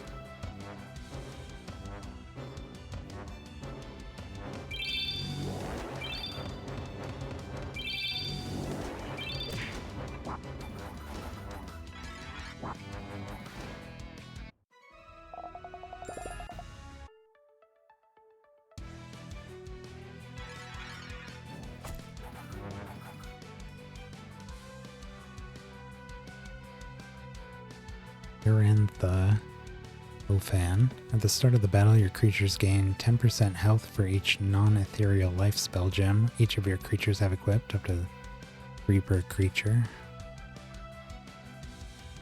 Infernal Inquisitor. After this creature attacks, it gains a random minion. After your other creatures attack, they have a 30% chance to gain a random minion. What did these guys do again? Ah.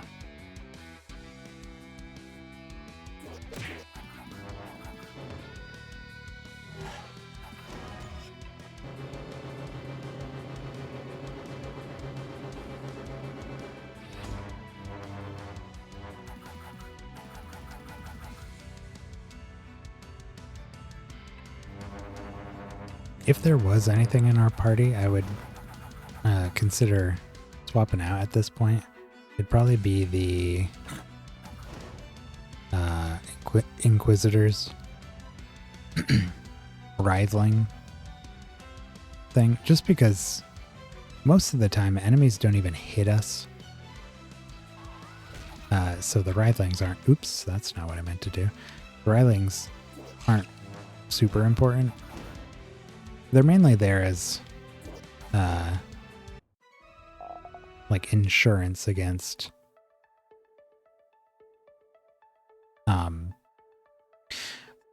like if we get hit first, like how we cast a bunch of spells right at the beginning of the battle that do damage to the whole enemy team. If we start getting whacked like that right at the beginning of the fight or something, it would allow us to still throw a whole bunch of debuffs on our enemies. Just through that. That's probably overkill, honestly. And again, we don't see it actually trigger that often because we very rarely actually get hit by things. So, if something comes up along the way that I like more, could always switch that out.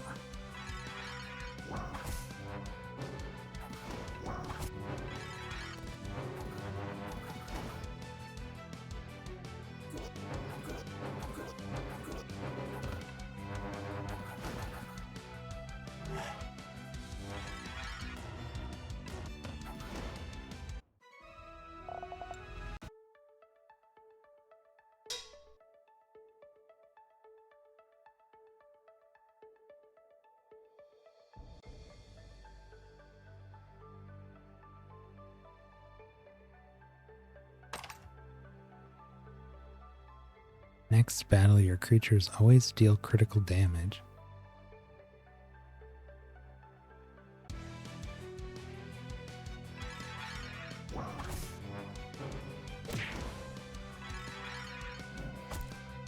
Oh boy.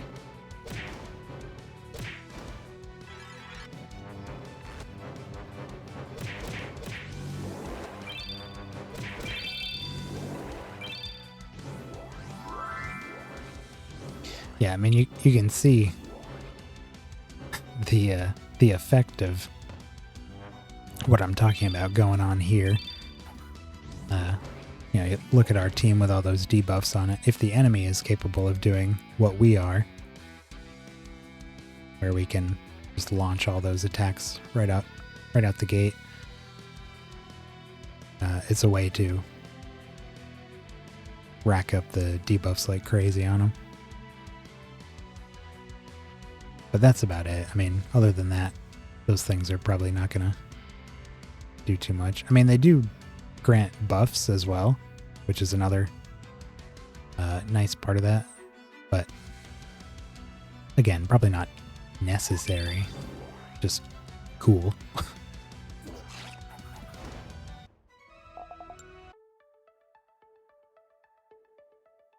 If I find something that I feel like we're lacking, might try switching that in. Find a trait that's addresses wherever we're weak. Enclave Amaranth.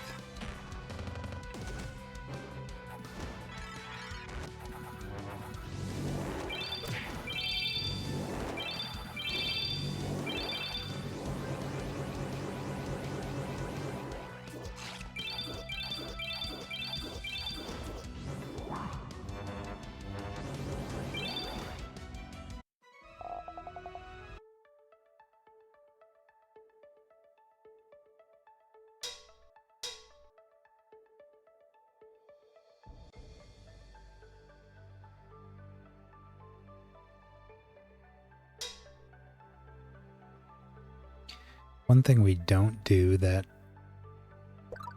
maybe we could look into doing is getting something that boosts our stats. Ooh, is this the guy for the Inquisitors?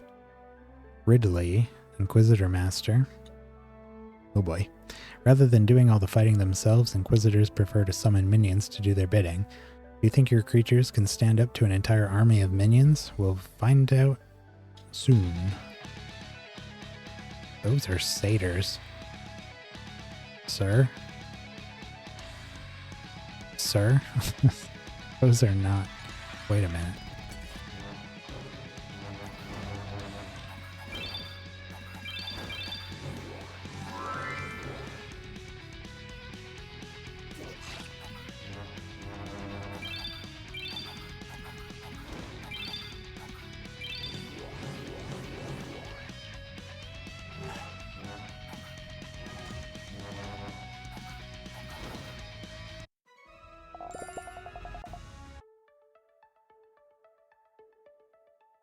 Sigil of the Inquisitor. If all the creatures in your party are Inquisitors, they get a random minion at the start of their turns. I thought those guys would only have monsters of their mastery. Kind of thought that was the point of them. I don't know why there were satyrs there.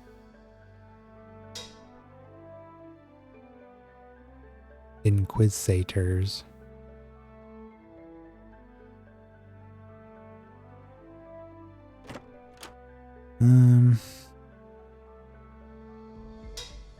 Still don't have all those gemstones, huh?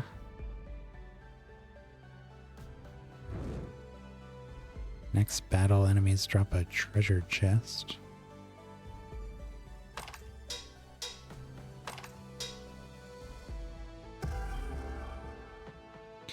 Found the Sun Sphere. Powerful relic handsomely rewards those who can overcome its trial.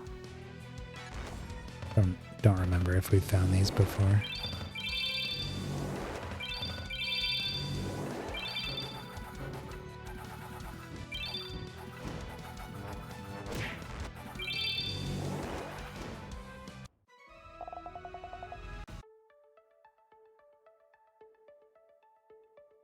spell ward.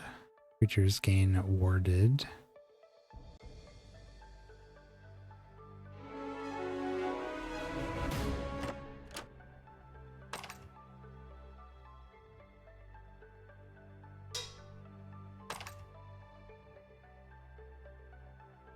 Chaos Bolt. Target takes a moderate amount of damage that ignores 50% of its defense.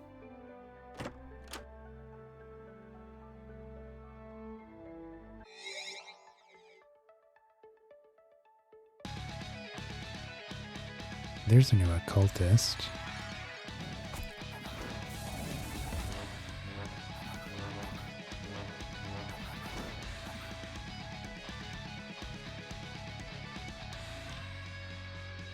Zealot occultist. After your creatures cast a sorcery spell, they gain 40% intelligence. I don't remember if I read this. After this creature attacks, it gains a barrier that absorbs 50% of its health.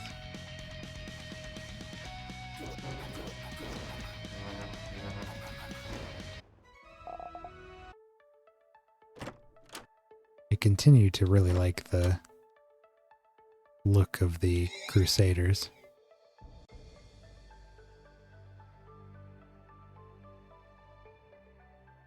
Maybe I'll make a team of them at some point. Shades. I feel like there was another dungeon down here that I did not go in, but maybe I did. This way?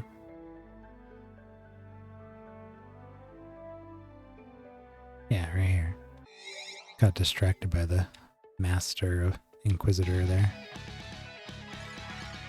Oh, is that guy new? Holy Crusader?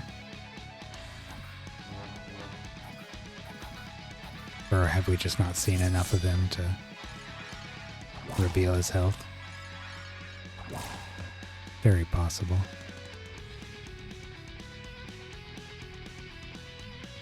After he attacks or is attacked, he gains shelled. I don't remember that.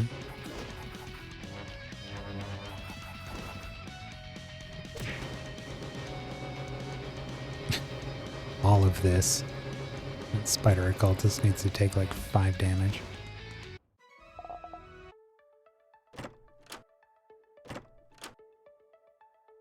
Chain Lightning deals a large amount of damage to the target, then bounces off each of the target's allies at random. Damage is reduced by 15% for each bounce.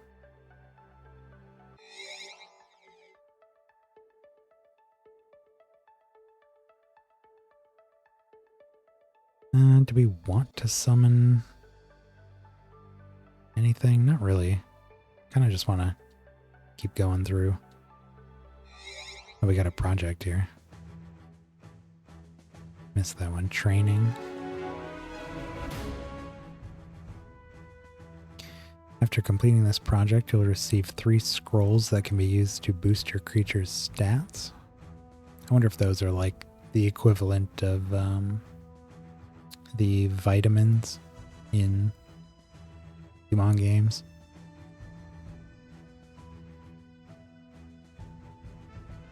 I wonder how many of them you can use on a single creature, or if there is a limit. I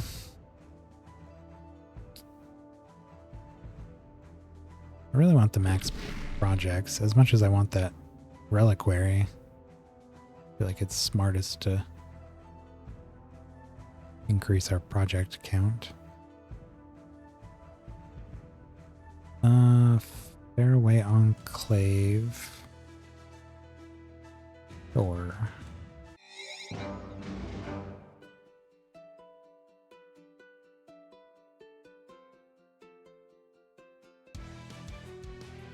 The new Manticore and a Kraken.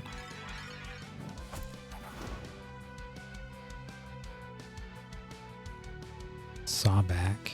After this creature is attacked, it deals damage equal to 75% of its attack to the enemy. These 3 all have similar... Well, these two have similar abilities.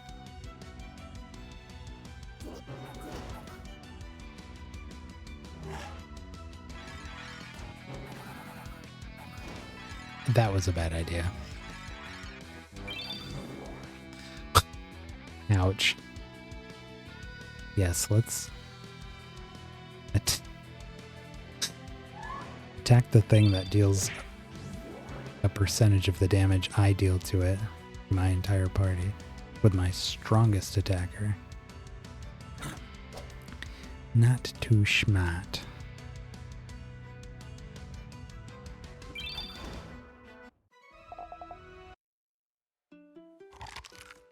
Make that mistake once. Couple new wyverns.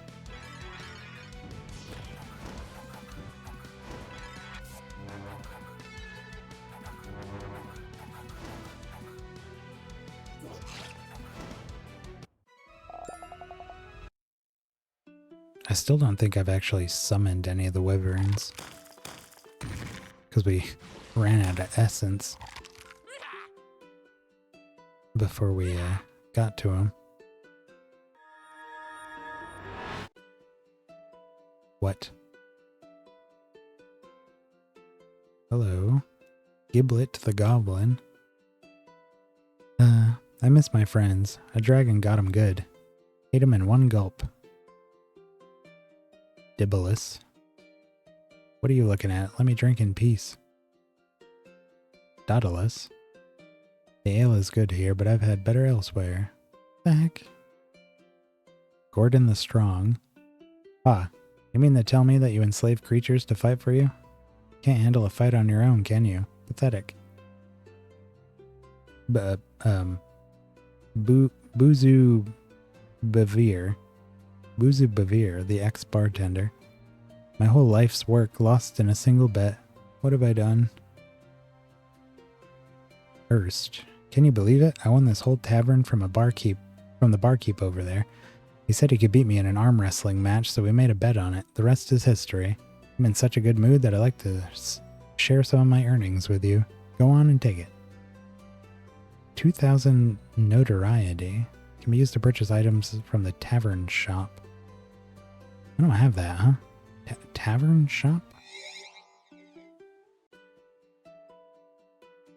Oh, unless that was the tavern. I don't know. What are we working on right now? Goblet of Trials, Raid, Hunt, Max Projects. Oh, that's it. Okay. The new Shambler. What the heck is that?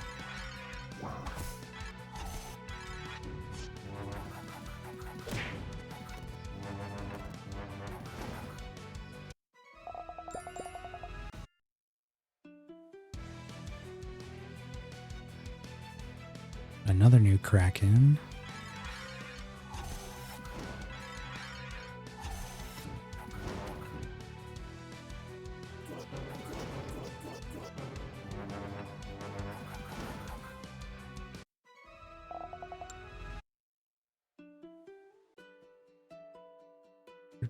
Sparktail Student, Kraken 100 Hand, and Fizbana Inspector.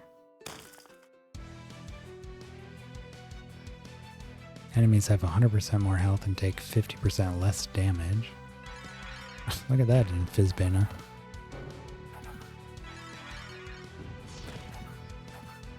Garden something or other. Gardener, maybe.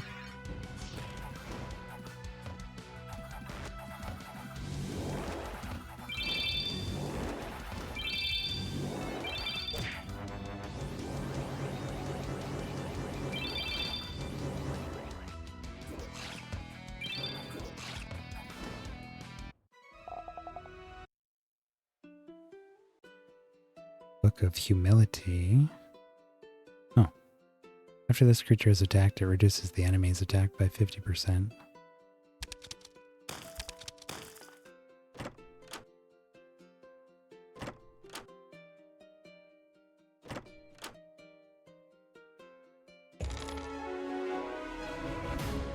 Costume Woman 18. There really aren't a lot of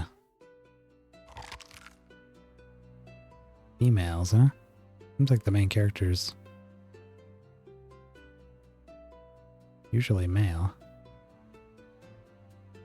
And appearance was determined by class. It seemed like most of them were. Well, maybe they're ambiguous. A lot of them seem masculine,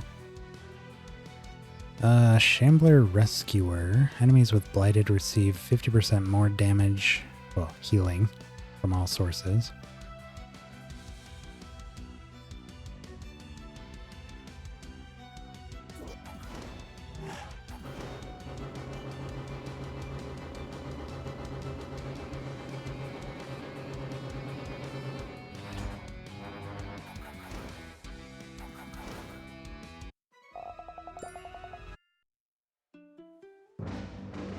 I want this.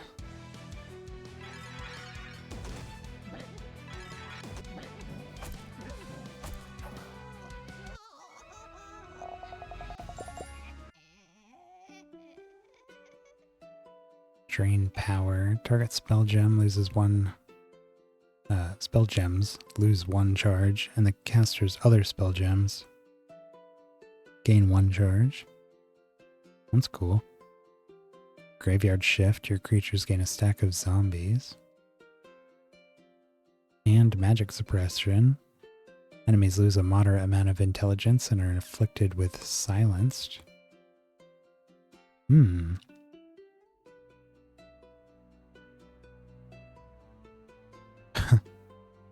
Boy, what was that all about? You killed the bleeding treasure golem in cold blood, you did. Boy, think it's about time you scram before I do something about it.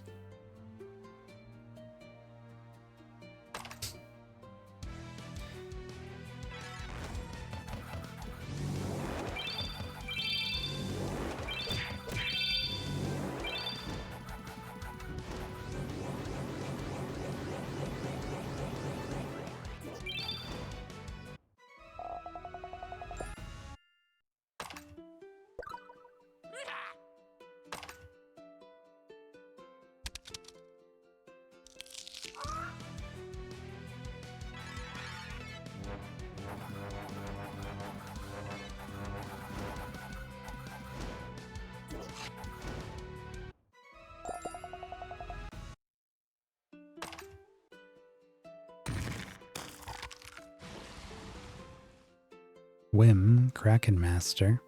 Hello, what's Kraken? That's all I have to say, really. I'm not really too sure how Krakens operate, but no one else wanted this job, so here I am. Let's fight.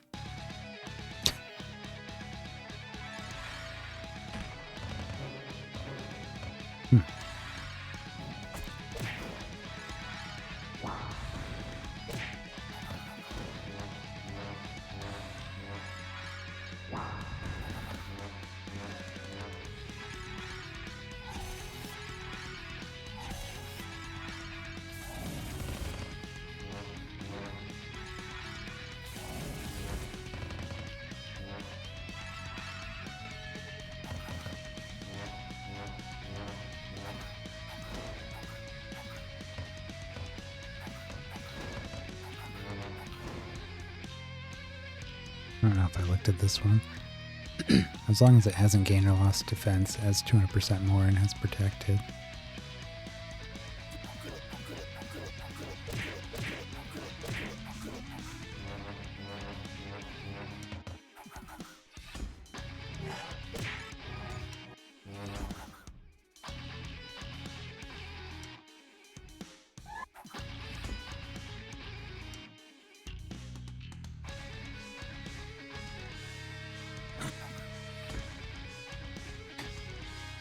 Very hard to kill.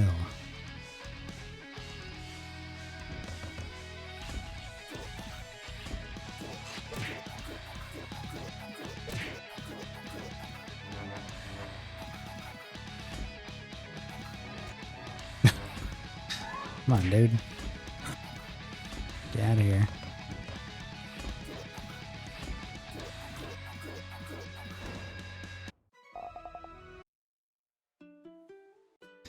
Sigil of the Kraken. If all the creatures in your party are Krakens, the stat boost from their innate traits is increased by 50%. Ew.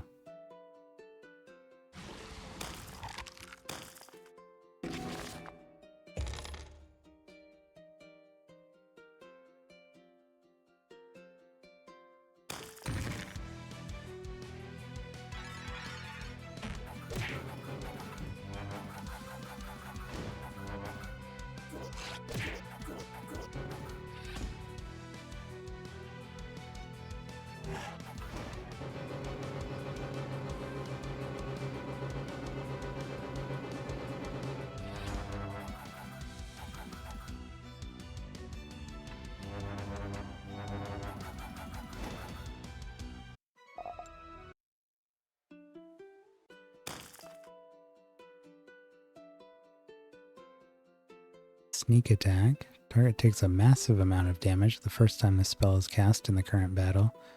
Subsequent casts deal a small amount of damage.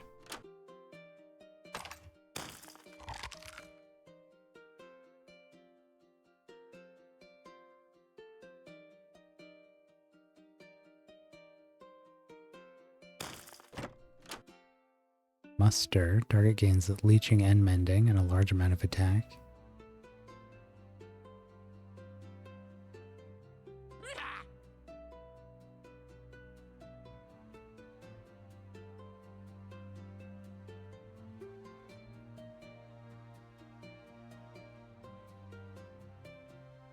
Was there another...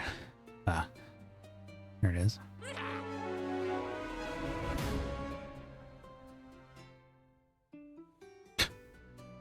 What is this? Tale of Two Heroes?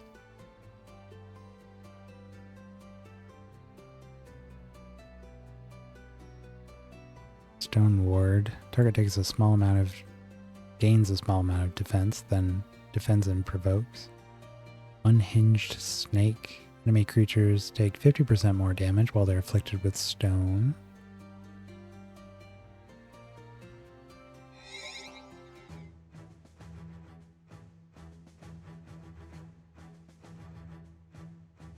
Now, we still don't know what piety is, correct?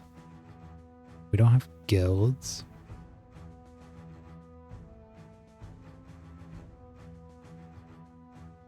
Favor. It was under character, no, items? No, currency. Yeah, down at the bottom, there's glory, piety, and notoriety. I think glory was for the arena.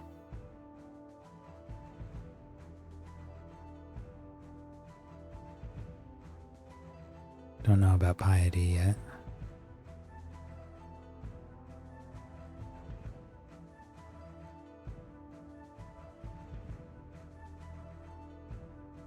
Let's keep going. I think I'm going to try to go through maybe all the realms again tonight. The ones we haven't done today.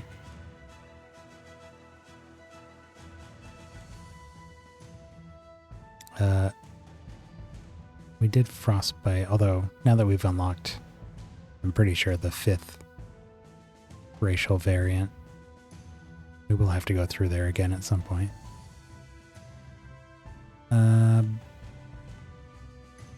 But let's go here.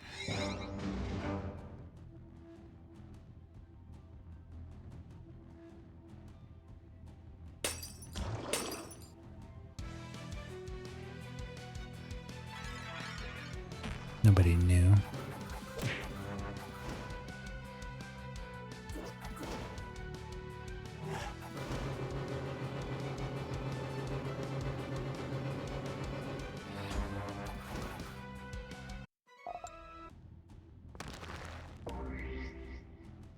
You feel a bit more loved by the gods. Gain 30 favor with every god. Deep submersion. Target's lowest stat is set equal to its highest stat, then its highest is set to its minimum value.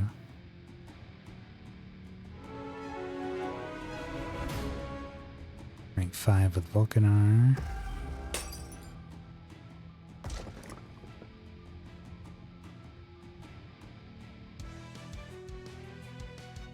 There's a new Devil, Bat, and Spellmain.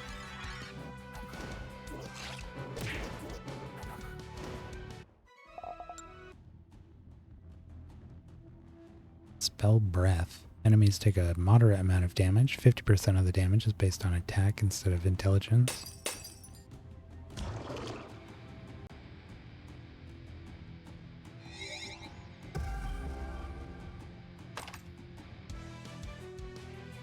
New Cerberus. I don't know what that thing is in the upper right. Is that a Jin? Oh, it's an Efreet. Right, it's Efreet's here.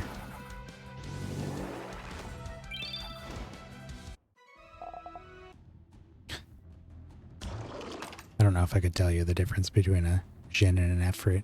Actually, I think I can. I think Efreets are fire spirits and Jins are wind spirits. Dreadful Efreet over there. Cool looking. After this creature defends or provokes, it increases the potency of enemies burning by 65%. Cerberus Gatewatcher. This creature can't cast spells manually. After this creature defends, it casts one of its spells that can target all of your creatures.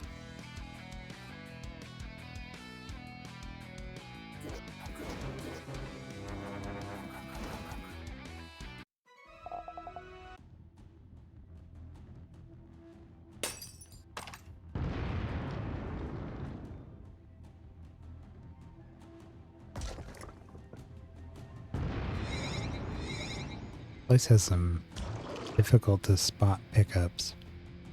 It's got little lava pools that look like the lava all around here. And then it's got rocks that look like rocks. Just unassuming rocks. What is this? Oh, Nemesis creature appeared nearby. Not you.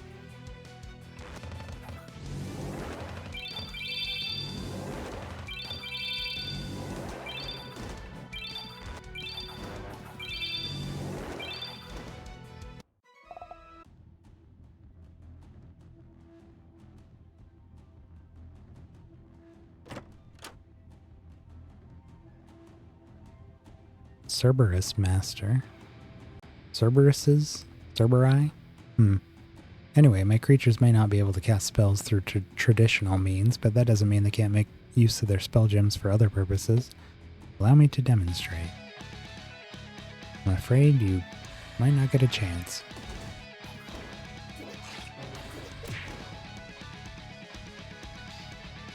What is this one? Creature can't cast spells manually. After this creature provokes, it casts one of its spells that can target all enemy creatures.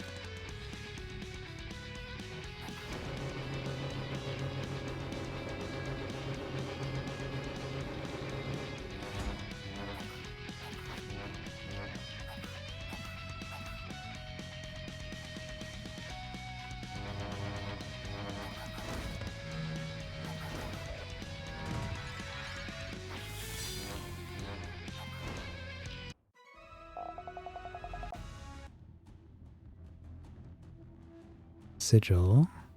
If all the creatures in your party are Cerberuses, they can manually cast spells.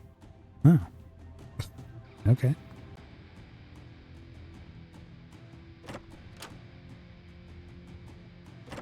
Sort of undoes their gimmick. But leaves the advantages, at least.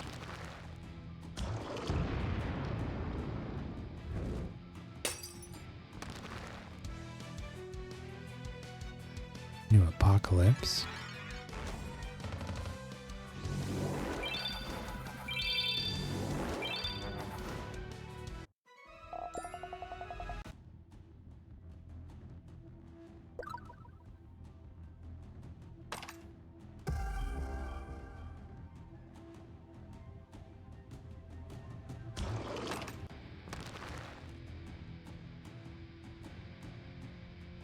Tome of Bashfulness.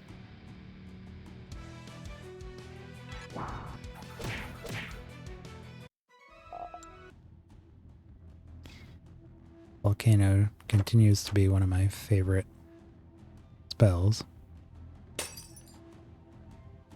At least on that monster.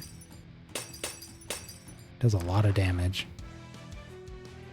And then the guaranteed burn is always really nice because it sets us up for that radiant sunburst or whatever it's called.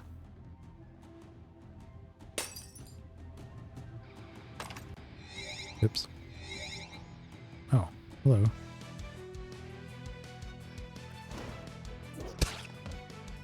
What even happened to that guy? He died from a bomb? Before he got to go?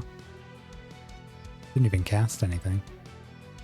Doom Devils, good against Chaos. Dry Skin Spellman gets Sandstorm. Spellman things.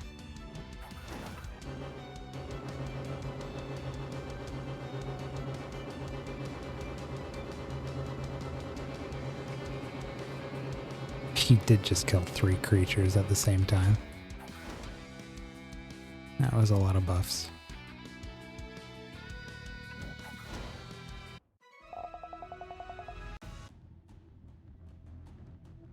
Gunpowder. Potency of enemy bomb effects is increased by 30% of the caster's speed.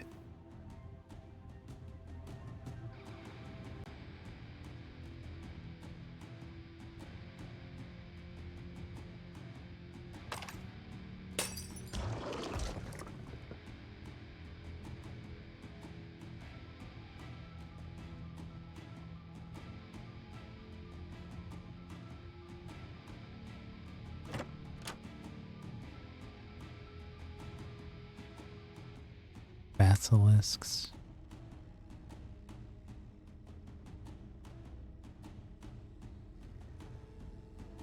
Looks like they have a thing where if they don't take damage, they get bonuses.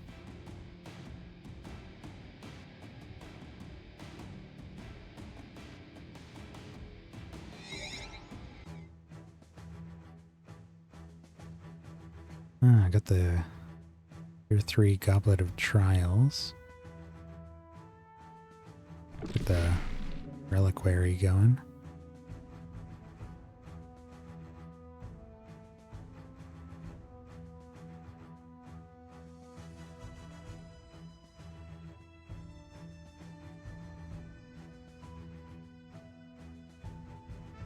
Kingdom of Heretics, we just went through there.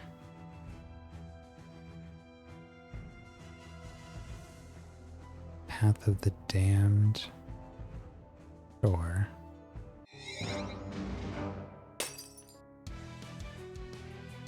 Couldn't even see those abominations. Camouflaged.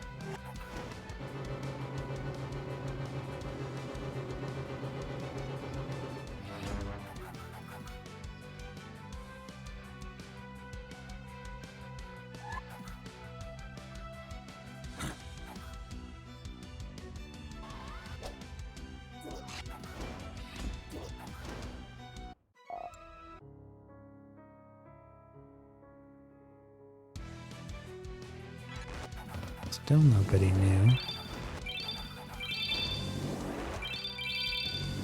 Oh, somebody's coming back to life. Oh my god.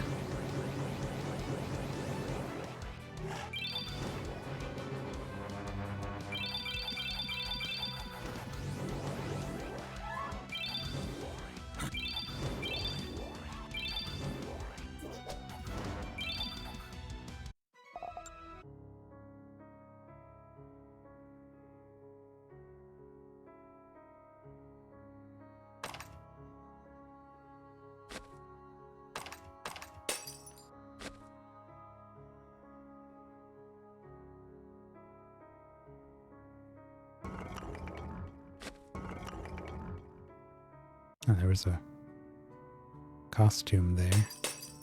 Didn't see what it was, though. think it was a costume, pretty sure. What is this? Oh. Reliquary. How long is that going to take? Is it a big project or...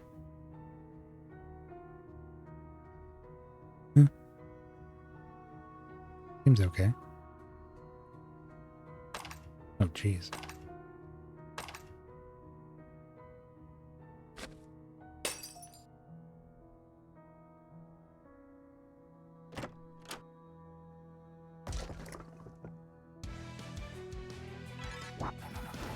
They really don't want to show us anything new here, huh?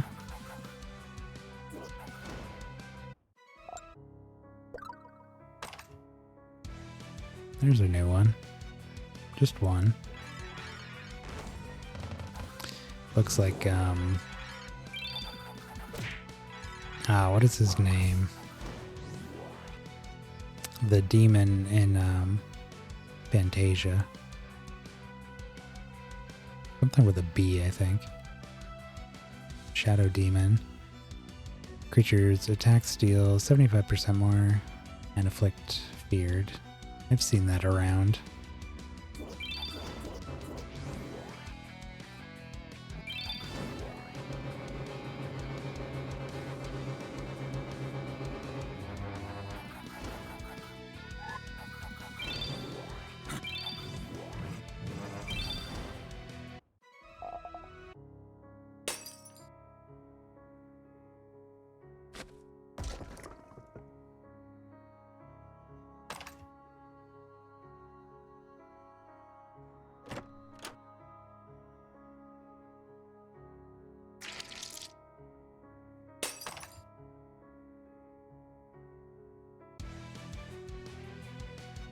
Oh, there's another white and a new abomination.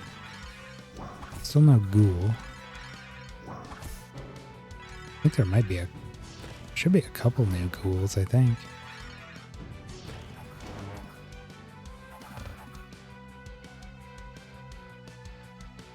Dread white. After this creature dies, it has a chance to resurrect.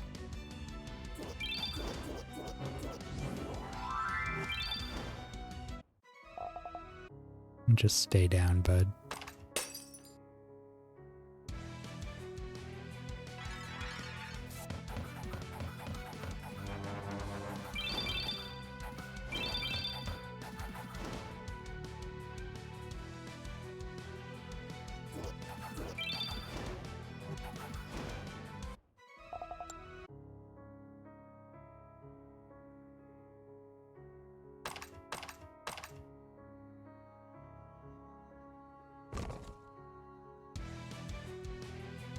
A few new specters.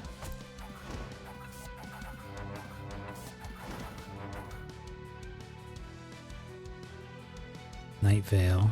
After an enemy is healed, it loses 35% attack and intelligence. Oh.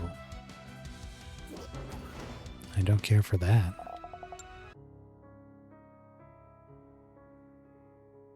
Glockta, Ghoul Master. Ghouls love to chew on feet.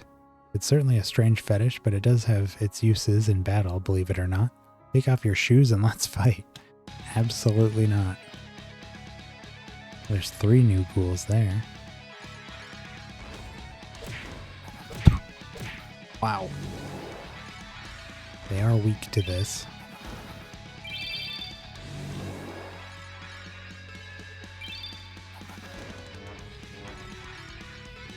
Speed doesn't mean anything when we have beginning of battle triggers.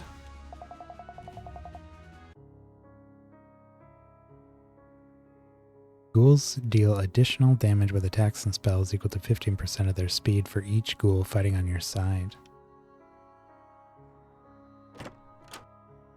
Holy Armor. Target gains a barrier that absorbs a massive amount of damage.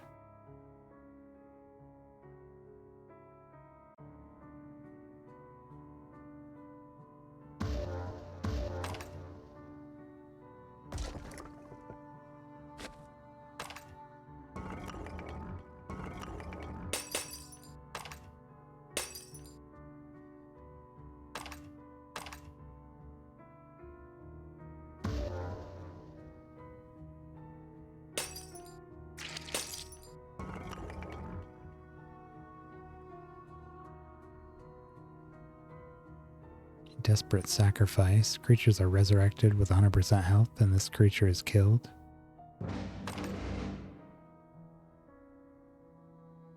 Completed a project.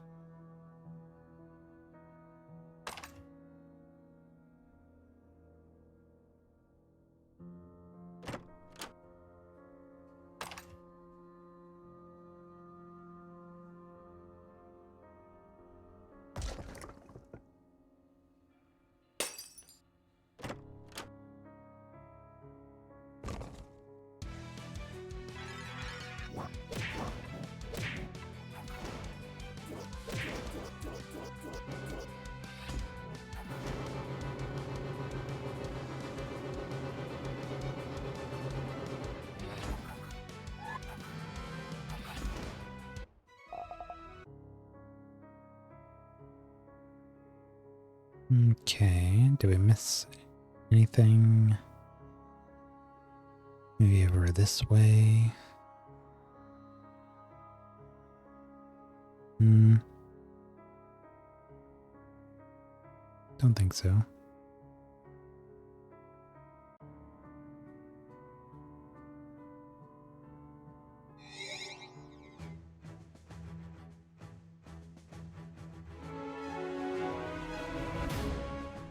Do hunt missions.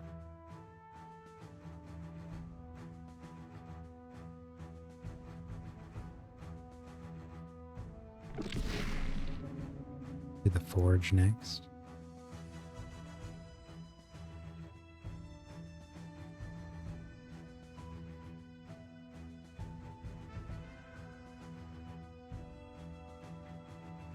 Refuge of the Magi.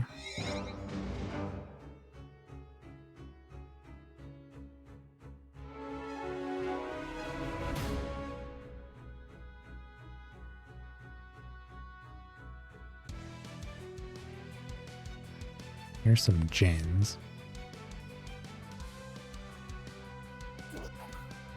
Slightly different.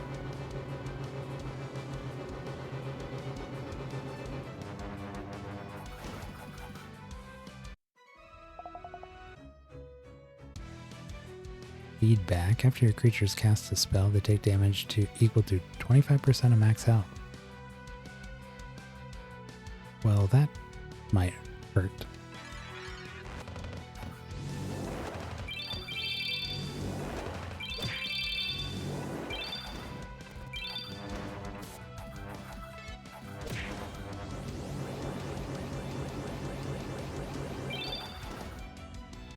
Or not.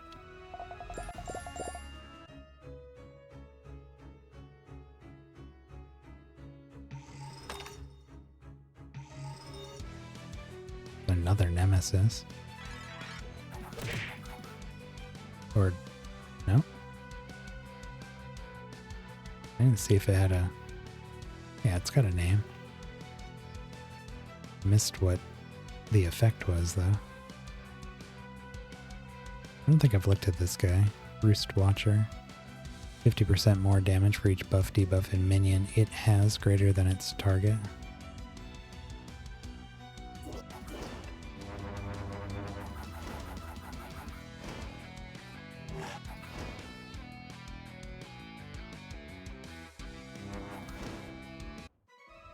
Oh, it looks like it was preventing us from getting buffs.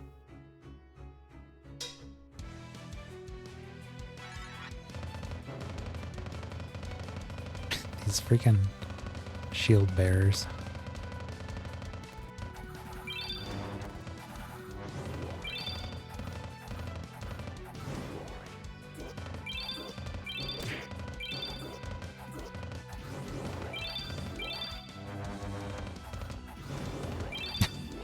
There he goes.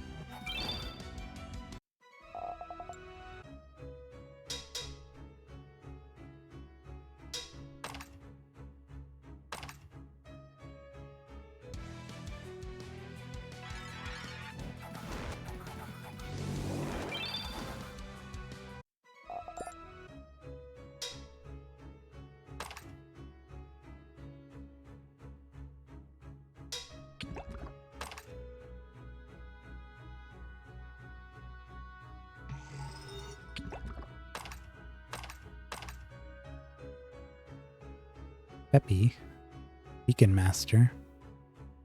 Beacons empower their allies in a variety of interesting ways depending on their class.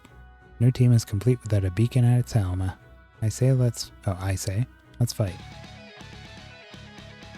Oh. A few new ones. A lot of buffs.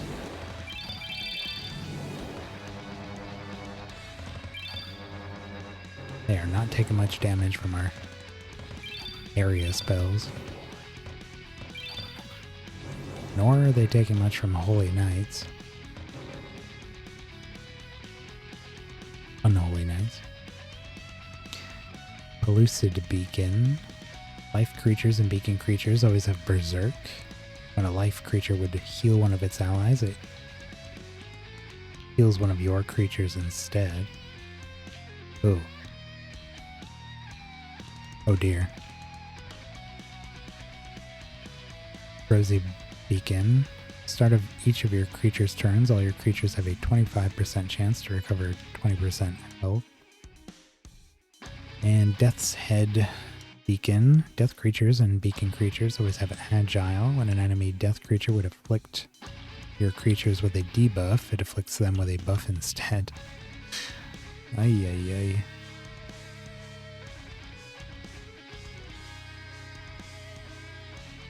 That's annoying. Alright, who needs to die first? Probably this guy up here.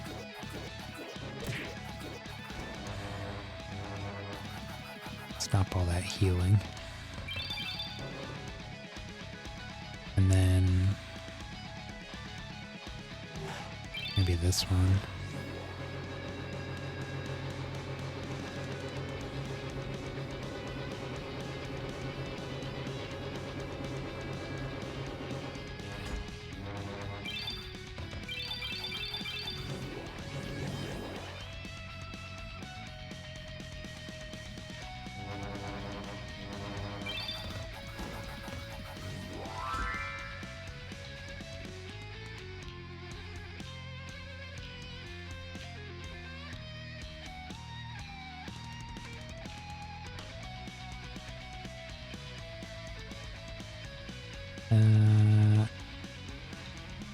Oops. Oh, can we? Oh, he's invisible. Let's take off this guy's buffs.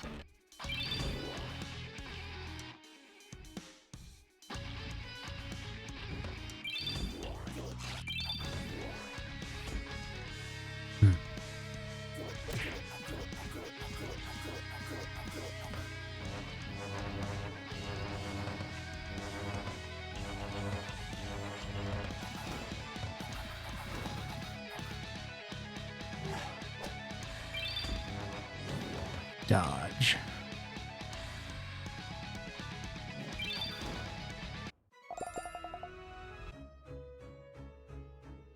At the start of the battle, your beacon's stats are averaged and then increased by 25%.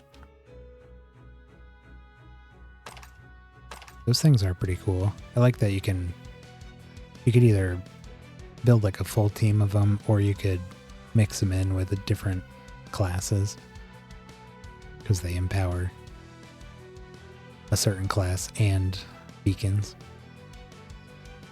There's a new Jin.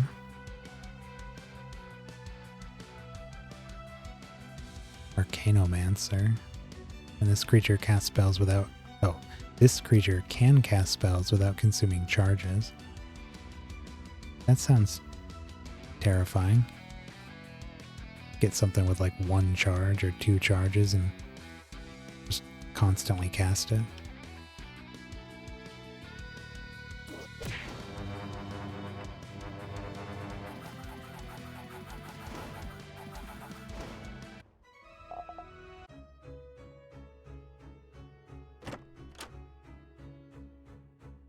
Direct orders. Target takes a moderate amount of damage plus 20% for each minion the caster has.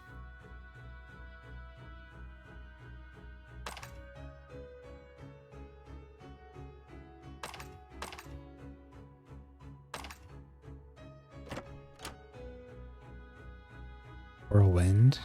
Enemies take a moderate amount of damage that ignores 30% of their defense. Ooh.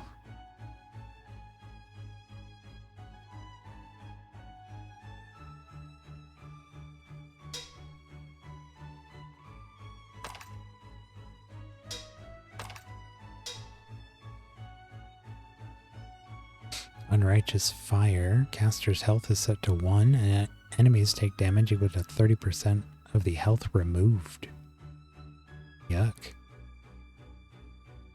Could be crazy on something with a huge health pool.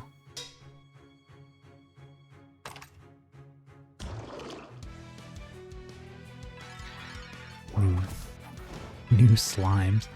It's like juggling his eyeballs.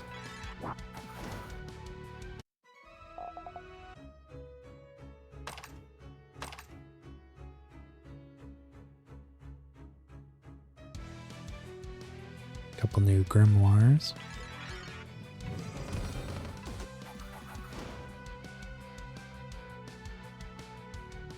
Faded Grimoire. When an enemy manually casts a spell that's currently equipped by this creature, the spell has a 40% chance to fizzle, and this creature casts it instead. Ancient Grimoire. Grimoire creatures share copies of their first 2 equipped spell gems with each other.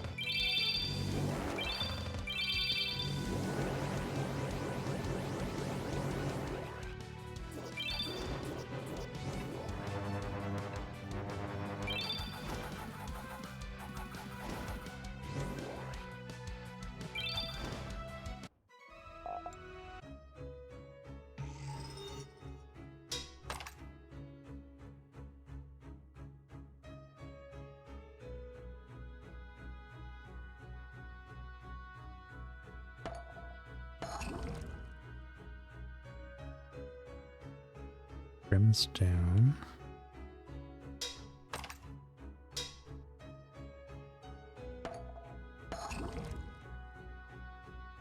Power.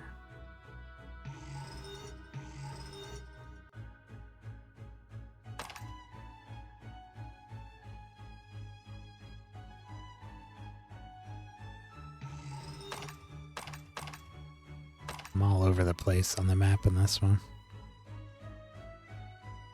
I'm just saving these free battles for the end.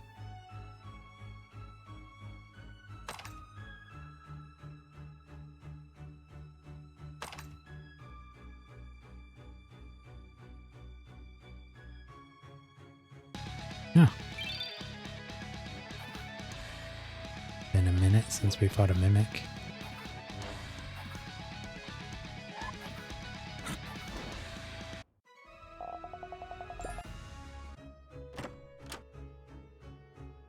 Lair worm.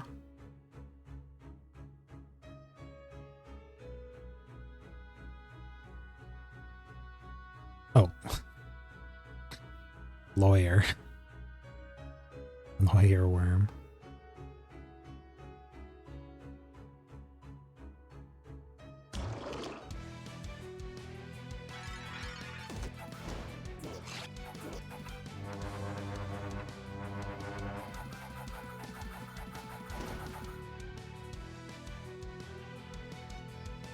Paranormal slime.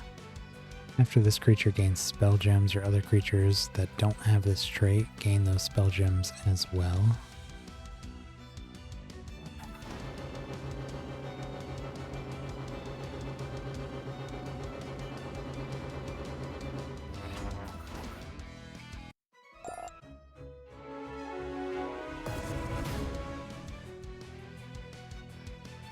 Couple new base knights.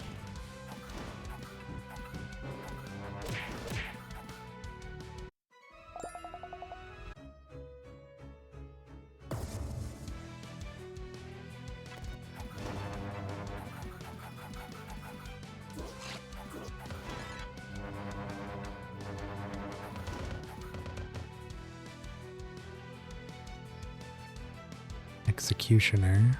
Creatures deal 25% more damage.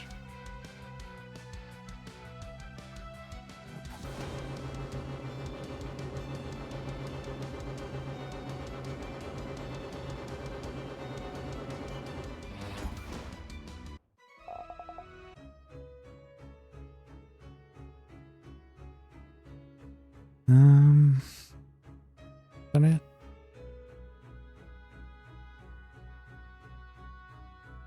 Always hard to know. Yeah.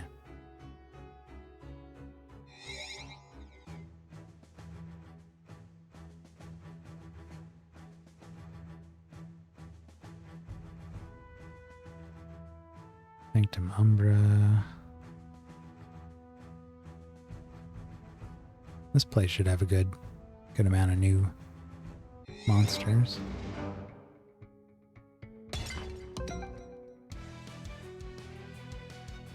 One new carbuncle.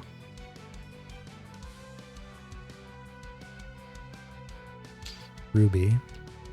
Creature has 5% more intelligence for each spell that has been cast by all creatures in the current battle.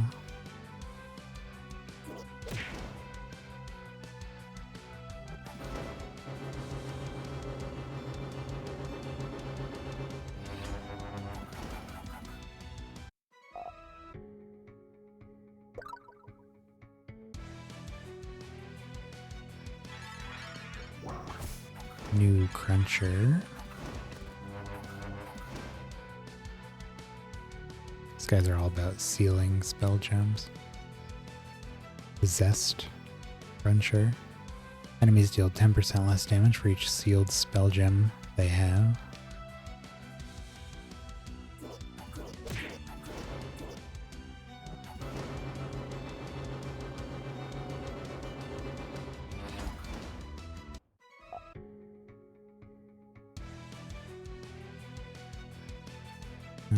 There's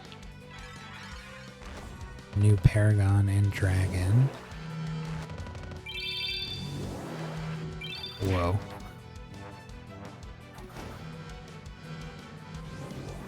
Getting some serious stat decreases.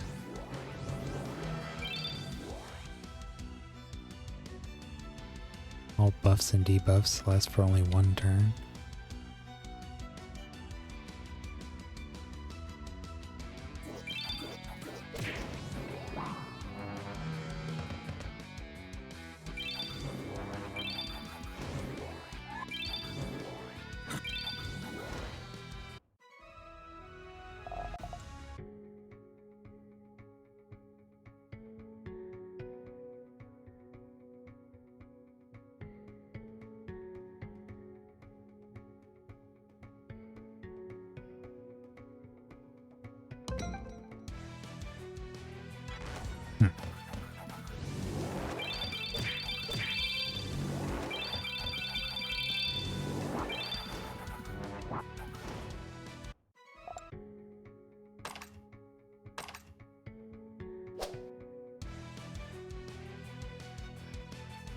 There's a new golem.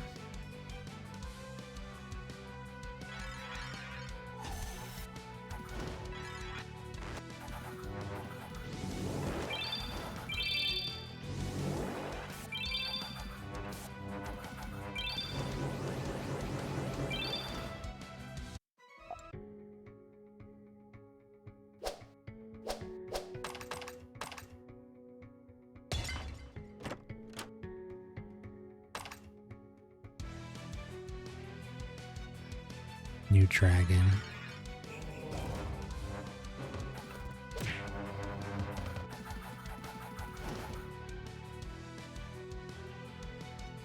Dragon Queen. After an enemy gains a buff or minion, this creature deals damage to all enemies equal to 30% of this creature's speed. Probably get rid of that.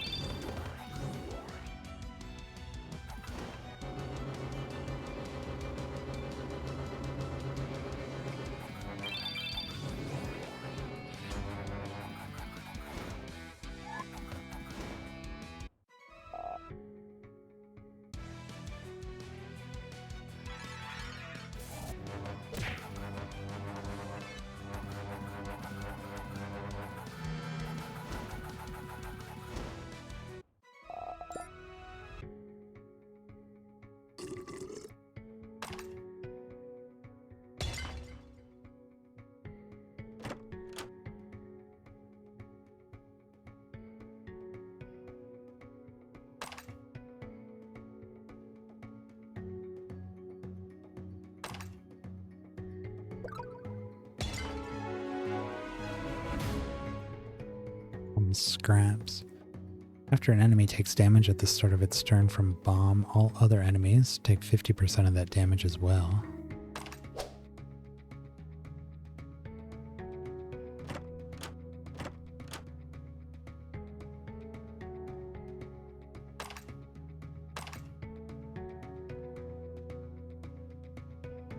Labonte, Golem Master. Golems have a variety of different uses. Every strong team should include at least one golem, I say. Allow me to demonstrate their power. A couple more new ones there. What is that, a pumpkin?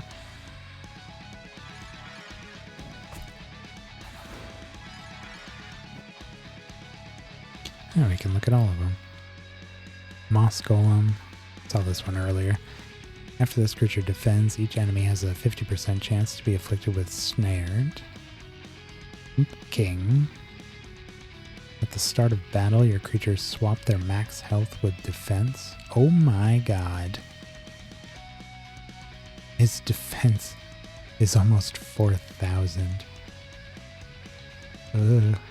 Gold Golem. After this creature is attacked, your other creatures gain intelligence, attack, defense, and speed equal to 15% of this creature's stats.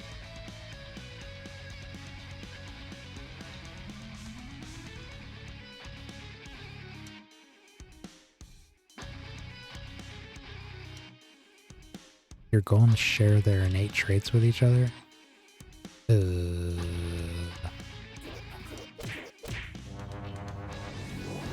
Oh, that was a bad idea. Oh, that's... Oh.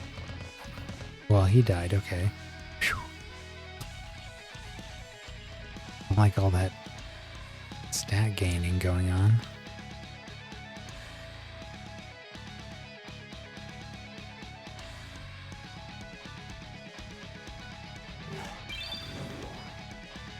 Oof.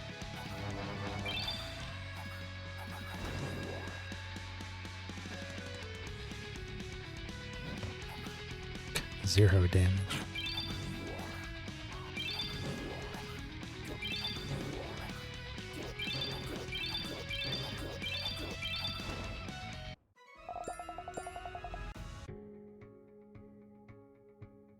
Sigil of the Golem. At the start of battle, your golems gain the triple take trait. If they already have this trait, they gain chip off the block instead. I don't know what those mean.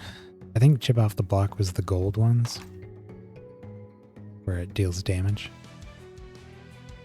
There's a new Vulpes.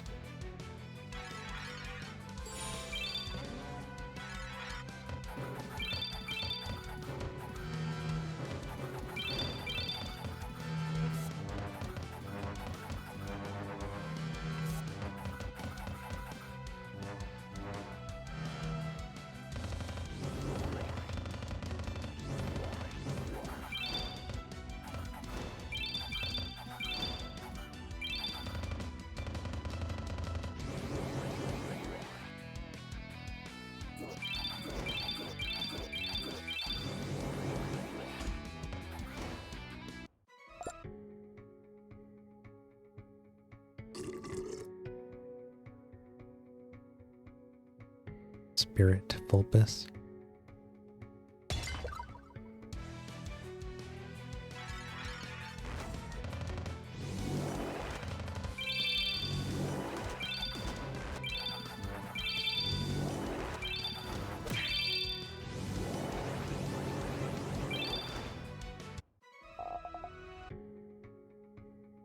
There was a new cruncher there, but didn't get to see him. There's a new, what are they called?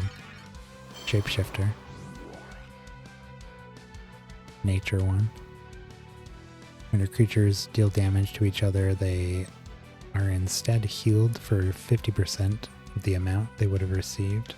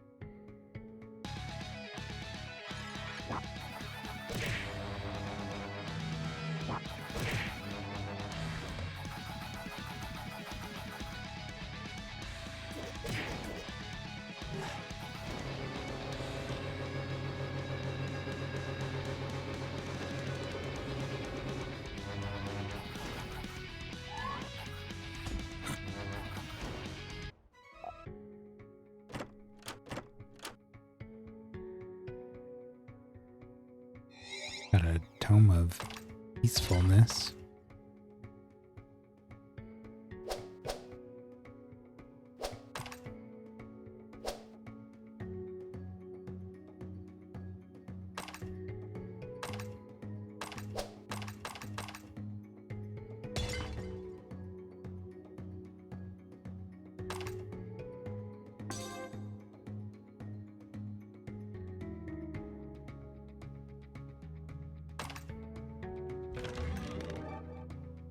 Santa hat accessory. It's green.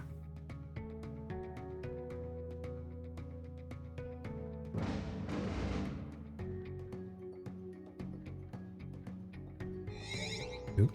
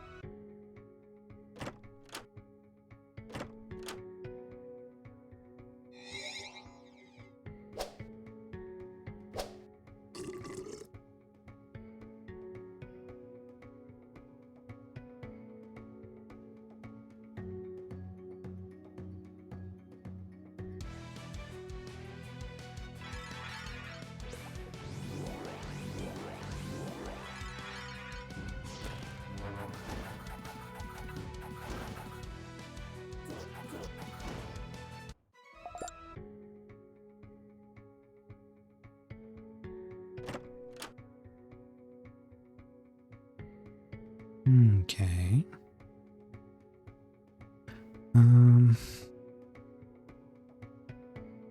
Anything else here? Gemlings. Did that.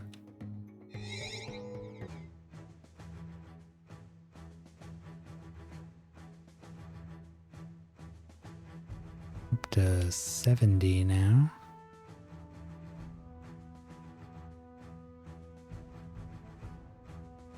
Nether boss. What does that mean?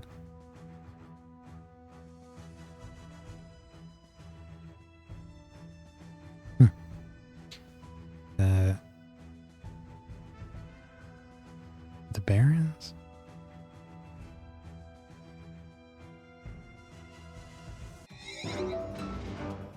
Nether bosses. Starting with this realm and continuing for every 5 realm depths beyond that, you will find portals that lead to powerful nether bosses. In total, there are 35 different bosses for you to fight.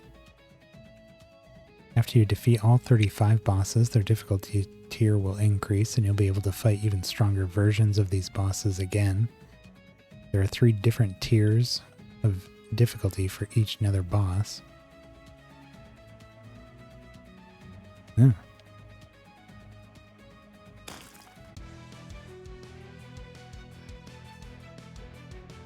No, these aren't new.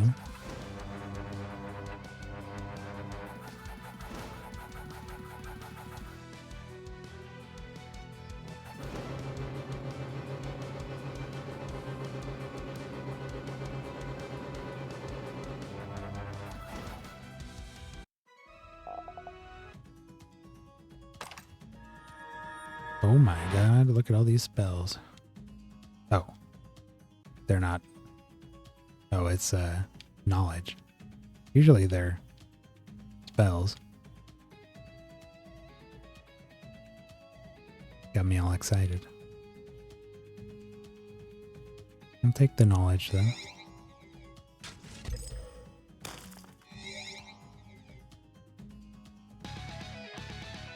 Still nothing new.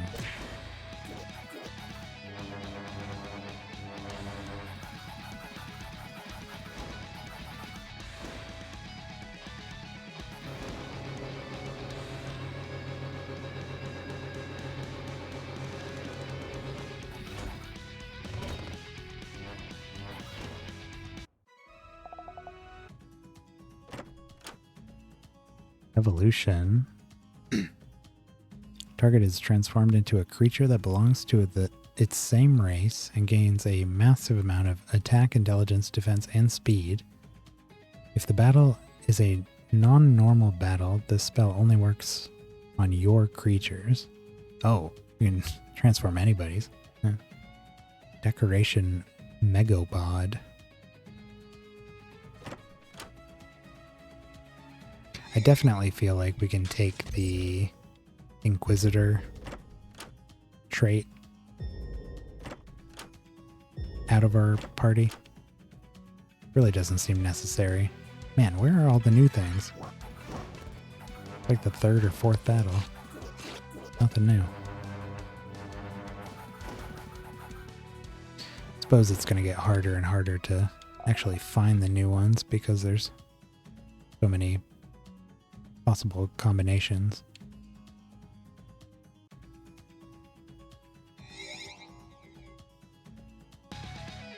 There's a new Phoenix.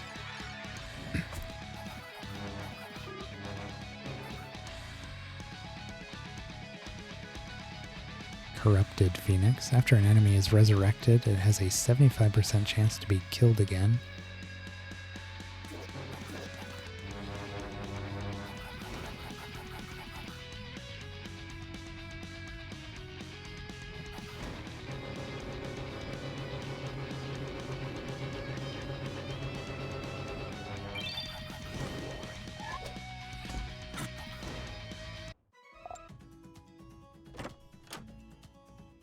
Improvised Recitation. Caster casts 3 of their ethereal spell gems.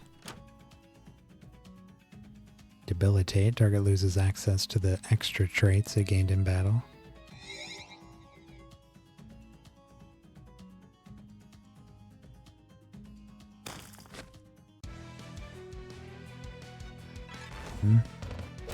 Nothing new again.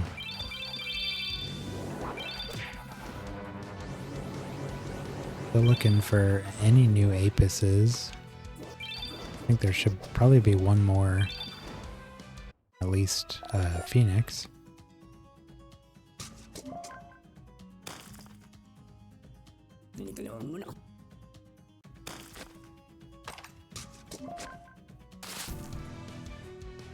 there's an Apis.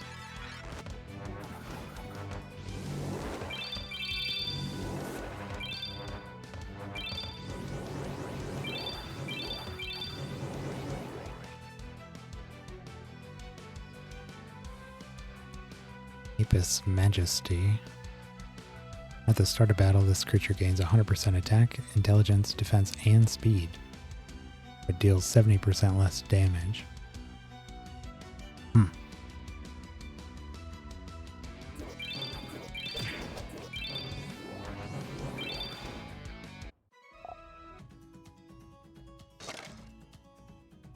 I think we can also, like we were talking about before, drop the part of the leper's traits, the one where he gives a random debuff to an enemy at the start of their turn. You can probably get rid of that one and replace it with something better. Just doesn't come into play as much, kind of like the Inquisitors. Decoration. Void Rune. Dang. Man, we're really not finding a lot of new stuff in this one. Not because it's not there, it's just we're not finding it.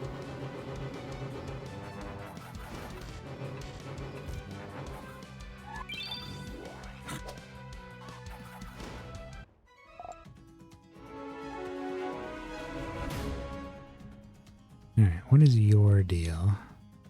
Goswin, Djinn Master. Djinns are powerful sorcerers who capitalize on casting multiple spells in quick succession. If you're unable to put a stop to them in time, they'll soon overwhelm your efforts and annihilate your creatures where they stand. Perhaps a demonstration is in order. Let's fight.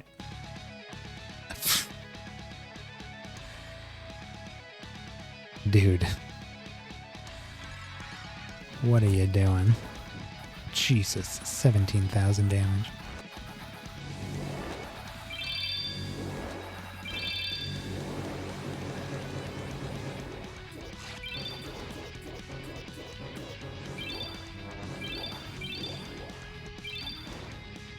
What a demonstration it was. Djinn spells always deal critical damage and have 40% more potency? What the heck? They're always crits?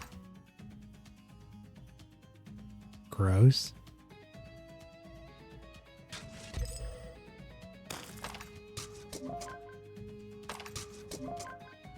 Slaughter. Caster kills its allies. What?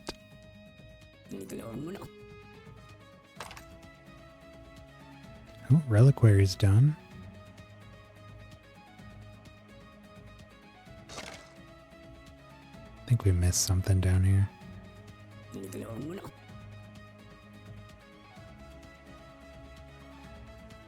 Huh.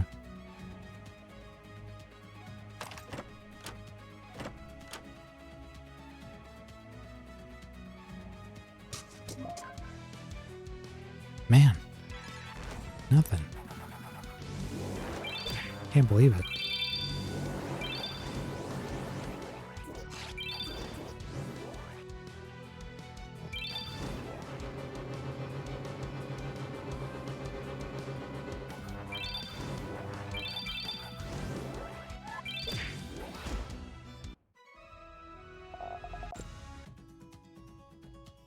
Oh.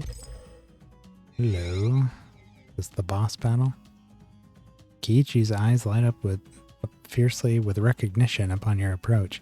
What is she doing here? She must have escaped from Apokranax's grasp.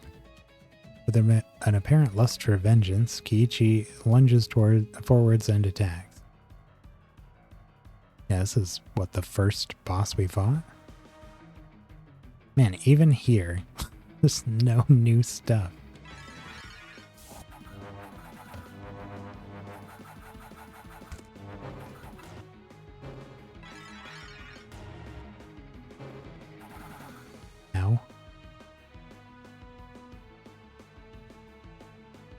What did you do again? Enemies always have bleeding. After an enemy takes damage from this debuff, all other enemies take the same. Get out of here. Oh. Didn't die. There it goes.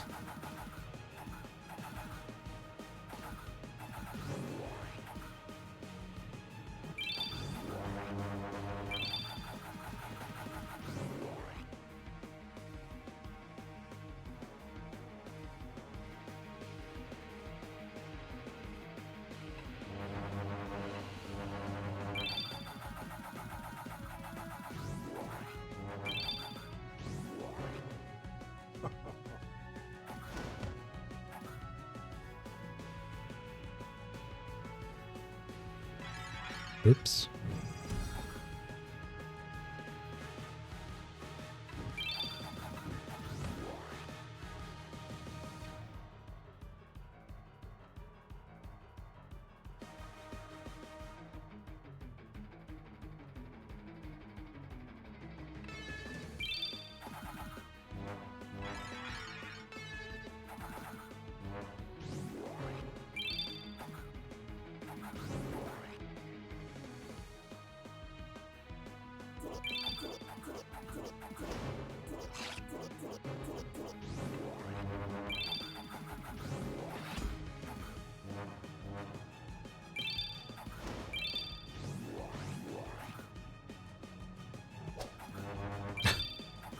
God, I hate dodging.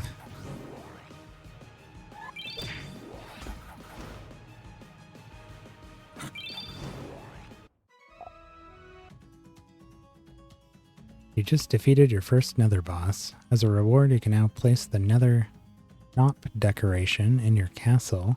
As you defeat more nether bosses, the shop's wares will expand. Nether shop.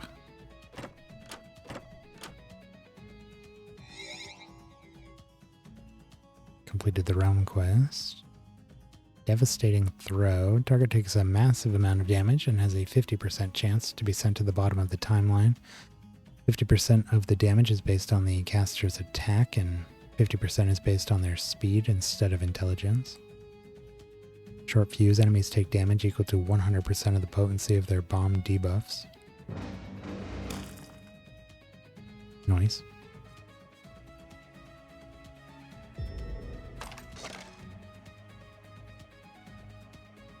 I almost think I have to go through this place again to try to get all the things we haven't seen. Just does not want to give us new ones.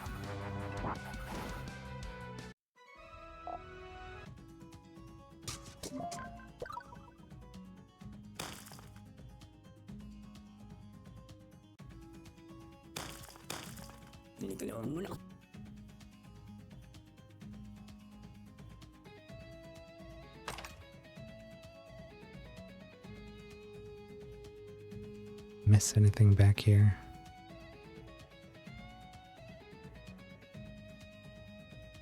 Nope.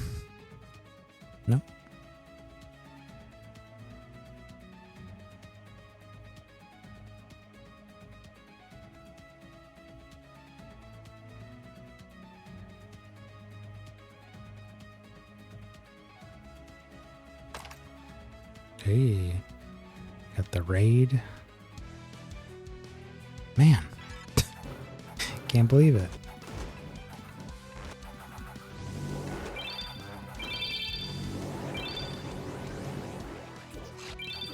Just like the same things every time.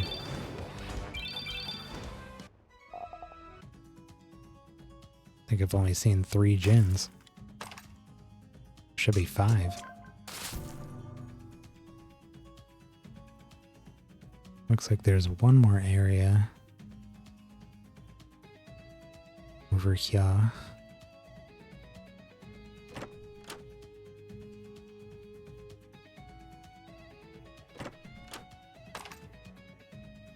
No, that was it. Alright. Well, I'm not going to go back through here again tonight, but maybe off stream. Alright, raid. Bunch of stuff.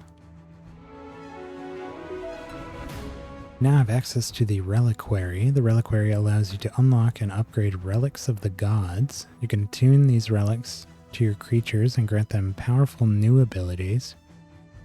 A creature can only be attuned to one relic at a time. In order to unlock and upgrade relics, you must acquire a new type of currency called piety, which can be unlocked in a variety of different ways. The most common way, however, is by completing prophecies. You can now fulfill prophecies. Prophecies are a series of short tasks that you can complete and turn in at the reliquary to earn piety. These are the primary way you'll earn piety to upgrade your relics. To view prophecies, choose the prophecies option from the main menu. They start us off with 1,000. We can do 2 projects. Let's get the last 2 missions. And we can place the nether shop and reliquary. Whoa. Takes up a bit of space. Nether shop.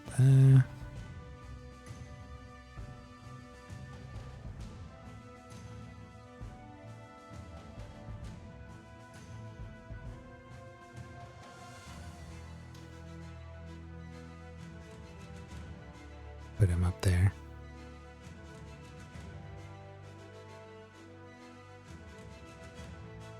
Let's move her. Little mushroom boy. Put him over here. And we need the reliquary.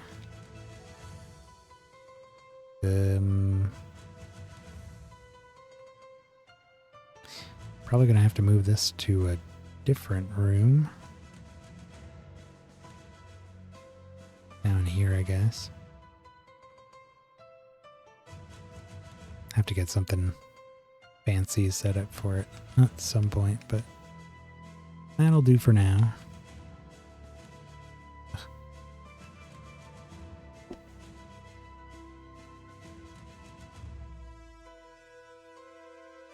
Prophecies. Awaken, empower, attune. Let's see. Turn in your rune of prophecies to receive rewards. Awaken, empower, unlock a new relic or upgrade one you've already unlocked before. Attune, allow a creature to equip a relic so it can gain the benefit from it. Unattune, remove a relic from a creature. Enhance, increase the strength of your reliquary to make all your relics more powerful.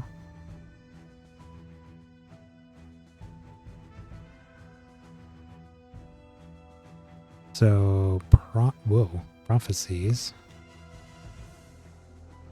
Encounter a treasure golem. Win some battles. Gather spell gem materials. Summon and defeat enemies with divination candles. Gain a total amount of favor with any of the gods. Open treasure chests. Gather piety from any source of loot. Gather emblems of any type from any source of loot. Defeat sorcery creatures in realms. Break objects and collect nodes to gain resources. Gather trick materials from any source of loot. Kill nemesis creatures. One seems pretty easy. We encounter those all the time. Complete realm quests at any realm depth. Seek out the riddle dwarves. Correctly answer the riddles. Gather resources from realms. Only resources gathered from breakable objects and resource nodes count. Defeat life creatures. Earn tickets from riddle dwarves and use them to place scratch cards. Find and activate pandemonium shrines. Defeat nature creatures. Encounter a dumpling. Defeat death creatures. Earn tickets from riddle dwarves and use them to play Keno. Dig up buried treasure. And fulfill the Goblet of Trials and collect your reward. We could just put the... Wait. Oh, do these just naturally complete over time? You don't have to select any.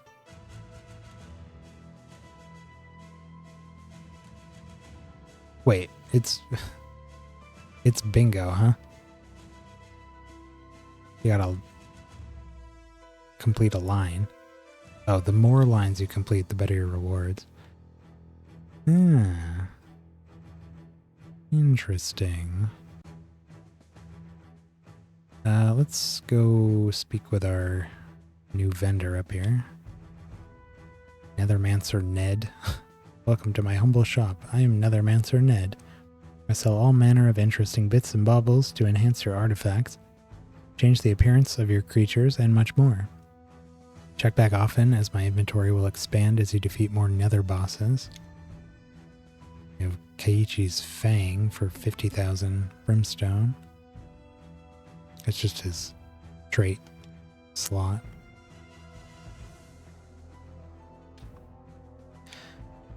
Alright, let's keep going. We'll wrap it up soon. I think I'll go till 12. Getting close to the end though. Go to the swamplands.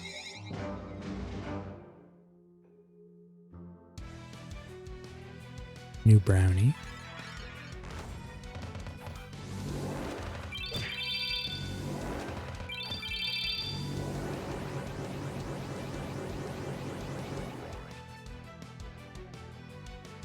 Brownie Brute. After this creature attacks, it deals damage to the target and enemies adjacent to the target, equal to 50% of this creature's current health.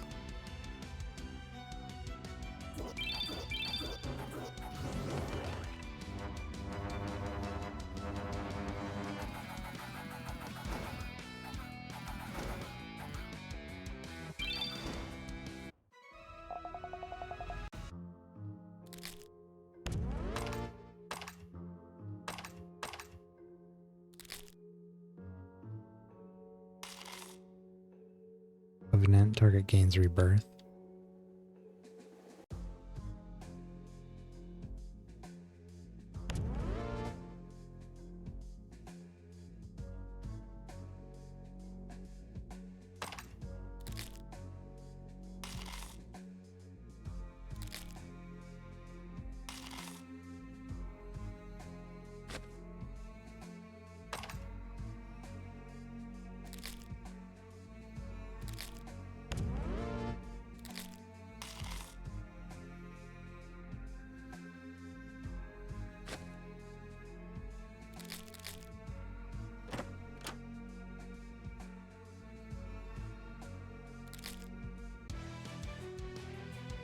A new Ent and a new Uralos. After an enemy is killed, your Uralos creatures gain 15% stats. Ashwood Ent. After this creature is attacked, it gains defense and speed.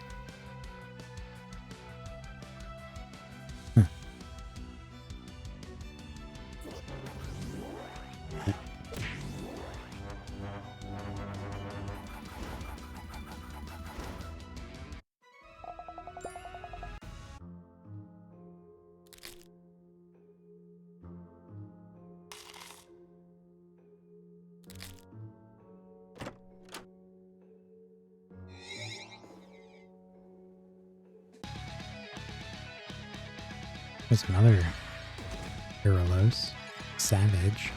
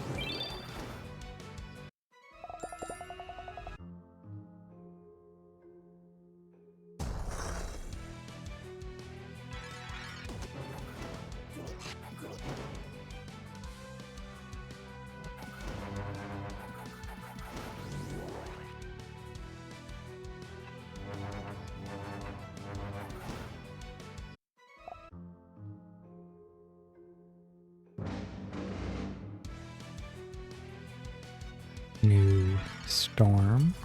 Cyclone.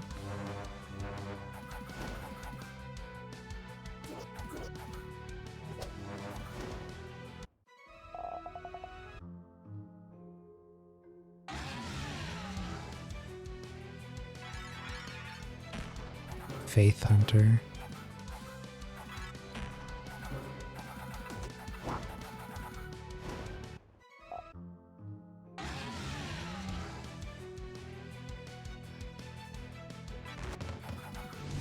You know, it just occurred to me somehow.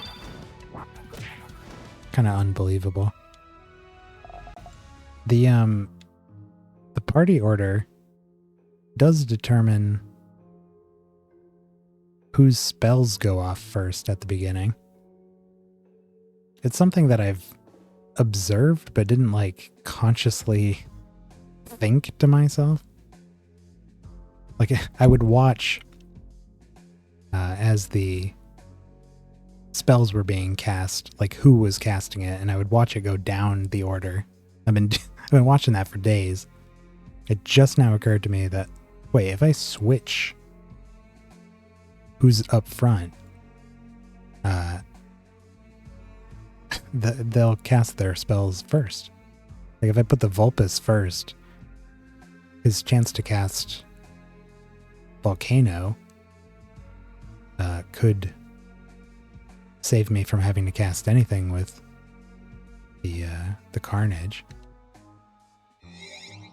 I was just thinking, in that last battle, I saw Volcano go off after a bunch of other spell triggers, and I was like, I wish that went first. And then I was like, wait, what if I put him up front? Something I'll have to mess around with. That's yet another thing where positioning actually mattered. And the game seemed to suggest that the only reason you'd want to move stuff around is for your own personal preference. Crushing impact. Creatures to the left and right of the target attack the target.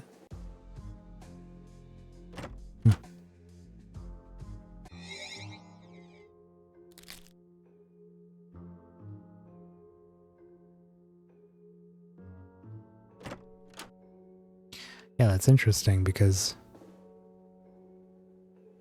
at least, I mean, generally that probably doesn't matter, but in the case of our party where we have those beginning of battle spell triggers, that might actually make some kind of difference if we, like I said, have the Vulpes going first. You know, basically whoever we'd want casting their damaging spells before the rest of them, we'd want to put them up front. Now, of course, the chance to cast spells at the beginning of the battle is a chance. It's not guaranteed to happen. But might still be worth organizing. A couple new things here. Hurricane. While this creature is above 90% health, it deals 100% more damage. Arcane Pillwiz. After an enemy takes damage from bleeding, they lose 15% of their intelligence, and your creatures gain that intelligence.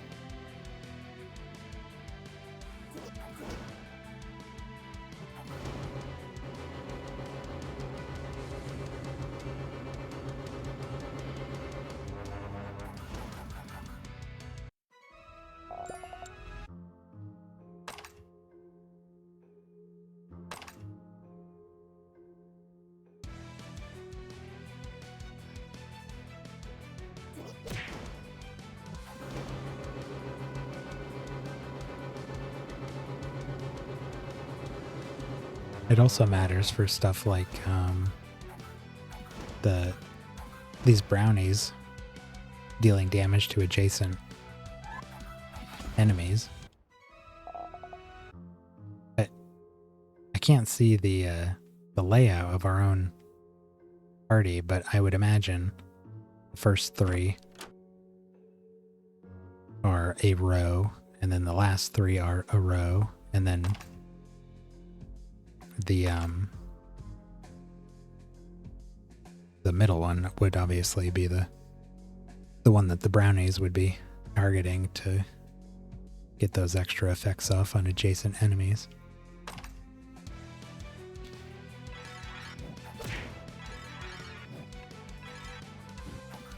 Yeah, see the Vulpes fired off his spells, then the Inquisitor skipped the first 2 and skipped the last 2 because it didn't trigger.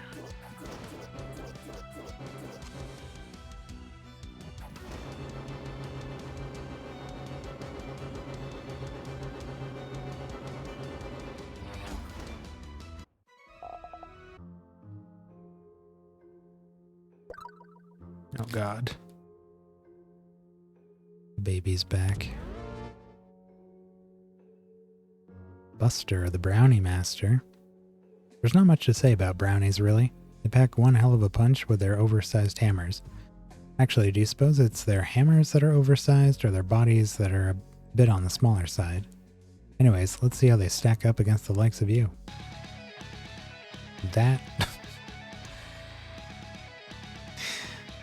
That's not a brownie. Got a hammer, though.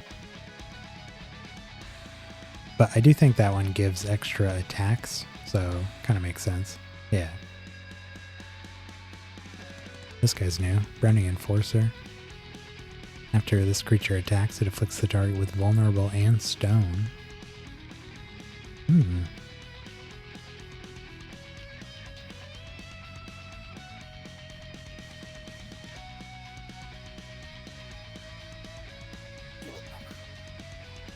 Wow.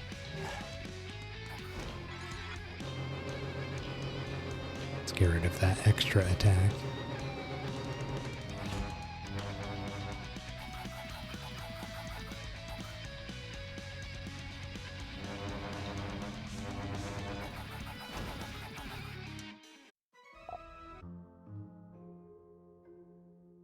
Brownies attack one additional time for each brownie fighting on your side. Creatures deal 50% less damage. Yeah.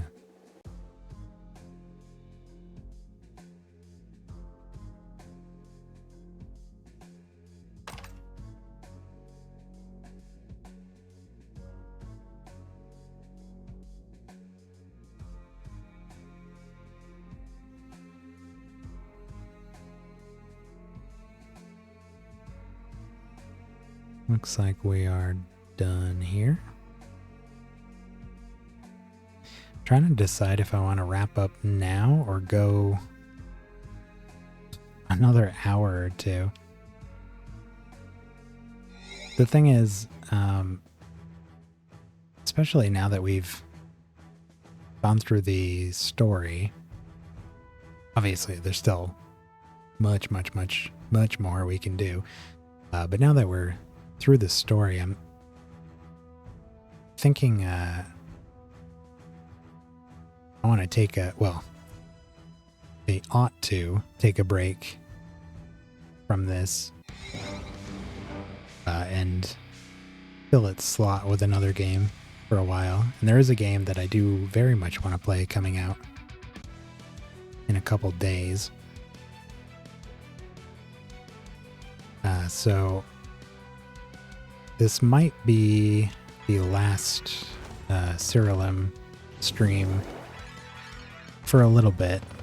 I'm thinking maybe when I finish Moonring, which I suspect won't be too much longer. I might even finish it in the next couple days.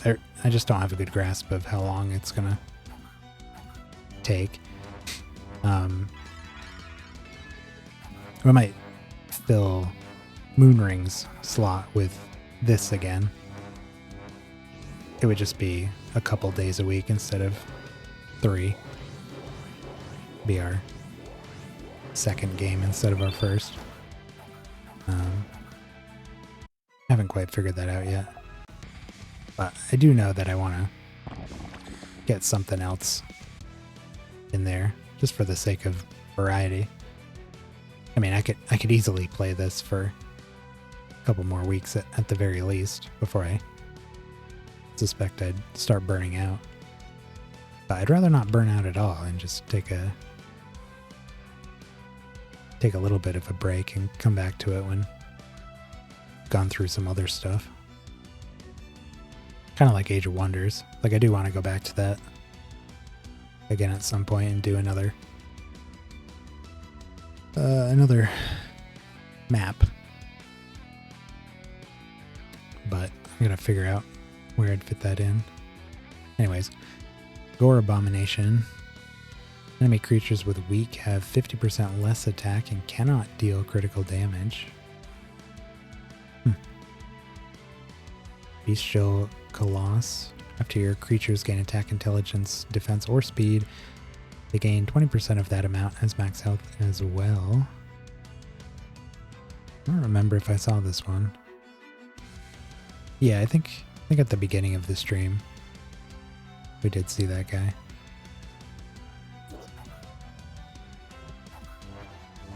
Oh, that did not do a lot.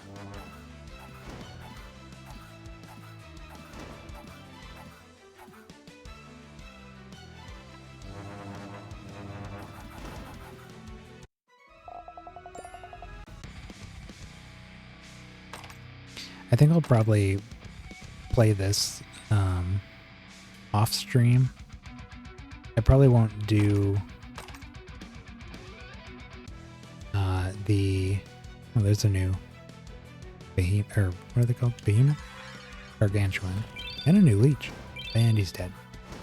Yeah, I probably won't do the highest level realms, so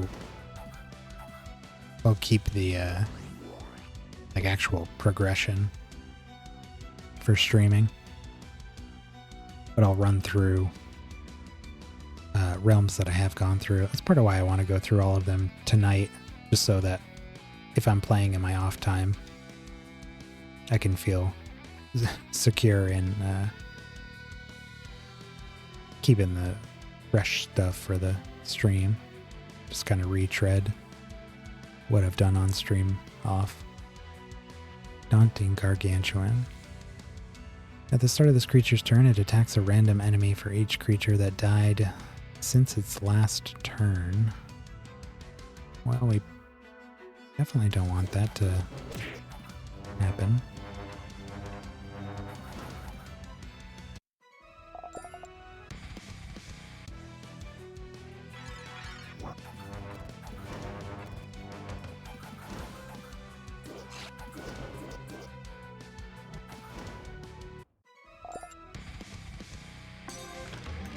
Key was right next to the chest.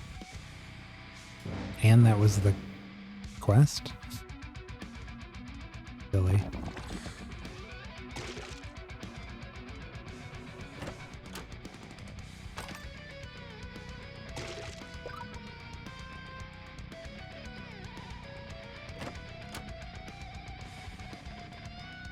Not sure why I was saying it. I was being deliberately obscure about, or vague about, what game I was going to replace this with, but there's really no reason to, I don't think. I think on the 7th, Rogue Trader comes out by Owlcat Games, who did the Pathfinder, more recent Pathfinder games. And I very much want to play that.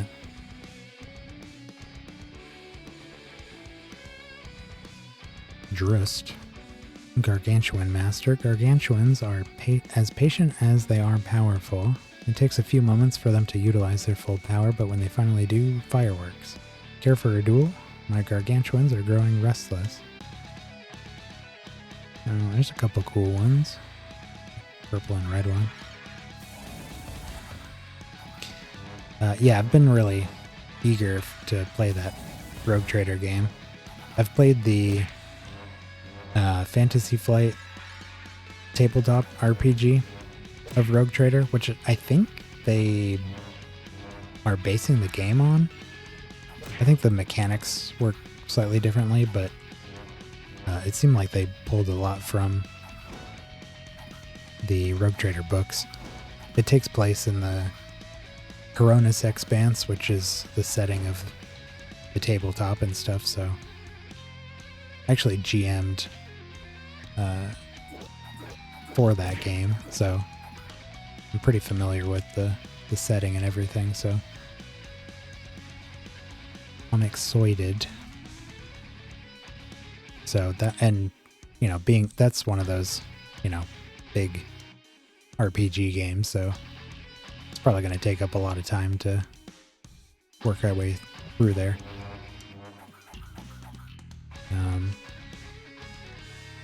I might start with like 3 days a week with that one, but then switch it to maybe 2 and just do longer streams or something. We could come back to this for whatever other days I'm streaming. Or I'll find something else, something shorter. You know, something I could wrap up in like a week or so and then maybe come back to this after that. Anyways, those are all just the things I'm considering.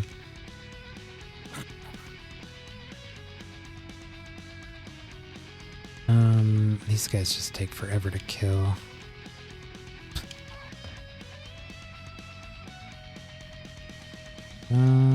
Frozen and bleeding, stone, blind.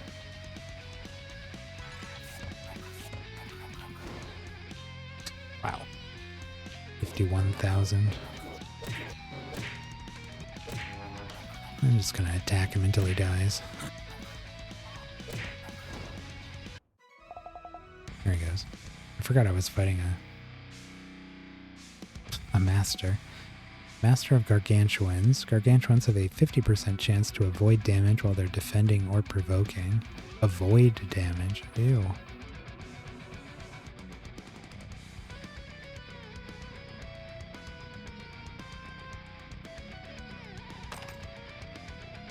Hey, another mimic.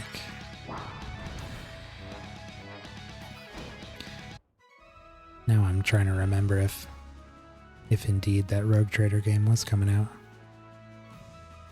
Well, technically I guess it's tomorrow because it's 12:01, but no. Yeah, December 7th. So that'll be the next new game we play.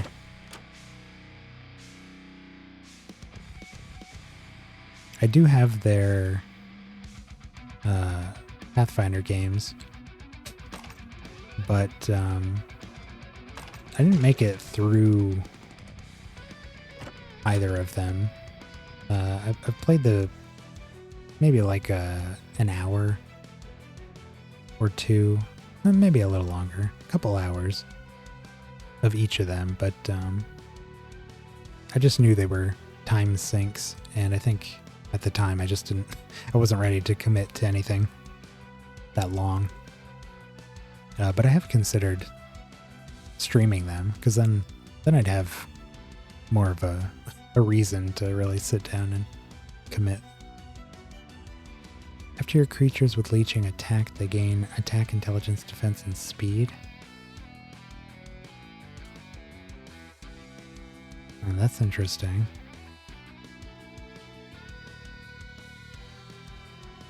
We fought these before, but I don't think I actually got to look at what they did. We do have leeching on everybody. Might consider picking that up. Stat increases would be cool. Now it's only on attacks and only, well, I guess 4 of our creatures can attack and actually do something, but the Vulpes and the Inquisitor really aren't built for that. But the leper and the leech, the other leech, the Doombringer, they can do that.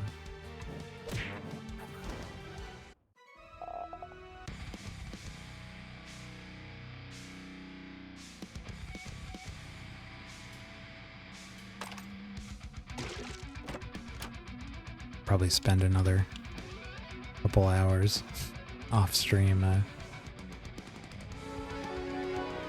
thinking about what we might change up with the party here. I'd like to do that maybe tomorrow or something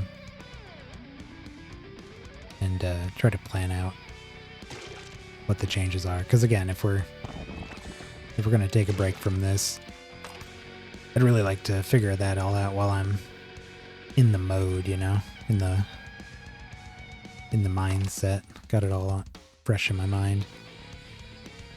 Playing all that stuff out. And then when we come back to it, I could do all that. Or I could just do it off stream, I guess.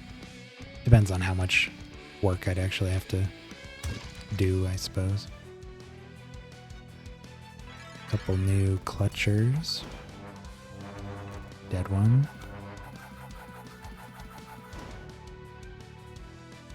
This one lived. Ethereal Clutcher. After an enemy dodges, this creature decreases its speed by 50%. This creature decreases its speed. Why? What? What's the deal with that? What, is his speed just like outrageous by default? So it's more of a penalty? I don't know. Something funky going on there. The new Asane Scourge.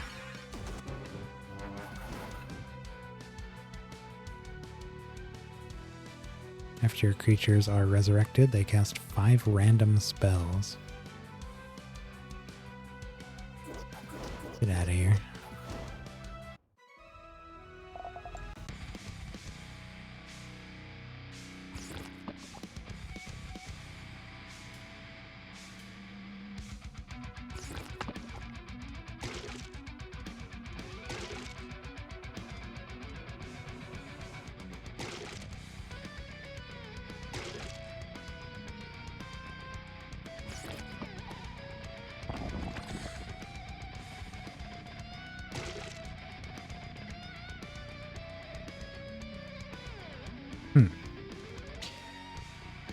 Okay.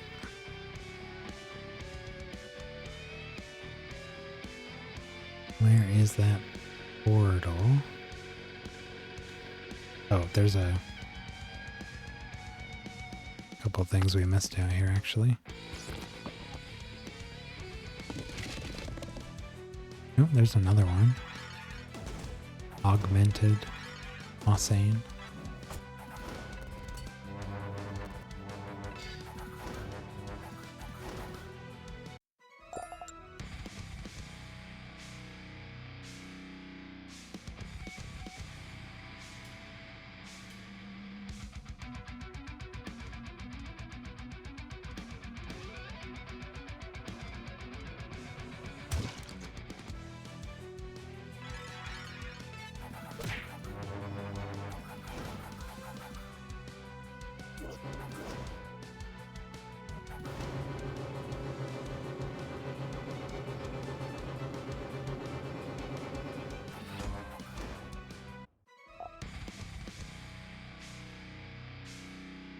Okay.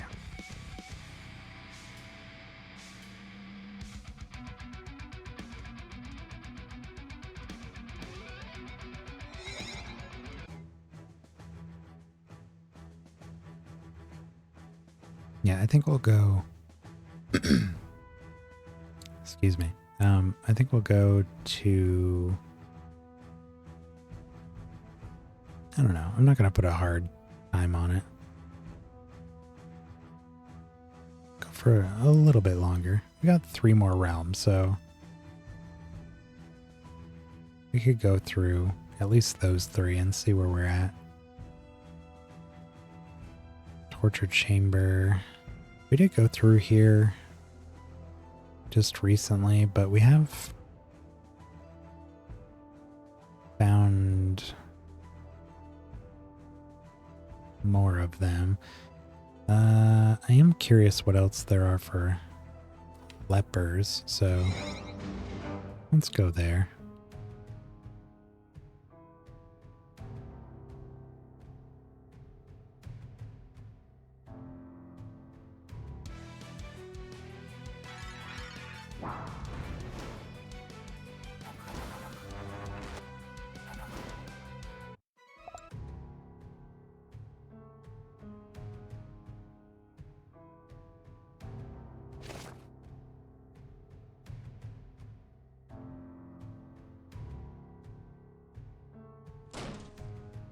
Heaven's Thunder. Target takes a moderate amount of damage and is afflicted with silenced.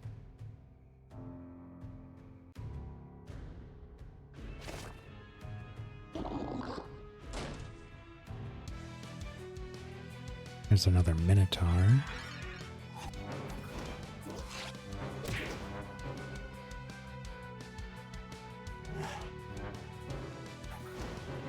$20,000.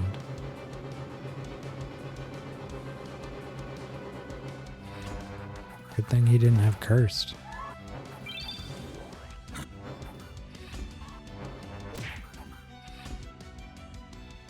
Oh.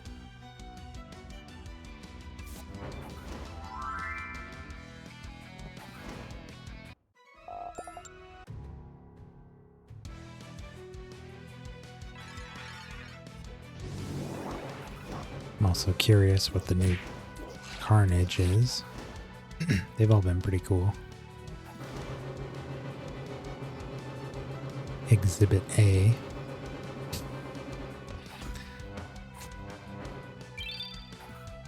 Ow.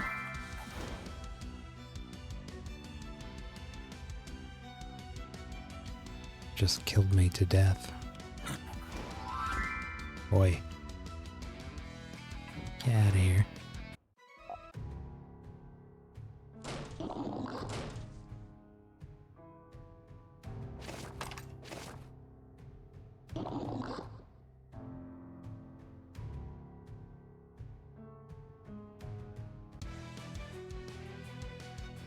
Is it cursed?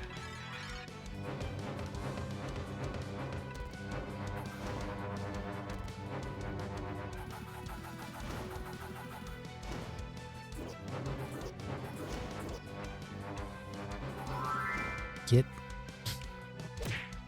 dead.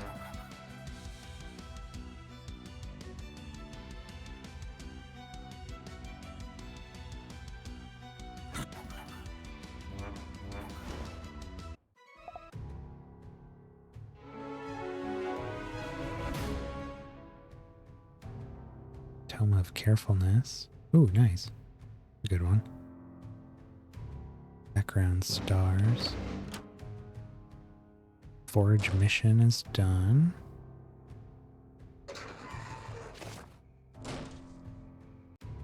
Haven't seen any lepers yet. I think they come from an object. Don't know what you call them. Here they are. It's all ones I've seen though.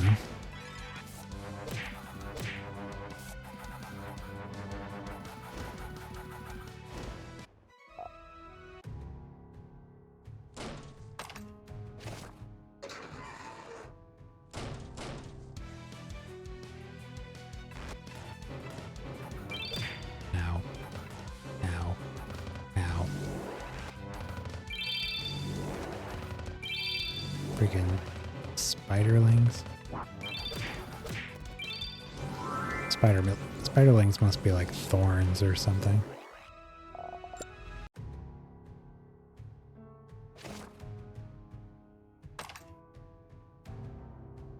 Oh, they are, aren't they? I think it's... Ooh, there's a new one. I think it was like... less like thorns and it more like it Jesus, it explodes and deals damage. I guess it's kind of like Thorns. Thorns is more like persistent. This is just a one-time trigger.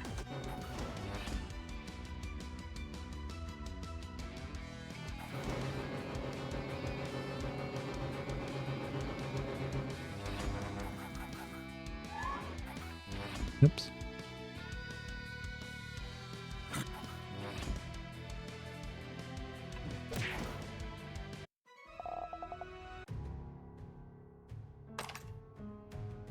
Blood Leper. Arner, Fiend Master. Fiends have some serious anger issues, and that's just fine with me. They're almost always looking for someone or something to take out their aggression on, making them ideal combatants. My fiends will rip your creatures to shreds. Let's fight.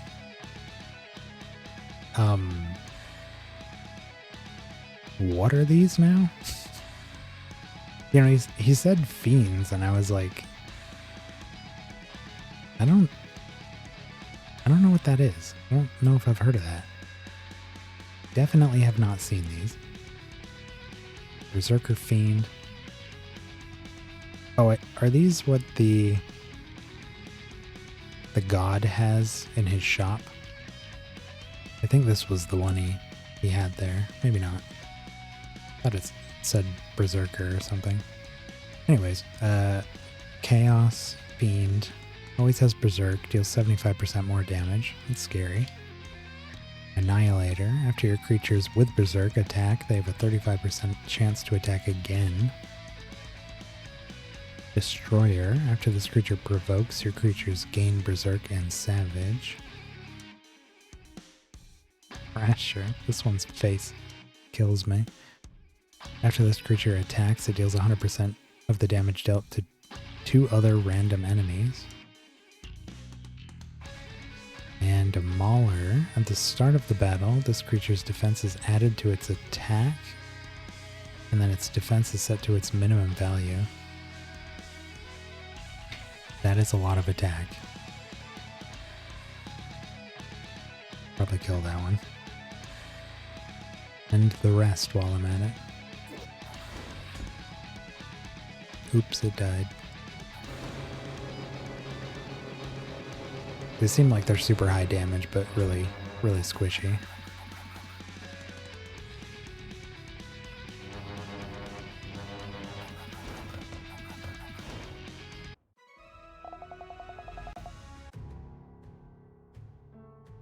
Fiends with Berserk now have a 40% chance to avoid damage. Well, that would help.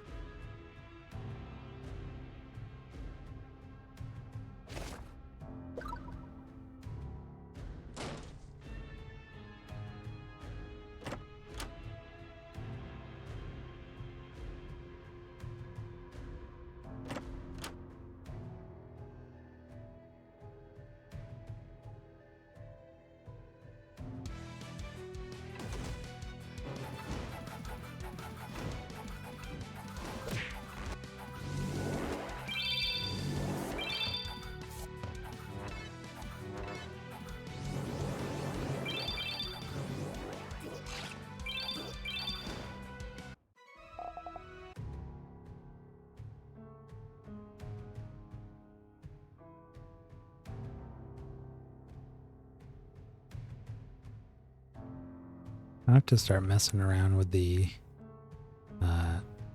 realm instability as well. I think we've only used it a couple of times. Oh, there's a new Carnage. But that might help with the grind. And also just make things a little more interesting. Fighting fused monsters and stuff.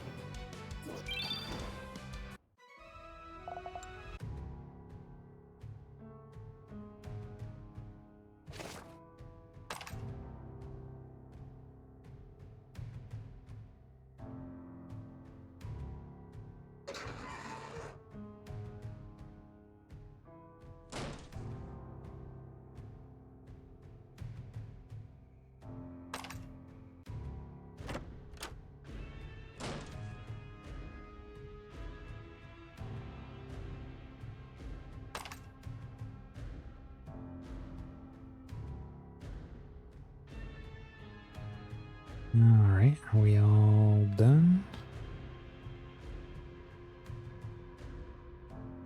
Looking that way.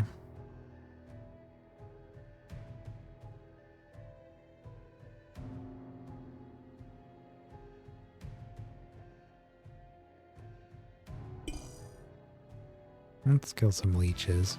Gotta do it for the prophecies anyways.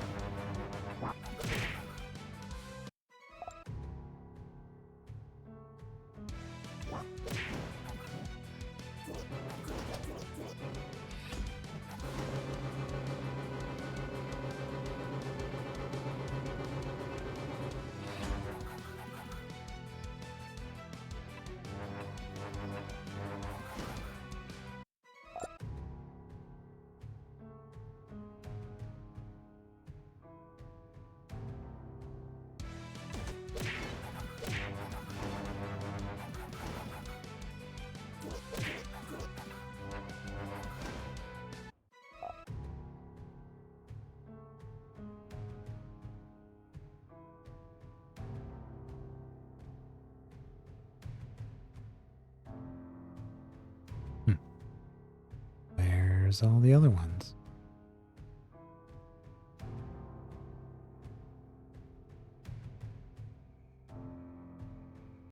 Giant wall of text jump scare.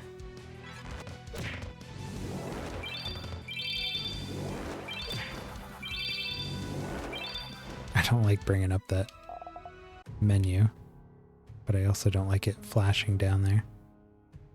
But I also don't want to turn it off in the menu, because I do want to see when I have alerts. I just don't want it to flash. Even if it just went away after a little while, after every battle or something. Oh yeah, Berserker Fiend.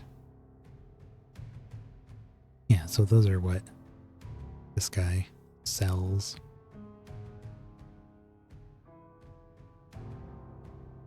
Alright, let's turn in this project.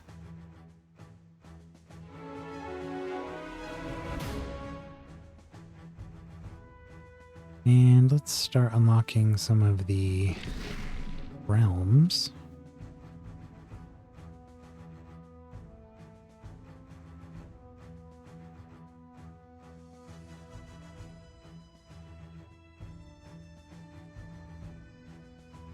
Go to the Meadows.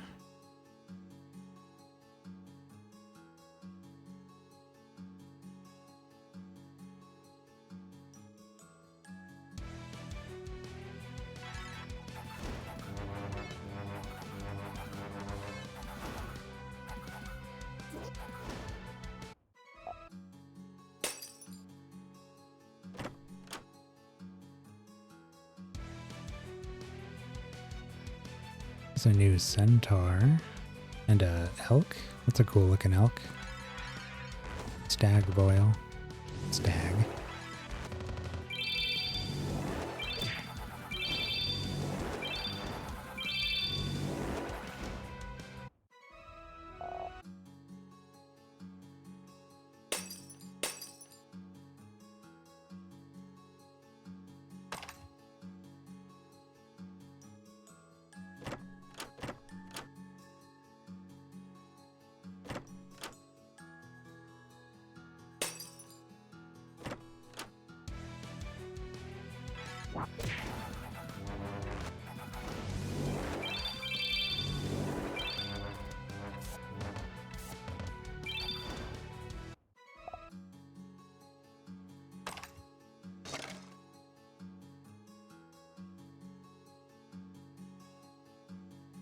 And for that golden feather.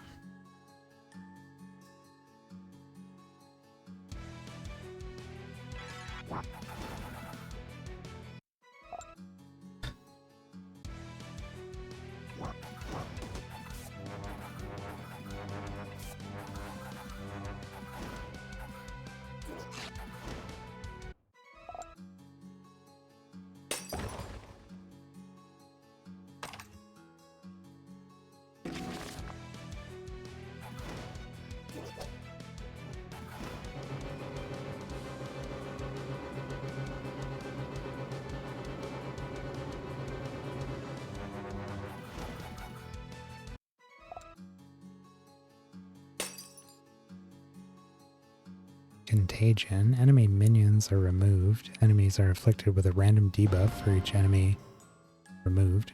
Completed a prophecy task. What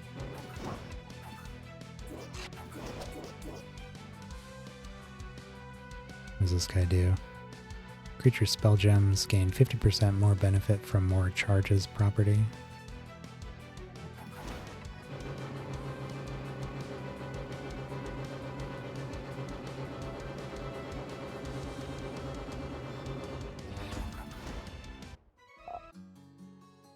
Those elks look cool, but their horns don't really make any sense. They kind of flank their sides and leave their heads fully exposed.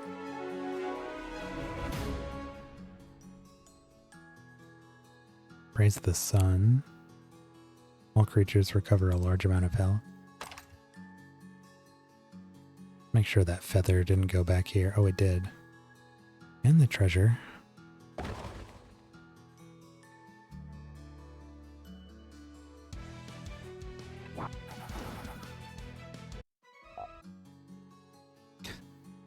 Volcano makes those so fast.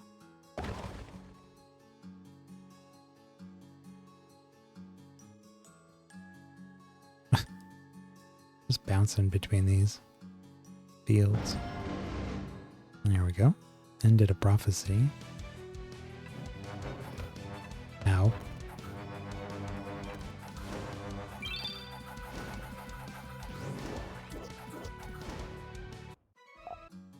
Vulpes exploded. It's from that harpy. Has that ability where when we cast a spell, I think it's a single target spell, it casts it back at us. Vulpes must have cast Rend and then got rended.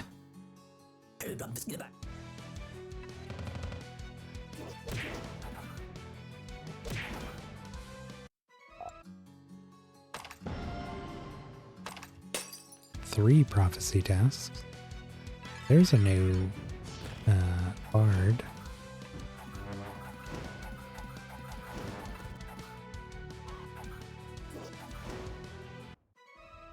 Why the heck did the invader go first?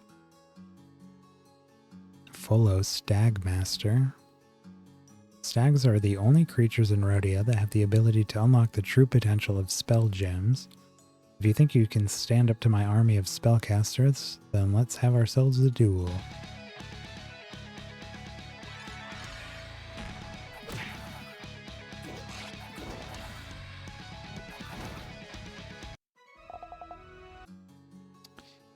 Yep.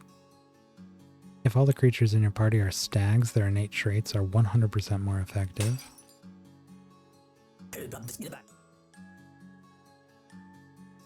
Oop.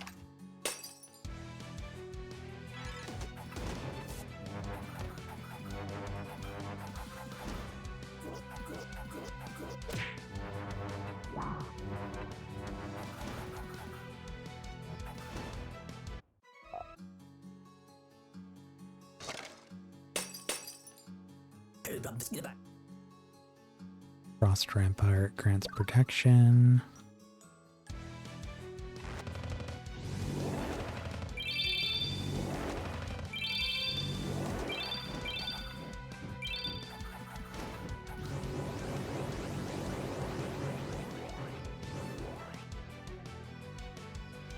Centaur Runner.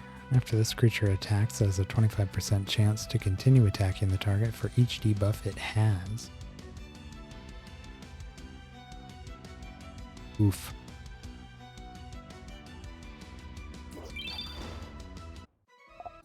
Interesting.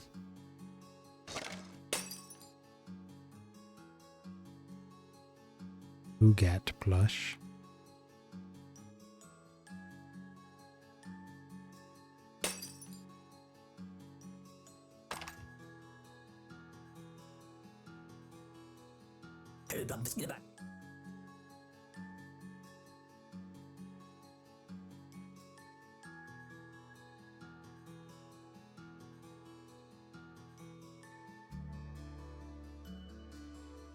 Yeah, I guess we'll go to 1 a.m. It's 12:30 now. And I do want to run through this last place. Plus it's another boss.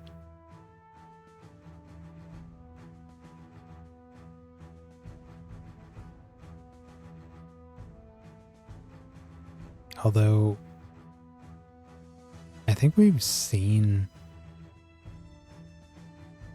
at least most of the new stuff here, except the pit wraiths.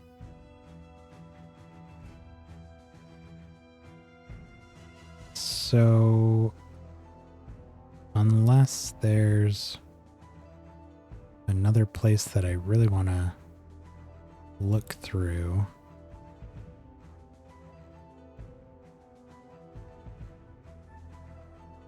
Kind of want to go back to the arachnid nest. We started the night there, but since then I think we've gotten access to a couple new racial variants. And the leeches are here. The mites are kind of interesting.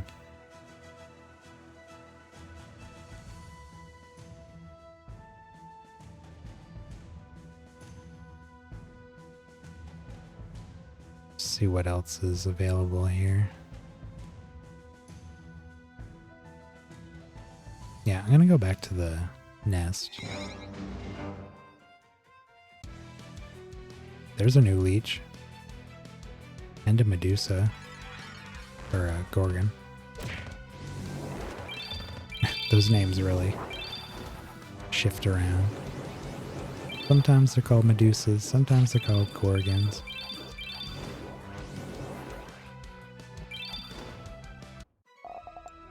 I like them being called Gorgons. I'm not 100% sure, but in Greek mythology they may be called Gorgons, but Medusa is a Gorgon. Still, you see some things in fantasy where they just call the whole species Medusas.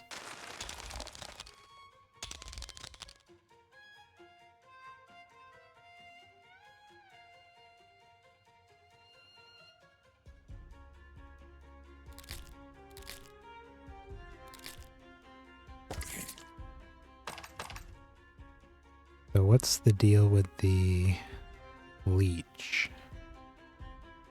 What does that guy do?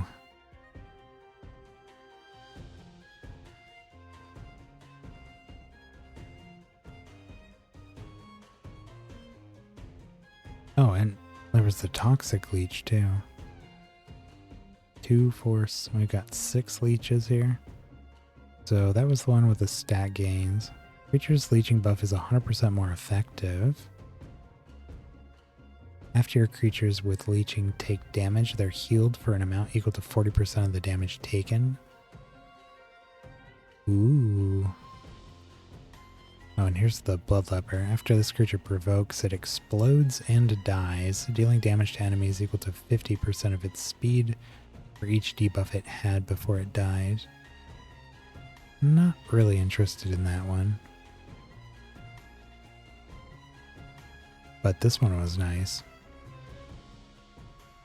Chance to remove a debuff when we're afflicted by one and give it to our opponent instead. What class does the Rosy Beacon belong to? I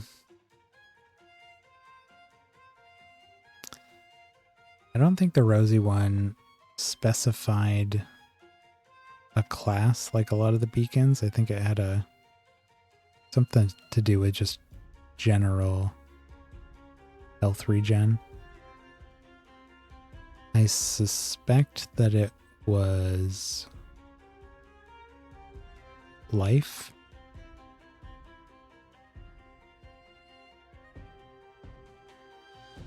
But it could be nature.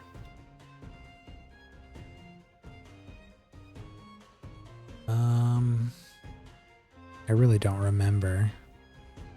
I don't know. It's rosy, so maybe it's nature. Nah. It was life.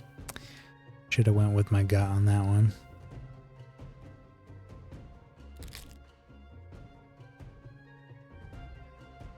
Its name was not, in fact, a hint. Yeah, I think the beacons are generally life class, but they do have the bonuses to the different classes.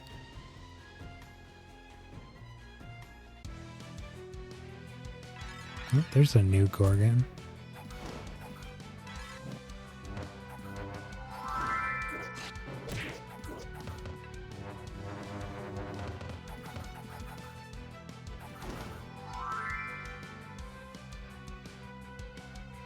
Oh, Medusa.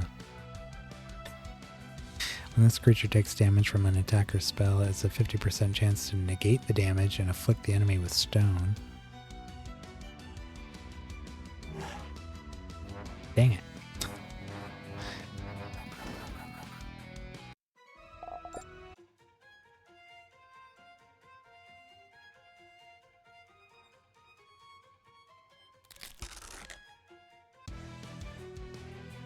There's a new Might. Cool one. Skirmisher.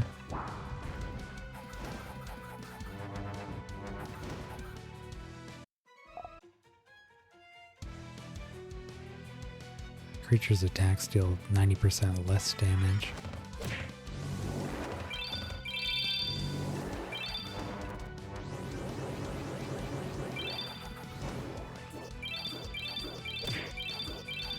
They sure do.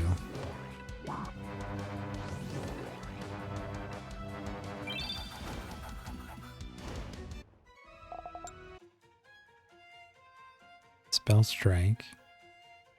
Target takes a moderate amount of damage. 50% of the damage is based on attack.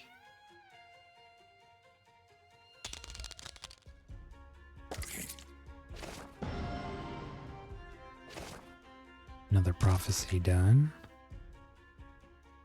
It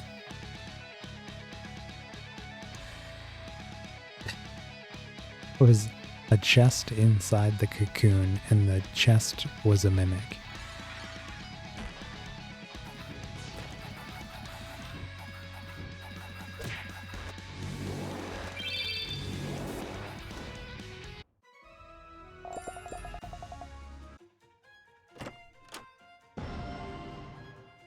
Where's your goal on? Boy. Get out of my way.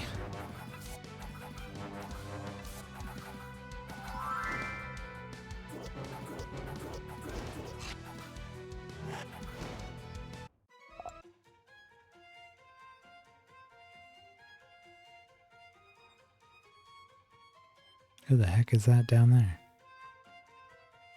What?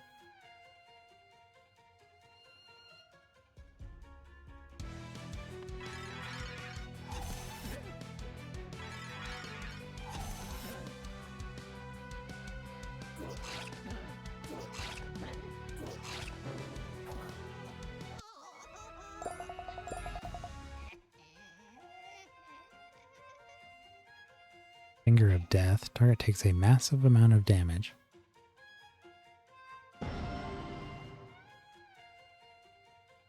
Oh, just a random dude.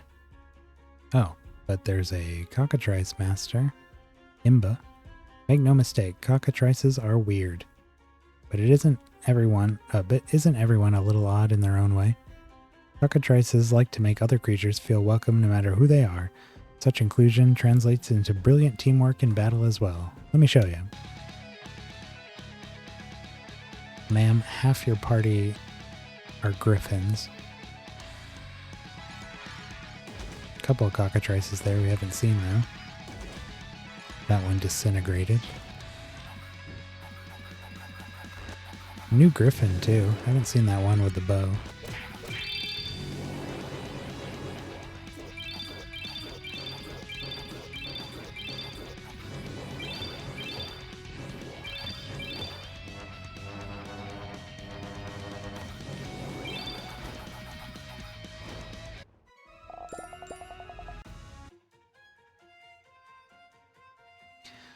Sigil of the Cockatrice. If all the creatures in your party are cockatrices, enemies always have confused.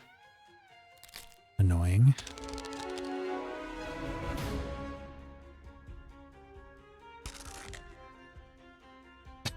It happened again. Twice in one realm.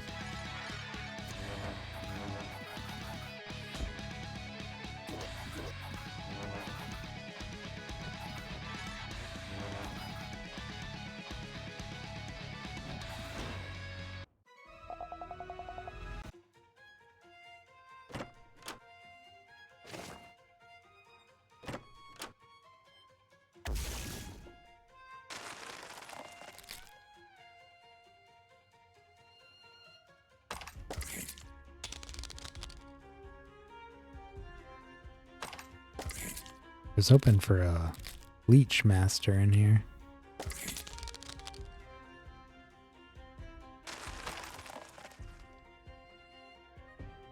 See what they have on offer.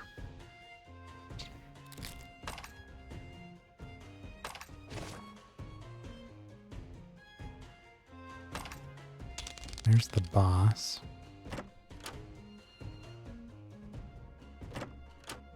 Tsunami. Enemies take a moderate amount of damage and lose a large amount of speed.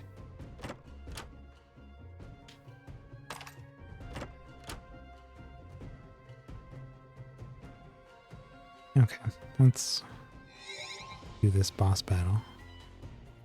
Well, hello there, friend. Fancy seeing you here.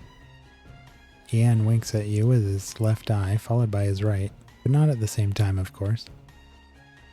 Ian continues to wink with each eye back and forth. Before long, you're mesmerized by his blinking. Yeah! Without warning, Ian lunges towards you with his hammer aimed directly at your head. Your creatures intercept the attack. Blacksmith Ian. Iane? Mutated Crypt Bat. That one's new.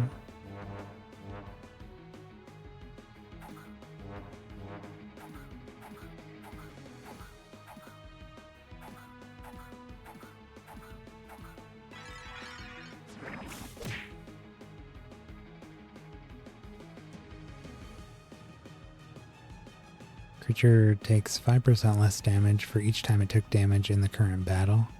Max of 95% damage reduction. After an ally attacks, this creature has a 50% chance to attack the same target.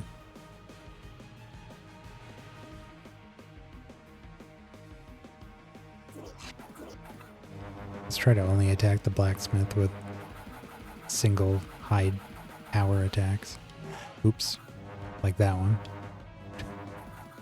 But they got a lot of health.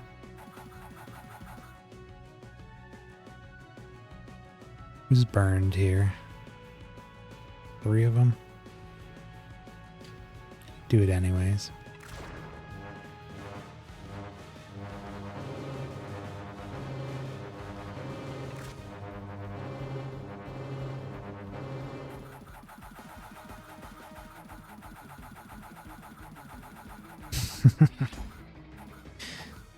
God, I love that.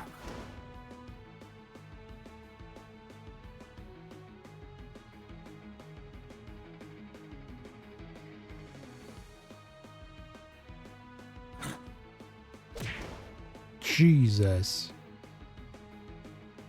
That's a 118,000 damage. It was a super effective crit.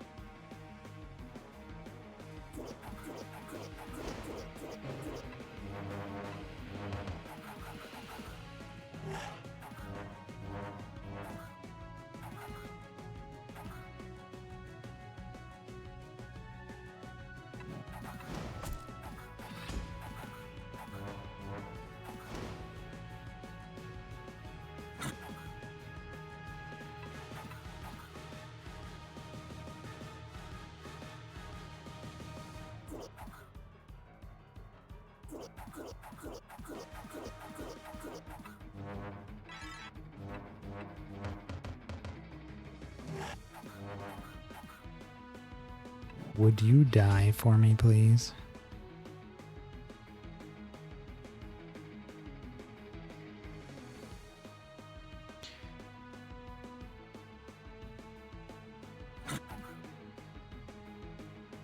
He's just getting harder to kill.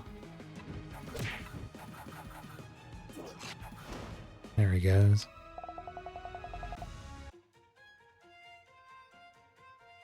Gate of the Gods key fragment.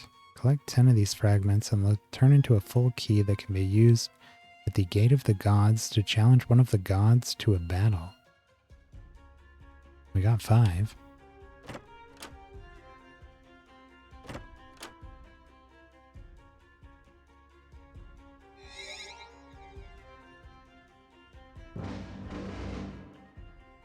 All right.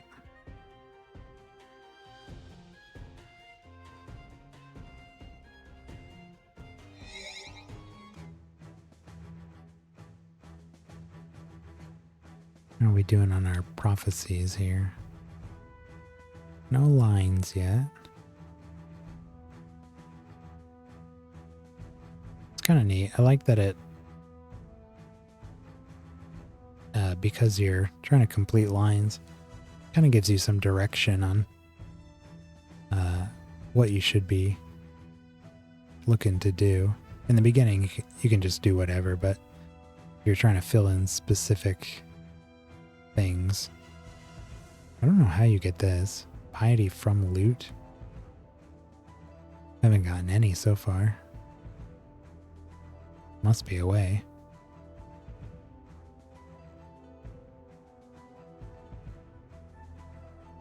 Could do scratch cards and Kino. I've never played Kino. I don't know how that works. That's Kino, Seropoli, slots, scratch card. Sure, let's do 3. Choose 5 to scratch.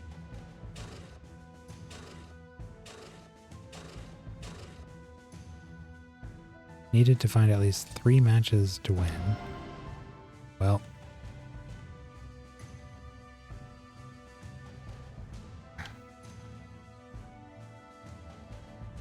Kino. Choose 15 more creatures. It's alarming that I don't recognize many of these.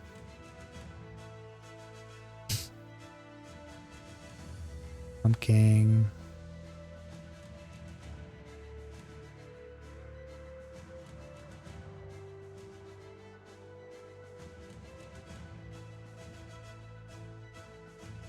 That guy. This thing. Yeah, I think most of these I don't actually recognize. That's just crazy.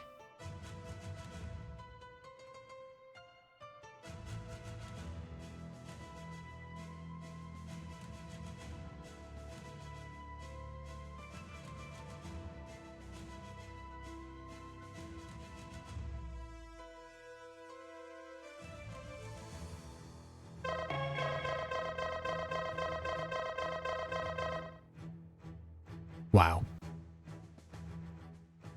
1. Well, better than nothing, I guess. There, now we just need spell gem materials. We'll have a whole row there. And then could do those 2. Now, it sounds like you can decide when you want to turn this in. I imagine you can turn it in as soon as you have a row. But if you keep going with it and fill it out, you probably obviously would get a lot more piety from it.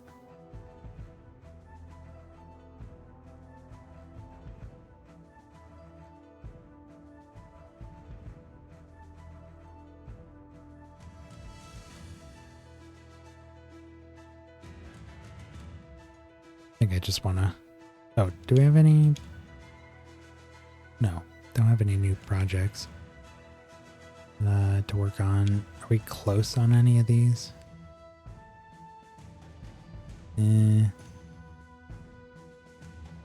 Wow. We need 2 arcane dust for assassination.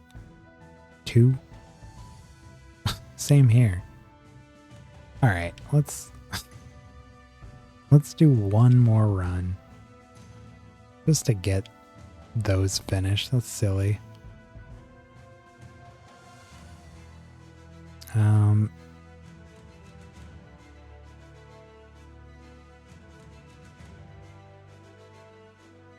Where do we want to go?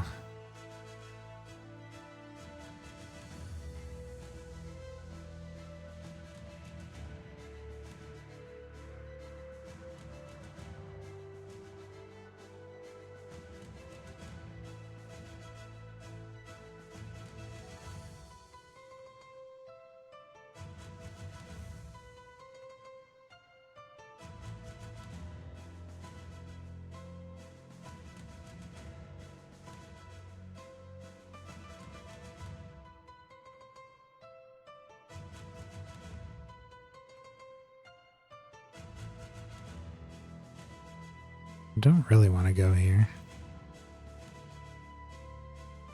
I guess we could just do random.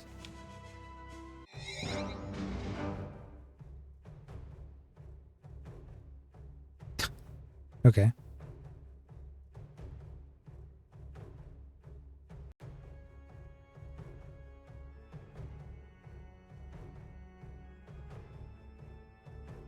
Can't believe we needed 2 dust.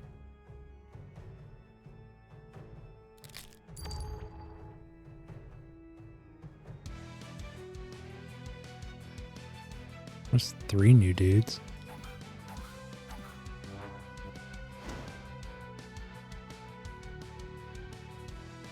Got a Shambler Juggernaut. After a creature takes damage from Blighted, this creature has a 35% chance to cast Minor Heal on it.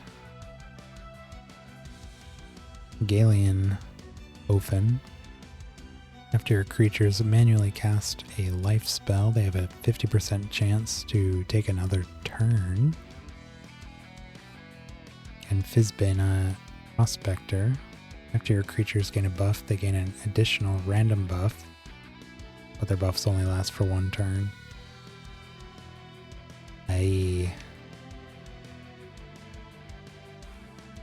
Interesting.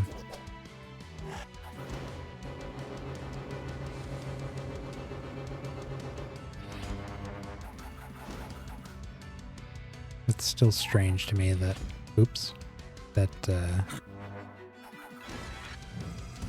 those, shoot, what are they called? The angel things. The biblically correct angel dudes. Those dudes. Ophans. Still strange that they're under the sea here. Really out of place. I'm sure there's some rationale for it. I just don't know what it is.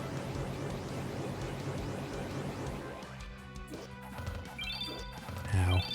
Ow. Ow. Stop. I gotta stop attacking those guys. Cast spells instead.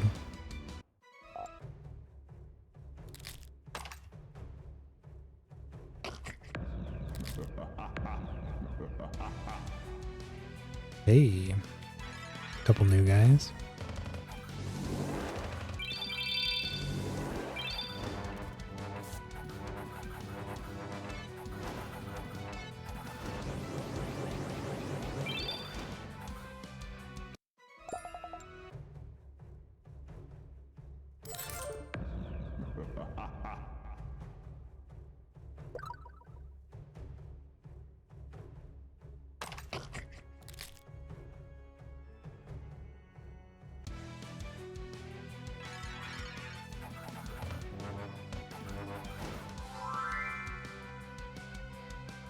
Did I look at this guy?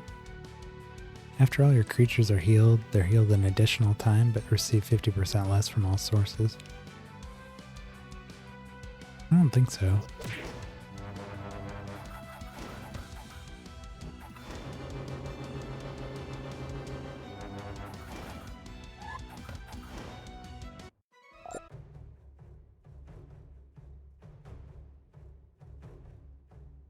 Yeah, going through these recent realms here have definitely assured me that we really don't need a couple of the traits we have on us right now. Definitely don't need the I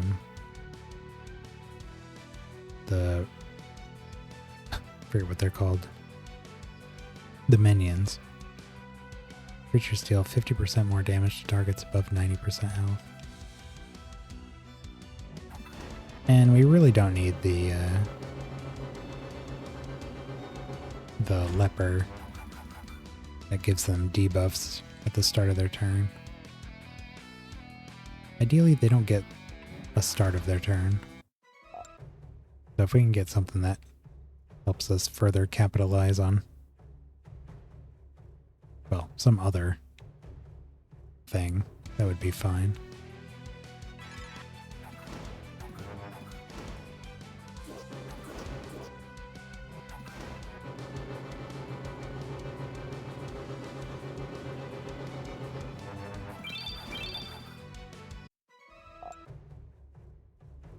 Gonna have plenty of options. Many things to consider putting in there.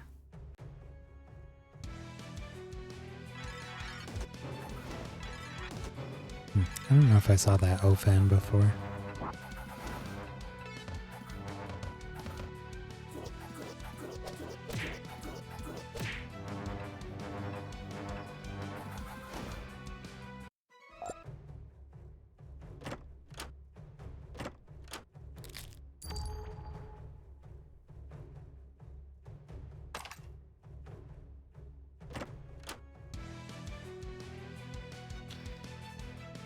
Leader is immune to damage debuffs and stat reductions while the allies are alive.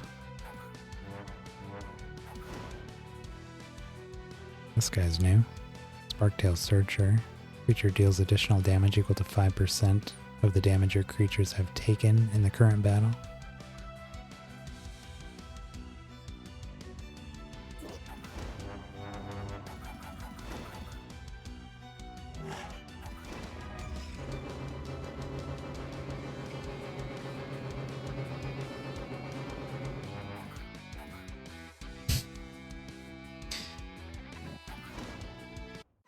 Such a silly monster.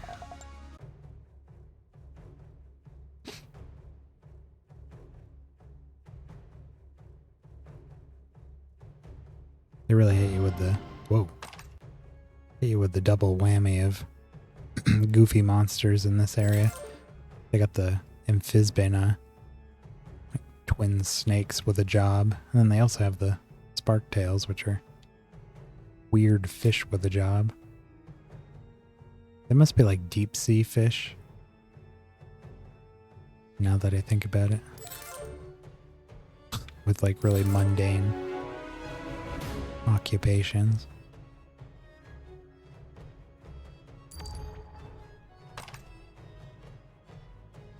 Where is that key?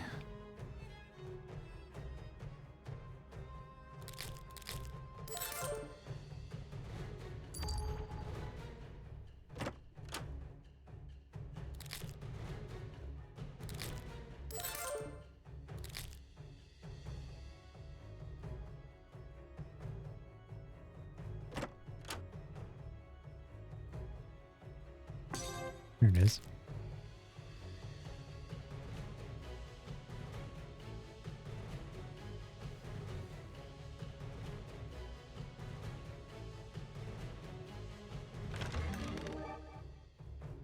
Abundance. Creatures recover a small amount of health and gain a small amount of attack strength, attack intelligence, defense, and speed.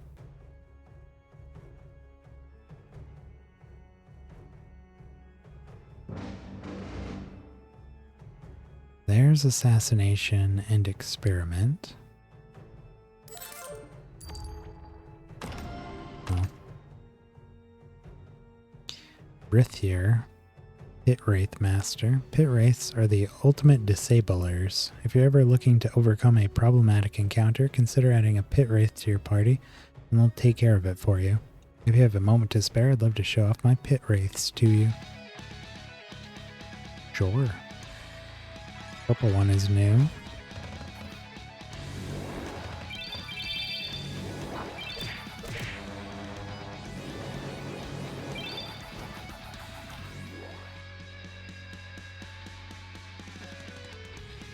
After this creature attacks, it reduces the target's max health to its current health. Ew. Enemies take 0.5% more damage for every 1% health they have. Yuck.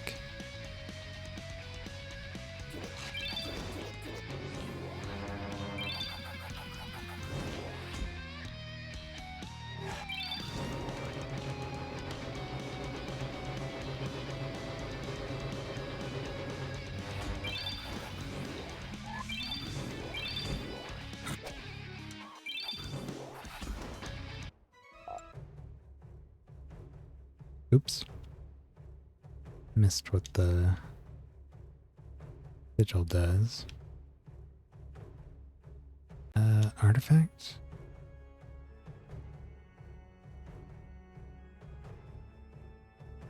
Sigil of the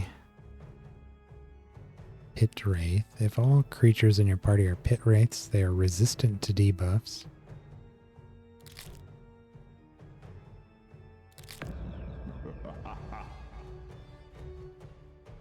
As long as they're not immune, I don't mind.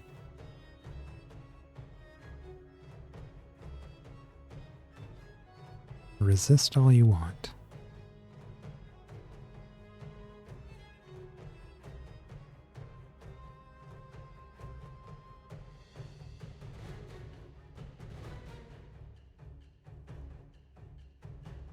Alright, let's get out of here, turn in these projects.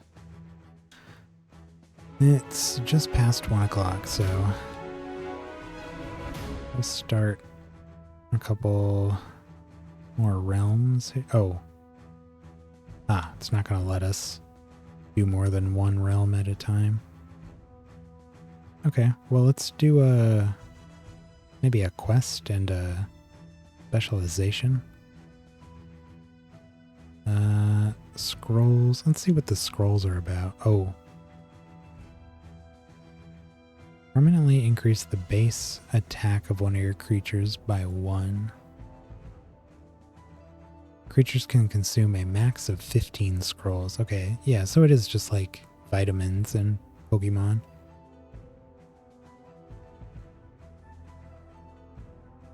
I don't know, let's just start with attack, I guess. And specialization.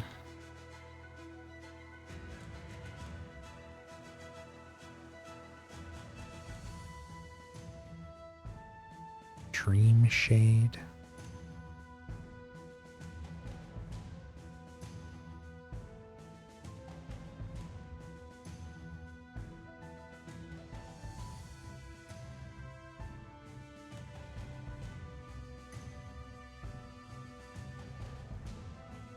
Mime.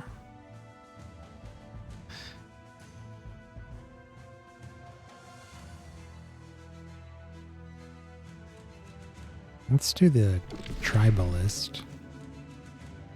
Built around using the same race.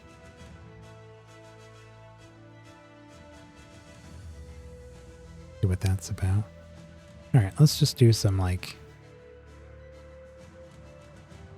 Look at some of the things we picked up along the way today and we'll wrap up there. A little bit of a summary of what we've accomplished.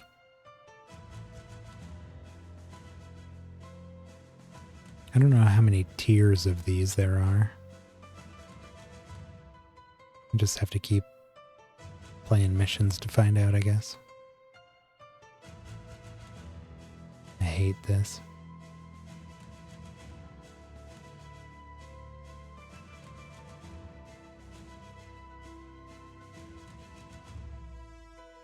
Rat.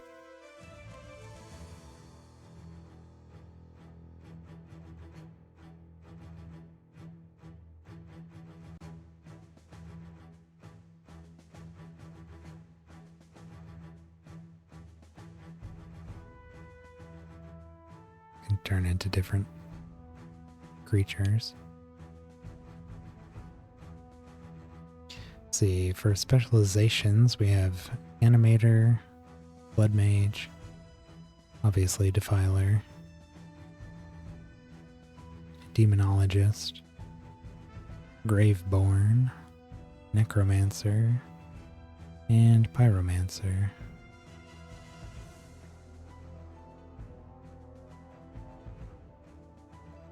You know, it's funny, the Defiler description seems a lot more focused on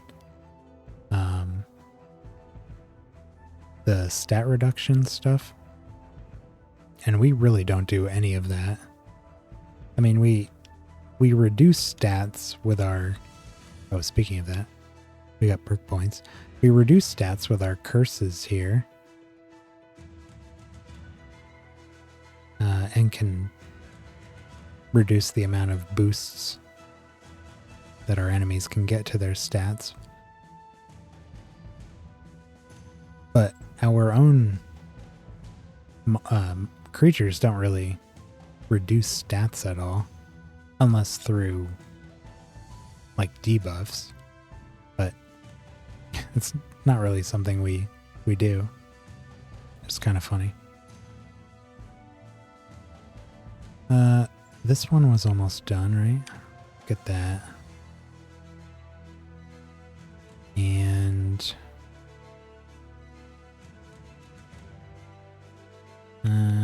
get anemia finished. Weak debuffs are 100% more effective. Yeah, so we just have Languish and Tragedy now.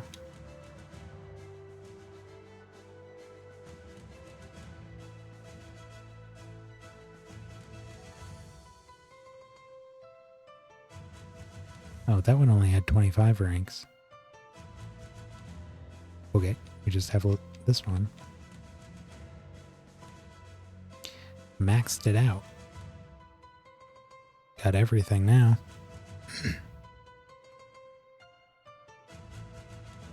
Sweet.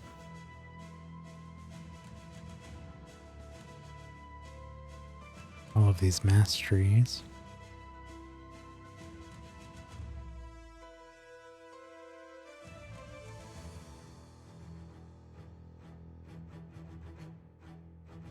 Some crazy looking dudes in here. I like that one.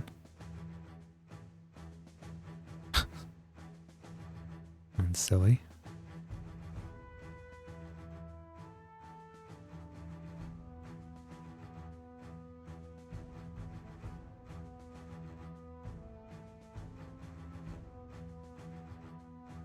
Bounties. No, we don't have bounties yet, huh? Still no guilds. Not sure what those are. Anointments. Not a clue.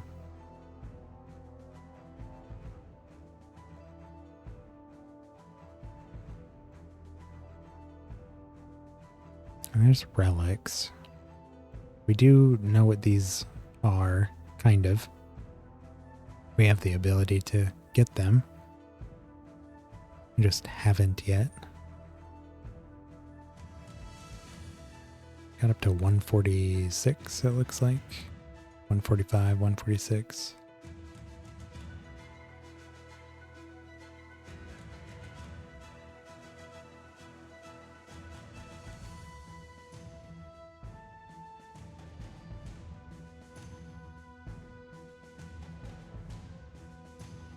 Got a modest amount of tomes now.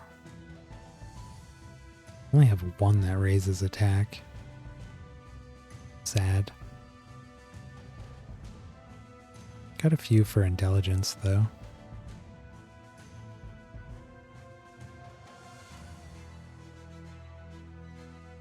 Didn't find any nether stones today.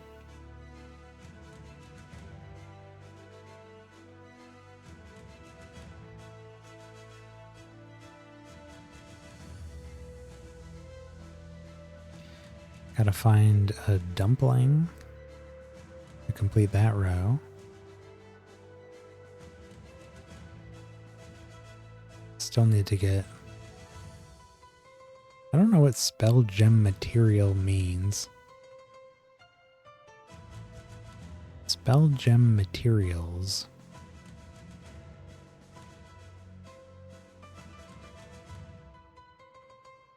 Oh. Oh, okay. Yeah, like the chance to cast on hit and chance to cast twice and stuff like that. The things you socket into spell gems. That shouldn't be too hard to get.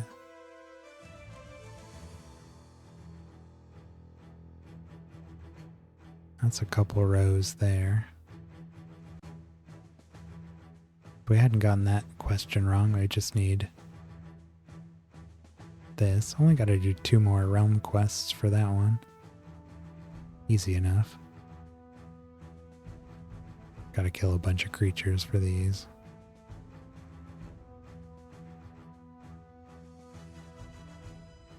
I don't know about this one here. Might turn this one in without doing the goblet. Don't really plan on changing classes anytime soon. I'd really like to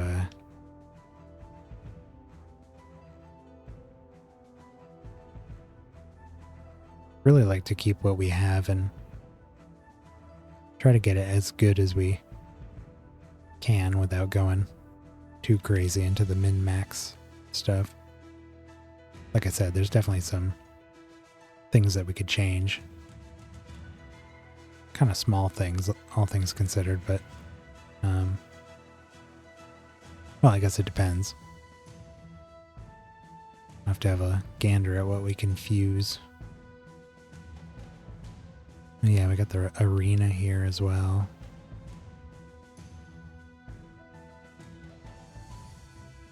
We have a lot of summoning to do. But that might be something I do off stream or something. Alright, I gotta wrap it up. Well over when I would normally be calling it a night. So yeah, like I was saying, this is probably the last stream of SIRALIM for a little bit. Who knows, we might be back in another week or two. It depends on what I decide to do with the schedule. Tomorrow we'll play Moonring. Well, now that I'm thinking about it, if Rogue Trader comes out on Thursday, maybe well, I don't know. I'm not going to figure it out right now while I'm signing off. But either way, Rogue Trader will either be Thursday, the day it comes out, or maybe Sunday, and we'll play that Sunday, Monday, Tuesday or something. It'll basically just take the slot that SIRALIM's in now. So, anywho, we'll definitely be back to this as soon as possible, honestly. I mean, I'm very much enjoying this, so I'd like to keep at it. So, anyways, until then, thanks for stopping by. And I'll see you next time. Bye.